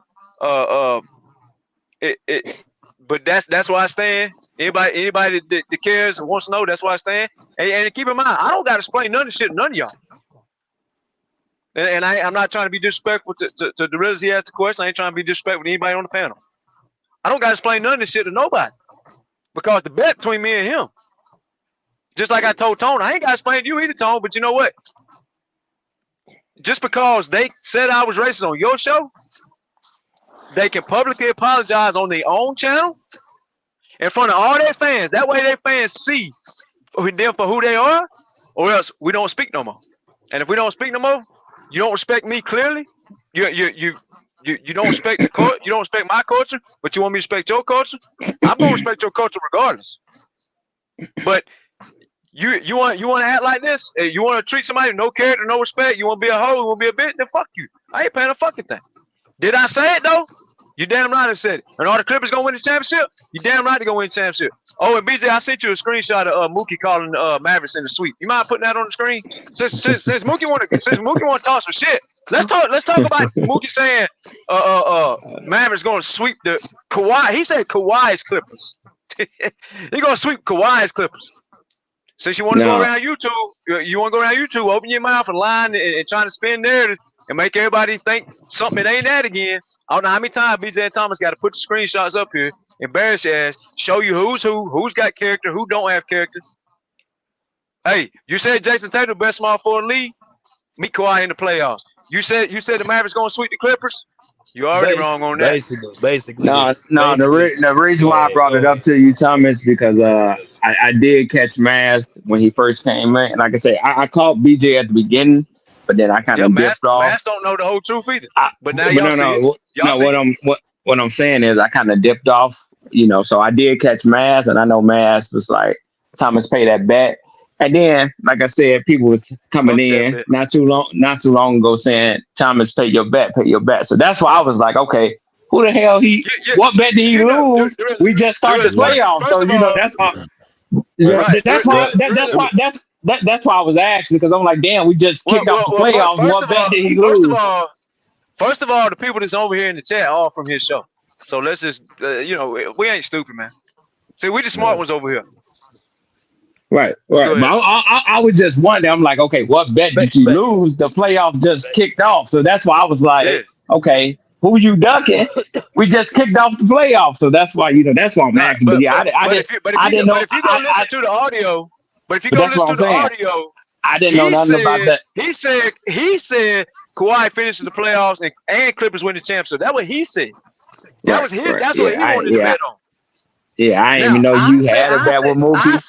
I said what I said, right? And I said what I said. I ain't ducking a fucking thing. But I'm not respecting nobody who don't fucking respect me. Point blank. Period. That's how it fucking goes. And anybody in the chat, anybody on the panel, anybody that has a YouTube, if I was the one treating y'all that way, y'all wouldn't pay me neither. Y'all tell you, fuck you, Thomas. Take your racist ass home somewhere. And you all know you would say that. So the fact that you even try to tell me to pay somebody, you already stepping out of line because you wouldn't do that shit in the streets. Because if you do that in the streets, the motherfuckers bust your ass. So first of all, you wouldn't say none of that shit in real life. So we're not going to address it on YouTube. But since you want to address it, we keep receipts over here, baby. You seen it on the screen, but go ahead, BJ. I think you want to say Yeah, something. all this shit is new to me, BJ. I didn't know Big Tone. It's funny because I normally catch Big Tone in the morning too. You know, when I'm in the gym, so I normally catch this shit. Yeah, all this shit is new to me. I didn't know none of this shit. Like I said, I didn't even know y'all had a bet. You and Mookie had a fucking bet. I just knew you, her, Mass, and that other man. You know, that Dallas dude that hardly come around. But yeah, I didn't even know you had no bet with Mookie. So yeah, I'm like, what the fuck is the goal? Everybody said Thomas ducking some shit. I'm like, damn. I don't duck a fucking thing. This right here is just about who has bragging rights. Them niggas over there don't have. They're losing. They're gonna have. They're losing the battle, man. That's pretty much. You guys saw the Easter videos, man. Them niggas is mad, and they can't get no control over here, and that's what all this is about. They try to really get to me. That's what they really they trying to come on Rick's show now. They think that's the easy way in. And that's when I found that out. That's when I blasted Mookie's ass. Cause Rick he ain't even about with none of this shit. So you're not finna come in here and try to strong on him either. So I kind of let it go for a little bit. I left it alone, but yesterday was the last straw. So that's the only reason I'm speaking on this. Well, we can move on from that shit, man. We can move on from that. We can bet. Yeah, we can move on now. They ain't nobody. Ain't nobody gonna bet. Yeah, I'm sorry to everybody on the panel, man. I know y'all come here to talk Clipper basketball. This shit shouldn't have been brought up. I understand where you're coming from, Thomas. No, yeah, I understand too. But like I say, everybody was coming in this bitch, you know, saying you ducking bets. I'm like, what the fuck? I mean, like, damn, you know. Y'all know better than that. I ain't ducking the fucking thing. I know you're not like it. I know you're not like it on YouTube, but you know that's why I'm like, damn, what bet? You know, with Nick, did no team lose yet? What fucking bet he lost? So shit. So yeah, that's all new to me, Thomas. But hey, like you say, man, you it's YouTube. You handle it the way you feel fit. You know, you your own man. You know, I can't. Hey, I can't judge nobody on here, man. You know, like I said, I can't make the other man do none of. Oh, you should do this now, man. Right. Ain't no man on earth ever paying nobody. But don't make me shit. Right. Yeah, that's on y'all, man. Ain't nobody paying nobody, man. I don't give a damn. I don't care about none of that. I don't care about none of that. They're the same people who said, Terrence, man, we're going to lock motherfuckers up too. The same people saying that, and the same people saying, yeah, man, nah. If you're a man, I treat you like a man. If you're a hoe, I treat you like a hoe. Just point blank. And if I'm a hoe to you, treat me like a fucking hoe. You deserve to. But nah, it's on to the next topic. But how long this series go, OC? 2, 4, 3? 5. I say 5. I think they might. Well, they gotta win game 2. If they don't win game 2, I'm bringing the brooms out. Man. But you know, it's always to get it over and forward for me. That's always the goal. Yeah. Yeah, I said I had it in 5. If we sweep their ass. I don't know, man. I'm kind of, man. I don't know if Kawhi gonna play tomorrow. I don't know if he gonna play. I really don't care if he do. I ain't gonna lie. Yeah. Well, here's why he should play. Not because we can't win without him. Even though I don't trust Ty Lue, Ty Lue, he coached a pretty good game yesterday. I give him that. I didn't expect him to play the defenders like he played them, but that's why I've been on his ass all year long. And y'all saw why. But here's why Kawhi has to play, y'all. OC, Dorilla. Mm-hmm. What's the other guy on here? I don't know everybody's name, but D-Rod, Boat. But this is why Kawhi has to play. We need Kawhi, because like you said, the series is going to be short. We need Kawhi to play a few games to get him in shape so he can play 35, 40 minutes the next round. We don't need him to play to score 35 points. We need him to play to get in shape. I'm glad you said that, Thomas, because that's why I was trying to tell Big Tone yesterday, man. You know, it's like I tried to tell him, man. I'm thinking the long game, man. I'm thinking long game. I don't care about no damn Dallas, man. This is not about Dallas. And I don't think I think he can come out here and play 40 minutes tomorrow. I really think that. There's no doubt in my mind he can. I mean, But he if we don't have don't, to focus. He don't have to but if focus we don't on. have He's gonna to, get some rest. but if we don't have to, 40 minutes. let's not do that. But Yeah. but when Miles and other people come up here, oh man, what you think about Kawhi, man? He can't play, man. He ain't been playing. Bullshit. If the playoffs on the line, man, Kawhi need can move. He playing 40 minutes and we gonna win the game. He played But last do we game, have? 20 But should we play him 40 minutes if we don't have to out the gate? No, let's not do that. But that wasn't the question. The question was, do you feel Kawhi can be effective? He ain't played. Fucking right, I can. You talking about Kawhi Leonard? Hold on, bro. Talking I'm just coming back in, and I don't know. Before I died, I was about to ask you the question. Remember, you said something about Terrence Mann and Westbrook starting, and I was like, and leave Harden on the bench.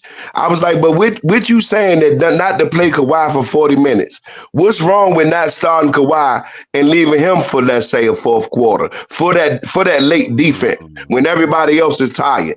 That's what I'm saying. What about that other analogy? I'm giving you a different look at it.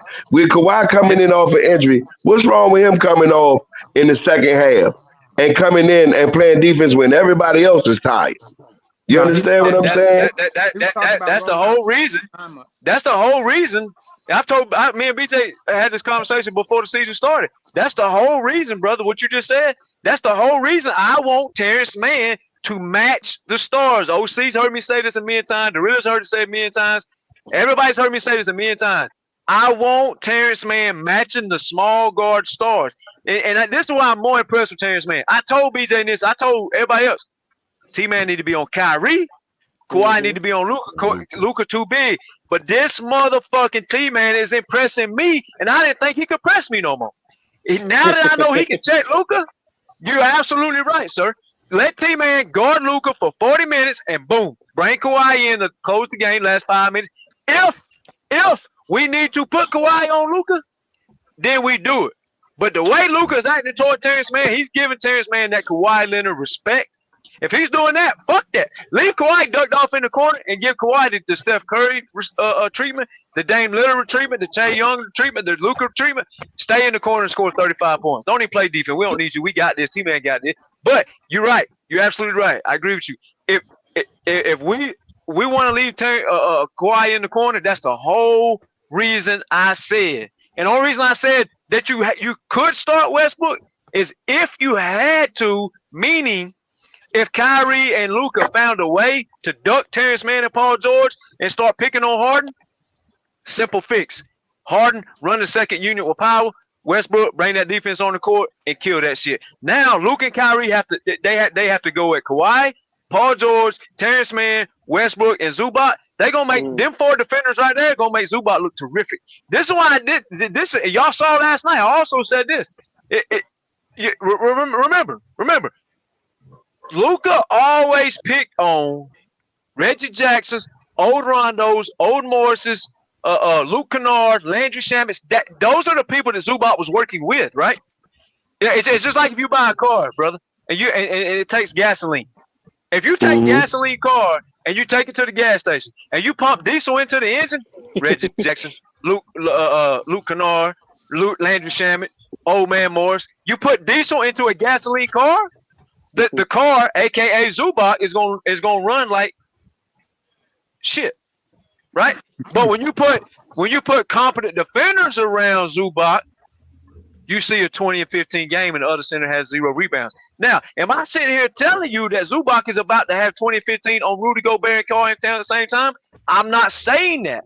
But what we are saying, to go back to Terrence Mann, if Terrence Mann holds the fort down on the SGAs, the Lukas, and the Ant-Mans, Kawhi stays with Karl Anthony Towns. Now Zubac ain't getting attacked by 2 7-footers. Now it's Zubac and Kawhi versus Karl Anthony Towns and Gobert. I like our chances easy. Man, I put man on Towns. Towns gonna be out in the perimeter. You know how he like to play the outside inside game. Man. Yes, sir. I wouldn't worry about him too much. Like And he gonna do his thing. He their offensive big man. You know, Gobert ain't gonna do nothing but get a couple, maybe a oop or two, and you know what I'm saying, a couple little putbacks type shit. But he not gonna score more than 12 points or nothing. You know what I'm saying? But he gonna be a big defender. He gonna stay down there and in the way. But the thing is, we a perimeter team, so we gonna get busy with them. Stay down there by the rim. Stay right there. And we might fuck around and shoot 50-60% from 3-point in that game, and probably about 24 of them. So let that game stay down low. Karl Anthony Towns gonna have to have his ass out on the perimeter. Right. That's the thing. And see, this is why all Clipper faithful didn't understand what I was talking about. Ty Lue. He kept playing Terrence Mann 18, 19, 22, 21, 20 minutes, 17 minutes, 24 minutes. He kept fucking with Terrence Mann's minutes. He never showed me all year long he was willing to put Terrence Mann on the court. But I also said this. I said this is why I do have some type of faith in Ty Lue. Come playoff time, man, anybody with common sense.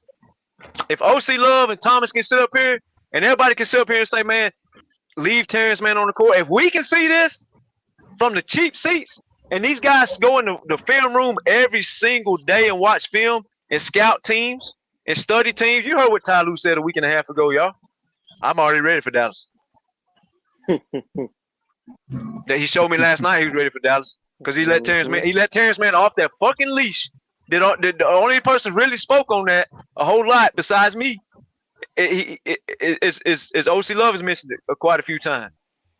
Hold on, but before we do too much, I mean, it's not like Terrence Mann ain't been starting. You know what I'm saying? So letting him off the leash, he wasn't really on the leash. He just wasn't barking. And I'm glad that he biting and barking now. But he been starting. Like that's you know what I'm saying? We in the last month, like I said, he been biting and barking.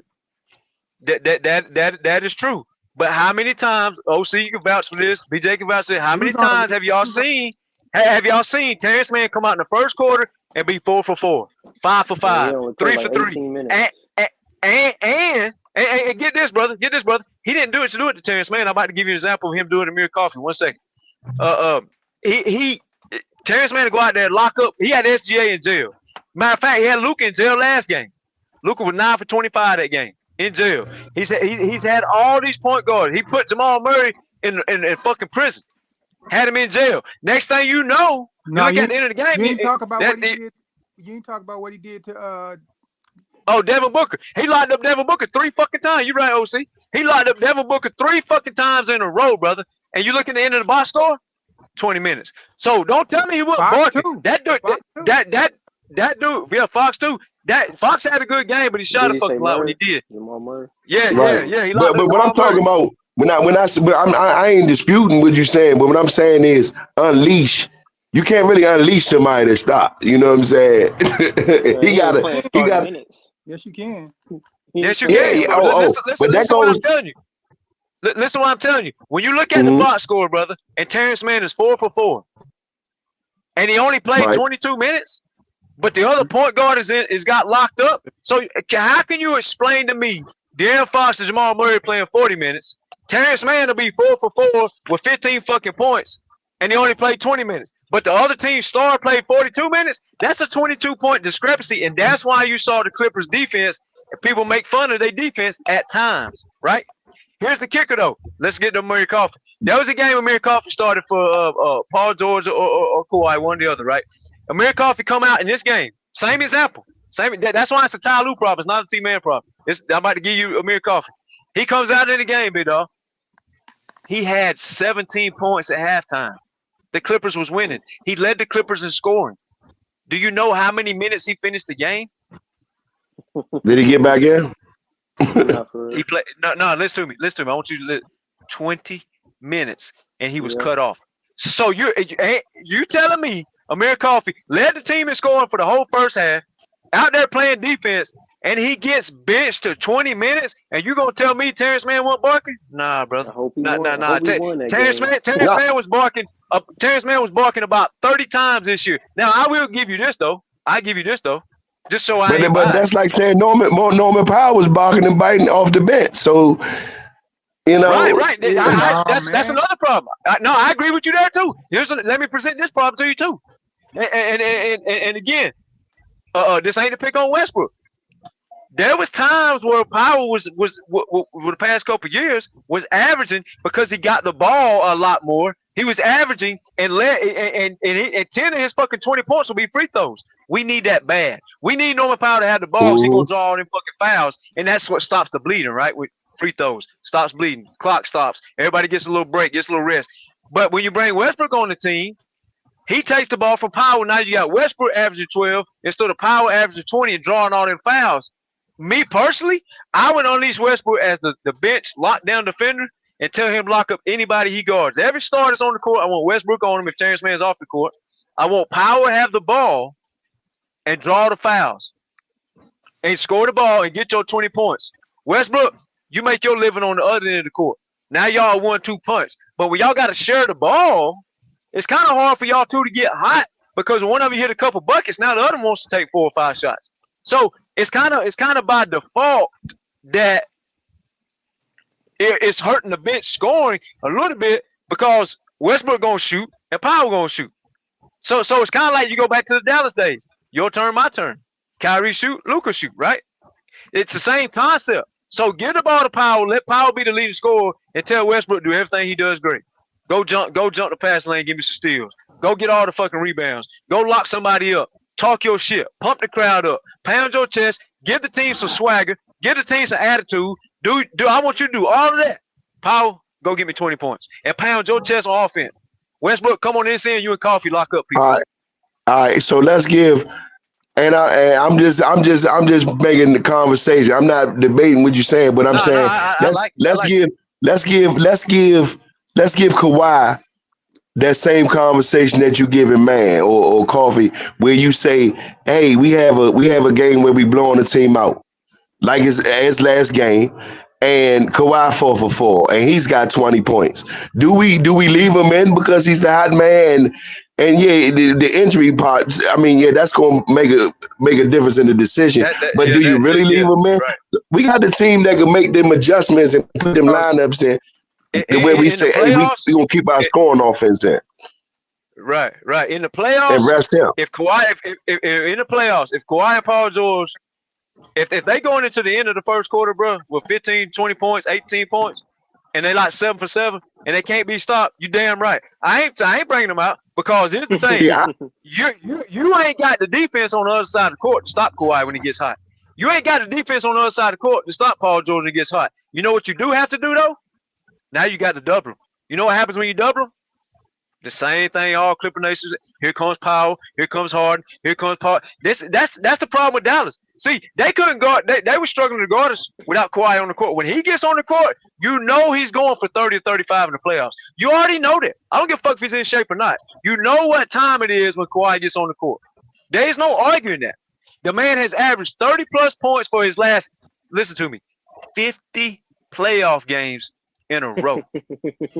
50. Right. We ain't talking about Luka Doncic got out the first round one time in his life. We talk about 50. So if Kawhi is hot, yes, sir. But let's talk about the last 5 to 10 games. With the basketball we've been playing, knowing Kawhi coming off the injury, wouldn't you feel more comfortable like, hey, we in a situation where we boxing. We might be tired or maybe even down. I probably wouldn't bring Kawhi back into the game, into the playoffs until we not in the lead. You understand what I'm saying? I'm not saying that. I'm just saying like leave the general. Don't put the general on the field unless he needs to suit up. We know he the general. You know what I'm saying? I'm the Harden fan. I'm like, back up for him. I feel like coming into the Clippers nation, that regardless win or lose, you know what I'm saying? Win it's not gonna be Harden's fault. But if we lose this playoffs, it's gonna be a lot on my man. You understand what I'm saying? It's gonna be like all your man. I don't know. I feel like that because in losses, in our Clippers losses. The haters. The haters are well, in our Clippers losses this year, It's always been pointed to Harden. It's not many games that we really pointed the finger this year that anybody. Not me. Well, Not me. I well, pointed Westbrook Ty was Lue, I out, pointed and anybody. we lost games. You know what I'm saying? Harden, he had his little point in the season where he fell off a little bit. You know what I'm saying? But you know what the problem was with Harden?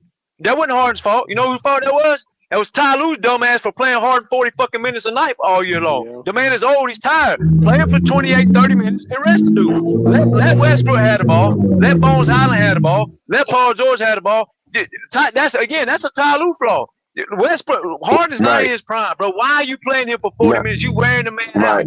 You wearing him out. I didn't blame Harden, but he one of the oldest people on the team. Why are you playing him for 40 minutes? That's a coaching problem. That ain't no James Harden problem. And that's where, if you ever been on this channel, we don't play that over here. You don't come over here blaming Harden. I said it all year long. The guys that need to play the most minutes needs to be T-Man, Coffee, Bones Highland, Devontae, Kobe Brown. Let the young kids play, and then if we start losing, okay, bring the big dogs back. Let's win the game. On to the next game. You don't play James Harden for 40 minutes. That wasn't his fault. No, you're right, but we've been nothing against Kawhi, but we've been balling without him. So let's just roll. Let him get 100%. If he 99.9, let's make him show he 100 before we need him. Because like I said, man, I'm thinking we can get through this playoff. We might be the team. We shouldn't lose a lead this year. After the first 2 points, we shouldn't lose a lead this year. The problem is, even if Kawhi plays, bro, again, we don't got to give Kawhi the ball.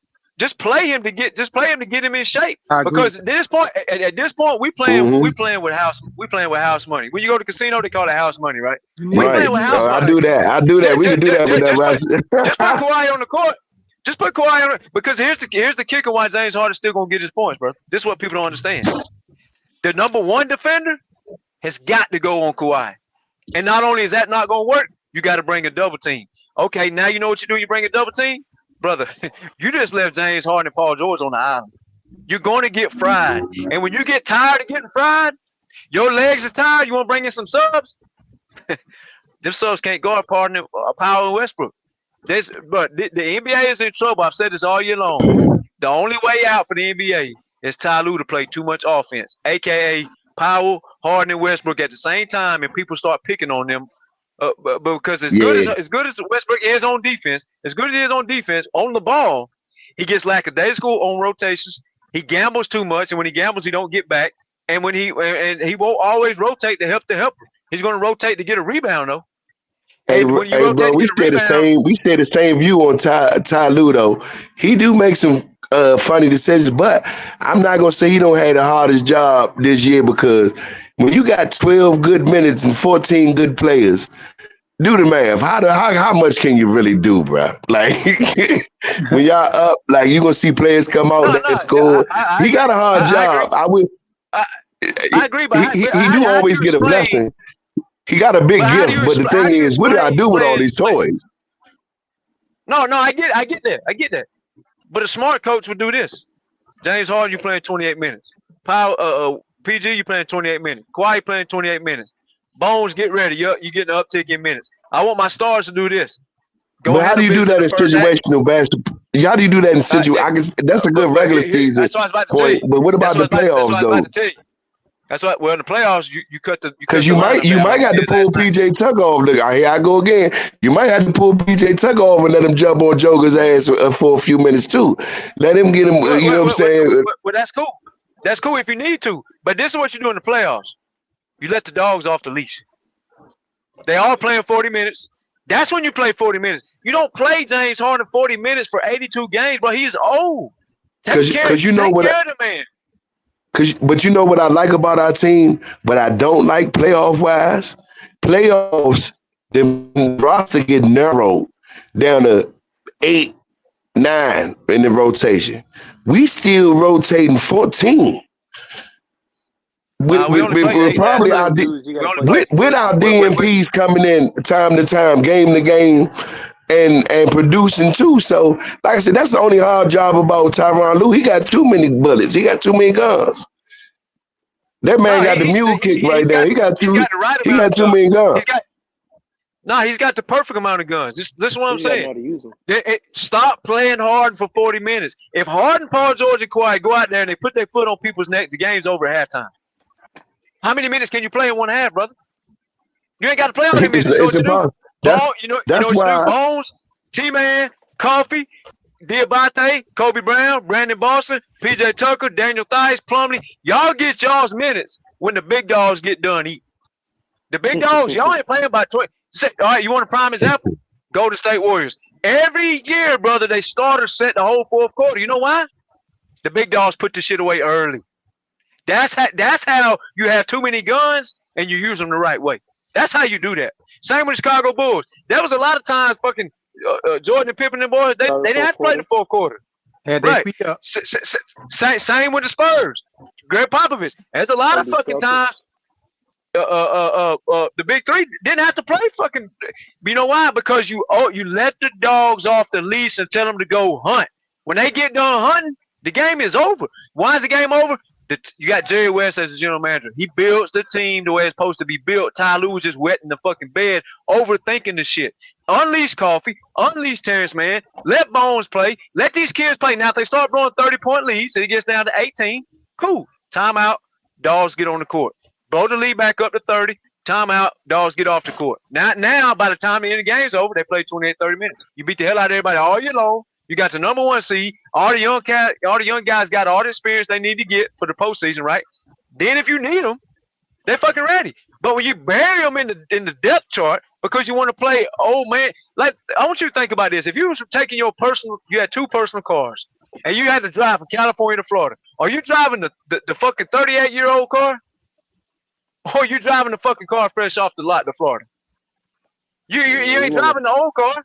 You're driving the young car, right? Because it's a long trip. You drive the big dog car when you spin the block around the house, right? That you let everybody know, hey, I'm still the big dog on the block. I'm still the big dog on the block. But when I go from Cali to Florida, hell nah. Put the big boy in the garage. Keep the mileage off my wheels. Keep my oil fresh. Keep my coolant fresh. Keep my brake cleaner, brake fluid, all this shit. Keep the big dogs fresh. Let the little dogs go hunt. If they can't handle it, okay, come here. And then you go get the big dog out the garage. That's right. I mean, but it's a blessing that they stay ready. That even though I know what you're saying, like unleash them, they be ready. I mean, Coffee, Man, Powell, they all stay ready. So I mean, that's just great. They know they roles, and I think everybody know they roles, and nobody's afraid to defer. Like I was talking about earlier. Like if you miss your first 4 shots, fuck what the box scores and the motherfucking analysts gonna have to say. Man, keep giving Paul George the ball, keep giving Kawhi, keep giving. That's how they playing. And for River, that's the team basketball that I like to watch. It ain't Warrior style basketball, but it's great team basketball, man. I'm just loving watching. That's why I say any loss this year gonna be a heartbreaker. It's gonna be magnified for me. I agree with you. You said something about deferring. That's because they all get along. Like if you notice on Right, but I'm saying if you ain't got the hot hand, don't worry about what the box score gonna say, what the analysts gonna say. They playing like that now. If they not hot, they gonna give it to the hot man, and whoever missed the first 3 might not get but 10 minutes. Anybody on that team, they go for the biggest dog to the littlest poodle on the team. If you miss 3 shots, you might be on defer mode or straight defensive paralysis. You know what I'm saying by that? And this is what, I understand what you're saying. Go ahead, OC. With a team like that, I'm going to defer. I'm like, oh, he hot. Well, I'm gonna stop giving him the ball. That man about to hit 50. You know what I'm saying? I'm gonna tell you why Paul George. We got 5 people on our team that can hit 50. Do y'all understand the team we got? And that ain't a stupid team. I understand it. I understand it. This is why Paul George and James Harden can possibly. I don't think they can outplay Kawhi. If Kawhi wants the Finals MVP, he's gonna get it. But here's the thing: how they possibly can steal the Finals MVP. They are going to have to Send all the dogs at Kawhi, bro. They ain't got no choice. This since he's perfected his mid-range game, man. But because he's stronger than everybody. His length on his jumper, his shot is gonna be so high. Now this dude is hitting these fucking Kobe and Jordan fadeaways where he fades back like 4 fucking feet. Now he don't elevate as high as them, but he's longer than them. So when he fades, but you can't contest the man's shot. So you're gonna have to send the dogs at him. James Harden and Paul George about to have a prime opportunity. Now can I shake it up a little bit? Can I shake it up a little bit? If Kawhi, now I'm willing to make a little cash out friendly bet too, just with you. I'm betting that James Harden gonna be the MVP this playoffs if we win it all. That's what I'm saying. Whoever said, "Oh no," who winning the race right now? I mean, I'm not gonna take the bet when I feel like I'm up. But who winning that race right now? Are you talking about the finals, or are you just talking about how you gonna judge? What are you talking about? Well, we could do the finals, but I know you probably wouldn't make that bet or nothing, and knowing that Kawhi on limited minutes or not coming in fresh. But yeah, I'm willing to make that bet. We can revisit that in a week, though. We can revisit that. We might have to revisit that because I'm making a bet on mine. You know what I'm saying? But because Kawhi can come out here next week and the knee inflame again, and then we in a situation where we say, "Hey, do you want to call the bet off?" Because he done pulled Finals MVP, but I ain't gonna don't ever forget my man. He's a definite NBA MVP. And he also facilitated the most recent MVP to get his MVP over a big joker. Go ahead. You know what I'm saying? So, but my man going to defer. I'm gonna make that bet knowing my man is going to defer. Because whether we say James was the ISO ball king or whatever, he gonna defer. If Kawhi's in there, if Paul George is in there, my man is the point guard. So with the defense argument, I hear it. But point guards, you really requiring your point guard to play. We were just talking about why point guards aren't required to rebound. How much defense is the point guard really supposed to make? Not unless you got another Derrick Rose or you playing against a Westbrook that's going to be going in there banging or posting you. No, and James ain't gonna let nobody just post him up, brother. His perimeter defense might not be the greatest. He's a solid. I agree with that. Go ahead, OC. He's a solid post defender, but he ain't quick enough to guard guards that be trying to penetrate and run the pick and roll. He can't do that well no more. No. So I know he got Kawhi for MVP of the finals. But nobody see that as a possibility that James Harden could pull the Finals MVP. I think Paul George can do it too. Because well, whoever say Paul George, I noticed OC. Who is it? OC, you got Paul George. Would you want to get in that bet too? We could make it a 20-20-20 and somebody come home good or 100. I know. I support Paul George. I support my team as a whole, but you know what I mean? I got Paul George on there because you got Paul George on yours. All right, this is gonna be interesting when we get to the final. I switched that. I don't think any of it's a bad bet, and this is why. No, because you're going to have to put, and this is why you can't beat the Clippers in the 7-game series. You just can't. You're going to have to put a top defender on the pick and roll, or James Harden, yes, is going to kill you. So your other boys, Terrence Mann and Zubac could get it. You don't know who could get it. Nah, they won't get it. It's gonna be hard for Paul George and Kawhi. But this is what I'm saying. Kawhi is gonna draw all the attention. That's first and foremost. James Harden runs the next best part of the offense, which is going to draw the second best defender. And this is why OC, man, has got a great chance to win this. This is what OC trying to say. If Harden draws the second best defensive attention, Kawhi draws the first best defensive attention, that means you got Paul George going mano-a-mano on a third-rated defender? Bro, that is not good news for you. Yeah, you got James Harden feeding them too, because sometimes PG just likes to play off ball. Right. But y'all gotta see. Of course that's my guy, and I stay on the defensive. But I be trying to tell people like James Harden don't get the respect even from the refs that he used to. If you notice, James, when he go in, they don't give him no fouls. How he go from being the number one foul getter, he don't get no more. And they be like, oh, well, they figured out how to check him. But like, nah, he just don't get that superstar respect. So notice that he only keep his game outside. James be moving his game around to how the game moving around him. You know what I'm saying? Notice he don't go in and get no fouls no more, but he don't cry about it like LeBron. That's a whole nother story, and don't play defense, and he's still back there talking to the ref. You know what I'm saying? He don't do that, but he might not have been here long enough, but they don't call fouls for the Clippers, period. Yeah. That showed in the last game for sure. That's the hate, bro. That's the hate part right there. That been consistent for years, though. That's been a consistent. He stayed for years. My man said, I've been a Clipper. That shit been like that for years. But Monty, was you trying to say something, or was that Hope? No, go ahead. Oh, who was that? It was Hope trying to say something?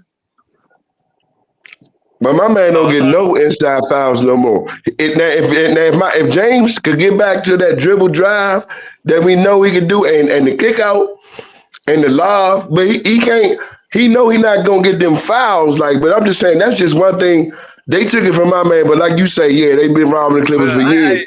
Hey, James Harden. But you can notice it if you. I'm just saying, whoever watched my man next game. I agree with what you're saying. I'm saying this. James Harden don't deserve no more fouls, though. See, that man done bluffed enough fucking fouls in his life, bro. He don't deserve no more fouls, man. He still get away. Go ahead. Hey, he was the master of that shit, though. I give him that, bro. He was a master of finessing the rest, bro. He was a master. Yeah, he was. He still got away with it. But Lonnie, you got to be honest, though. They're happening. Probably 50% of their fouls was some fucking bullshit. You know it. Nah, but he was drawing them. He knew how to bring his arm. You see how he swing the ball down there. As soon as you put your arm down at the ball, he used to come up. And he was the reason why they changed a lot of the rules on playing that on-ball defense at the perimeter too. He was hooking people on. Yeah, he'll put the ball down, swing it. As soon as you put your arm down and like you about to grab the ball, he gonna jump up. You know what I'm saying? But that was just you posed his strategy win. It was smart. But now what they do? That wasn't a NBA move. That wasn't. You know what I'm saying? They moved it around because of what he was doing. You want me to tell you how James Harden can win the MVP? All jokes aside, if he starts doing what he did, you notice what he did last night. If he starts shooting that fucking floater off the left or the right leg, and you don't know if he gonna go to the rim or throw the floater or throw the lob, if you don't know, if he starts doing more of that, bro, these motherfuckers are in trouble. They're already in trouble. Don't get me wrong, but that floater he does, he needs to do that more. And I think Westbrook needs to go to the fucking floater too. If Westbrook could go in there, he jumps so fucking high, bro. They can't contest his shit. If he jump, he's so fast and so high. If he just go in the paint and just jump straight up and lean with them long ass arms and start shooting a floater, he can make up for the lack of shit he's lost over the past 5 years with that fucking float game. Real talk. Him and Harden. But because that's what Kobe did, that's what Kawhi's starting to do. Kawhi knows he's done had a lot of surgeries, but Kawhi's ahead of the curve. He's been practicing this Jordan Kobe fadeaway shit. He's been practicing this shit for 4 or 5 years. He's been working now he has to lean on it. He's already mastered it. So now you're fucked. Oh, so yeah, he shoots a fucking floater and a hook. You're right, OC. See, Kawhi's ahead of the curve.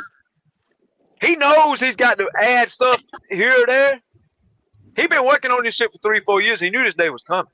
Yeah. Now he's got the fadeaway, and when you start jumping that fadeaway too early, gonna hit you up and under. Now he's got the hook if you too small. Now he's got this. He does a little bit of a euro sometimes. He'll dunk on your ass. He'll pull up and shoot the fucking midi on your ass. He'll jump in, you draw a foul on your ass. His bag, bro, is so fucking wide. People just don't like it because he's fucking methodical and he's slow like Tim Duncan shit.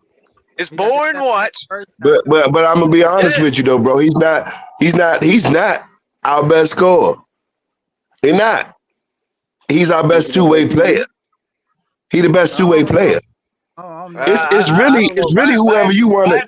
It's really whoever you think, because I mean For 7 my games, man I ride with my Kawhi. man my man assists so well. My man facilitating assists so well that he's not going to get 40, 50 with the Kawhi and the PG around, but we all know he can. Reason why I can't do on him not being the best scorer is because he's the most efficient. Who the what? He the most what? The most efficient. He's the most efficient. Well, he's also shot a lot less shots than a lot of NBA players too. Because he's efficient. Well, he's No, smart. because he been hurt. He ain't gonna force no shots. Well, no, even when he's healthy, he don't shoot a lot of shots. He's gonna average 30 in the playoffs. That's what I'm saying. That's just like ain't gonna shoot a lot of shots. But that's just like a wide receiver to get the ball thrown to him the most. You know what I'm saying? He gonna have more drops. You know what I'm saying? So, but if I can score 30 and 15 shots and it takes you 30, you know what I mean? You can't say you the best. You can let everybody on the Clippers team shoot the ball 40 times a game, bro. Kawhi's still gonna shoot the best offensively out of all of them. So if somebody go, so I mean, let's say somebody, let's say Kawhi shoot 6 threes. Let's say Kawhi shoot 6 threes and make 3. That's a hell of a field goal percentage for 3-pointers. And let's say James Harden shoot 14 and hit 6. That's what I'm saying. Like, it's the efficiency level is different, but because one person taking a lot more shots and a lot more longer shots too. You know what I'm saying? I'm just saying, your boy, my man is going to defer to your boy. I'm going to argue that my man is definitely a better scorer than Kawhi Leonard. But he also the one that got to facilitate that team. Are you talking about historically or right now? I can't be the one that need the most Gatorade. Listen to me, fellas. It's about listen to my argument. About prime James Harden, you might be right. I'm not really talking about prime James Harden. I'm talking about the Harden that's had to go from the only one on the team to having 2 people to 3 people to 4 people on his team. He done did it in all different ranges. That's what I'm saying. He don't get the respect. We agree with you there, but what I'm saying is, for me to say, what I'm saying is, I can't be the man that need the most Gatorade if I'm the man handing out the Gatorade. You understand what I'm saying? I'm giving it to he deferred because he is the point guard. You know what I'm saying? Well, that, but he also has a couple games of series, bro. He had like he ain't never played basketball before. That ain't gonna happen with Kawhi. Right.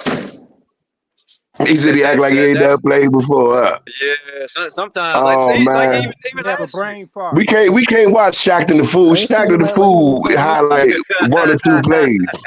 He said Shaq and the Fool. Nah, man, Harden's got plenty of episodes, bro. Harden's got plenty of episodes. He's all go ahead. You don't even show up at all. But I mean, but your boy don't play enough to get on Shaq and the Fool. So I don't know. Man, it don't matter if he plays. If it don't matter if Kawhi plays fucking 48 minutes, but you ain't gonna see that shit. But it's a lot of little hidden stats that we refuse to realize. Like I said, a wide receiver with a lot of targets might have the most drops. How many players do we know, period? How many players do we know, period? And I don't even know if it's one. I got to check this out. I don't know if one of you know. Maybe BJ, maybe you know.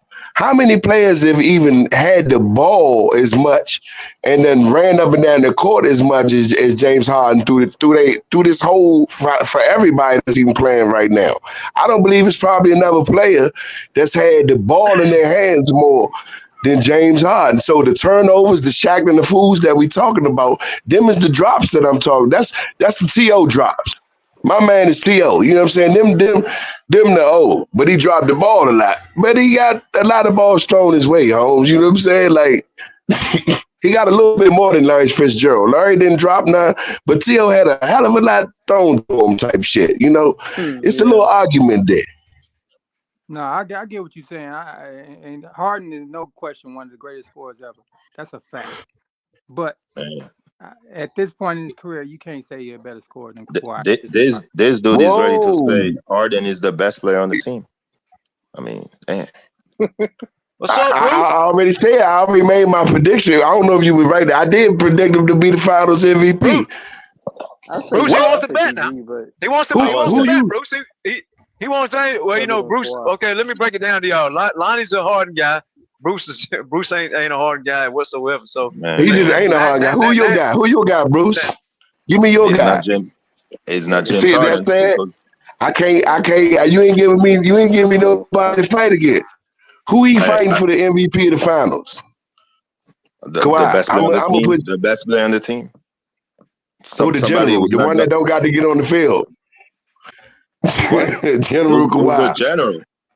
He the general. I'm gonna give him that. Your general lost many wars, man. No, I Man, said the general is Kawhi. He the one that ain't got to get in there and shoot the bullets. So James Harden is like James out Harden there is in the like a front. lieutenant now.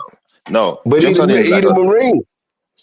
the Marine. Well, okay, I'm He about to gonna be retire holding. Who Marine. gonna have the ball?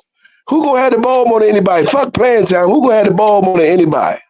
So when we talk about the Shaq, you know what I'm saying, the turnovers, let's say, or any of those type of things, who gonna be responsible for that? The Not man with James the Harden. ball.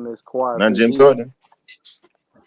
Hey, It ain't. Bruce, you just don't like James Harden. Man, my man, look, he ain't gave me nobody that he fuck with that's fucking with my guy. But all he say is, man, my man is choke city, James Harden. I mean, he chokes But with his beard. Man. He chokes with the beard. man, look, we shouldn't even, and like I don't know if you was on there that night. I had to defend my man and say, hey, what happened when the Clippers was up 3-1 to James Harden? Why are you a fan of James Harden? That's okay. What you Why mean? has he done? I'm gonna tell you why, and I'm gonna tell you why I'm a Clippers fan too. That's a whole different roster now. All right, but now listen to me. Listen to me on this one, right? Listen to me real good, because I am a fan of basketball, right? And the fact that, and not only my James Harden team, I'm a Clippers fan now too, because I've seen some of the best teams in history on my soul that never, like, as far as I done seen Clippers teams that was great that ain't won. I saw a Brooklyn team that looked like one of the best teams ever. I seen a Thunder team that looked like one of the best teams ever that lost 3-1 type leads. So I kind of root for underdogs, man. People that you be like, man, how you gonna say that wasn't one of the best teams ever? Why are you a fan of James Harden? You still haven't said. Because look at his skill set. You looking at just playoffs and championship. Okay. I don't know, bro. I've been watching basketball a long time, so I can't just say certain teams weren't great and just because they didn't win the championship. I can't say that. When you had the Warriors in the way, I can't say that. When you had Jordan and them in the way, I can't say that the Knicks wasn't shit back then. I can't say that. You know what I'm saying? It seems that it was real good teams out there. But why I'm on here as a Clippers fan. I felt the Clippers done had teams in the years that they ain't. Yeah, what happened? What happened when You still haven't said why you're a James Harden fan. Because he beat the Clippers when he was down 3-1. When y'all was Lob City, when I was a Houston fan. When he showed me who he could be, but we couldn't get past the Warriors, bro. He quit on your team. He quit. He quit on your team. I gotta fight with this guy because he won't. On the same team now, Bruce. Nah, but Bruce. But listen about Bruce though. Bruce, he going against James. All I got to fight him with is the Clippers. What did James Harden do against the Clippers? That was kind of his team, though. He didn't really. Oh no, you told me. Hold on, no, we had that argument. Somebody told me Josh Smith was the MVP of that one. I don't know who the fuck said that. I was like, Josh what? Smith and Dwight Howard won the game. Oh yeah, that was you that night. Yeah, bro, you tripping? Please don't keep. Hey, bro, the man say Josh Smith. Hey man, hey Bruce, go ahead, man. See that now I got to fight against the Clippers because you ain't giving me nothing to fight against. But I mean, man, look, he quit. It's going. I feel like, hey Bruce, so now Bruce gonna be the one when we lose it all. Bruce gonna be the one when we lose it all. He gonna. James Harden quit. He said he quit. Okay, then he quit. I mean, we got stories about a few people on our team. You know what I'm saying? It's been stories of Paul George quitting the playoffs. It's been stories, but these dudes is great and they deserve that ring to solidify who they've been and who they are. We talk about NBA MVPs here on all levels, playoffs and regular season. Huh? I don't remember a story of Paul George actually quitting though. I don't know about that. He lost at OKC, but I don't know about him quitting. Yeah, I don't remember that.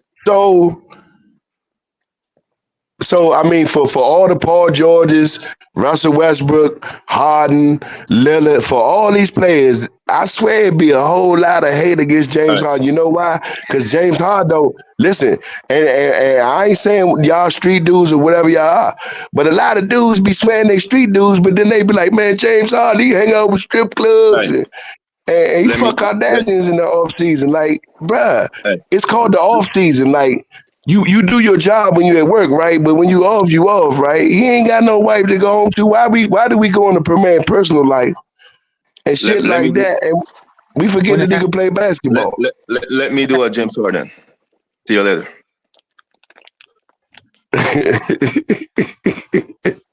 He'll fuck with James Harden.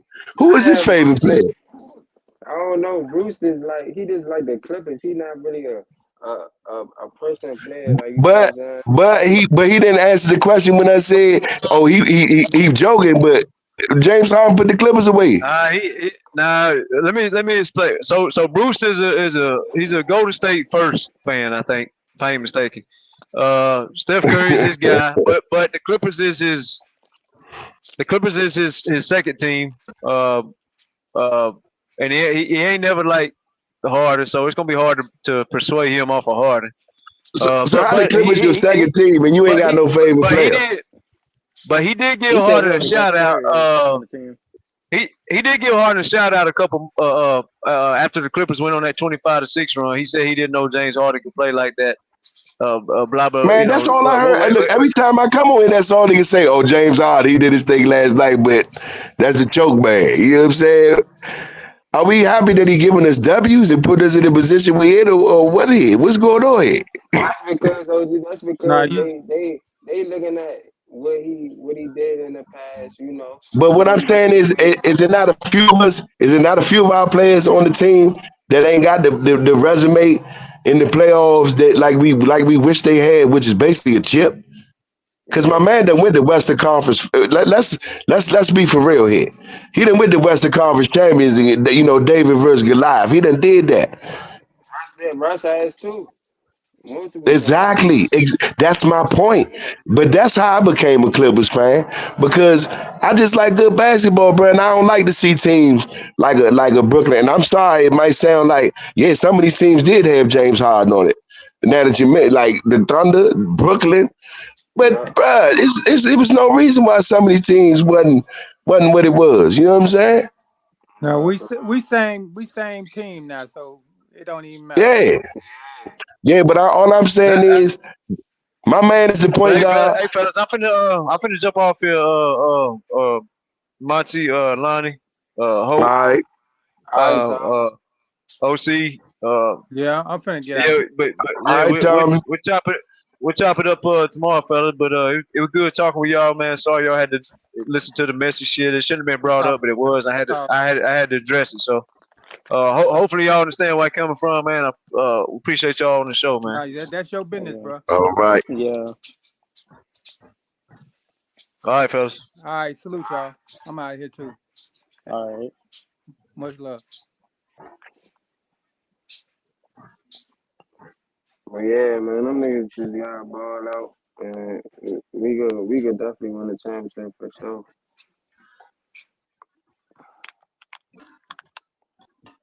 Hey Monty, like I say, man, our men, they could definitely defer. But one thing about it, if James and Westbrook on that floor, ain't no backcourt even in the game right now fucking with them, and that's we could come off the bench. We could, but who the fuck gonna stop us? Yo, what's happening, y'all? This is Beaches of the Pull Up Basketball Podcast. Welcome to the #1 LA Clipper podcast out there. We want to first give you guys a shout out, LA Clipper fan, LA Clipper Nations, for being here. Share this podcast with your family and friends. They will not be disappointed, but let's get it popping. Pull up in motorcades. I got a show today. It's all I'm trying to do. Hustle and motivate. Choppers to throw away. Hustle the overweight. That's why they follow me, They think I know the way. Cause I took control of things. Ballin' the solo way. And if you pattern my trend, I make you my protege. Slossin' that soldier race. Niggas don't know them days. Take you in back of the buildings. Make you expose your rage. Take you across the tracks. Make you explode the face. Now you official now. But you got a soul to say. I just been cooking that new. I'm about to drop in a few. Think if I call it the great, the people gon' call it the truth. I ain't really trip on the credit. I just paid all of my dues. I just respected the game. Now my name all in the news. Tripping on all of my moves. Quote me on this, got a lot more to prove. Remember I came in this bitch, fresh out the county with nothing to lose. No, wanna count on you, but I don't do this shit for nothing. No, not at all. You, but my money red, that you do.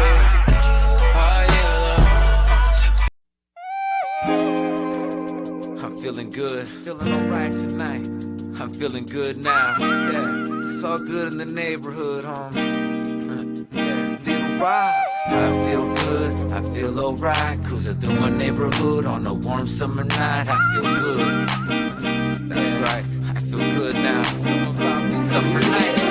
Summer days just sitting around, but when the sun goes down, I'll be ready to party. Them summer nights, keep the top on drop. All the girls looking hot, hit the photo and we just don't stop. Party until the morning light.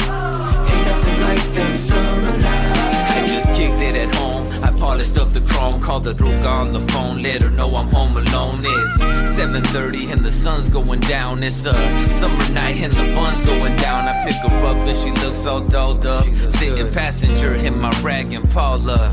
Yeah, I let her know that she looks beautiful to me. The world's an ugly place, but she is such a sight to see. The kind of woman that would put up a fight for me. The kind that wants to spend the summer nights with me. The temp was 80 and I'm cruising with my lady. Playing some Rafi Bagan, who baby, baby. I see my homeboys and the cruising in the rides. With their ladies, sitting by their side. People think we look crazy, but I think we look classy. But then again, that's only if you ask me. Summer days just sit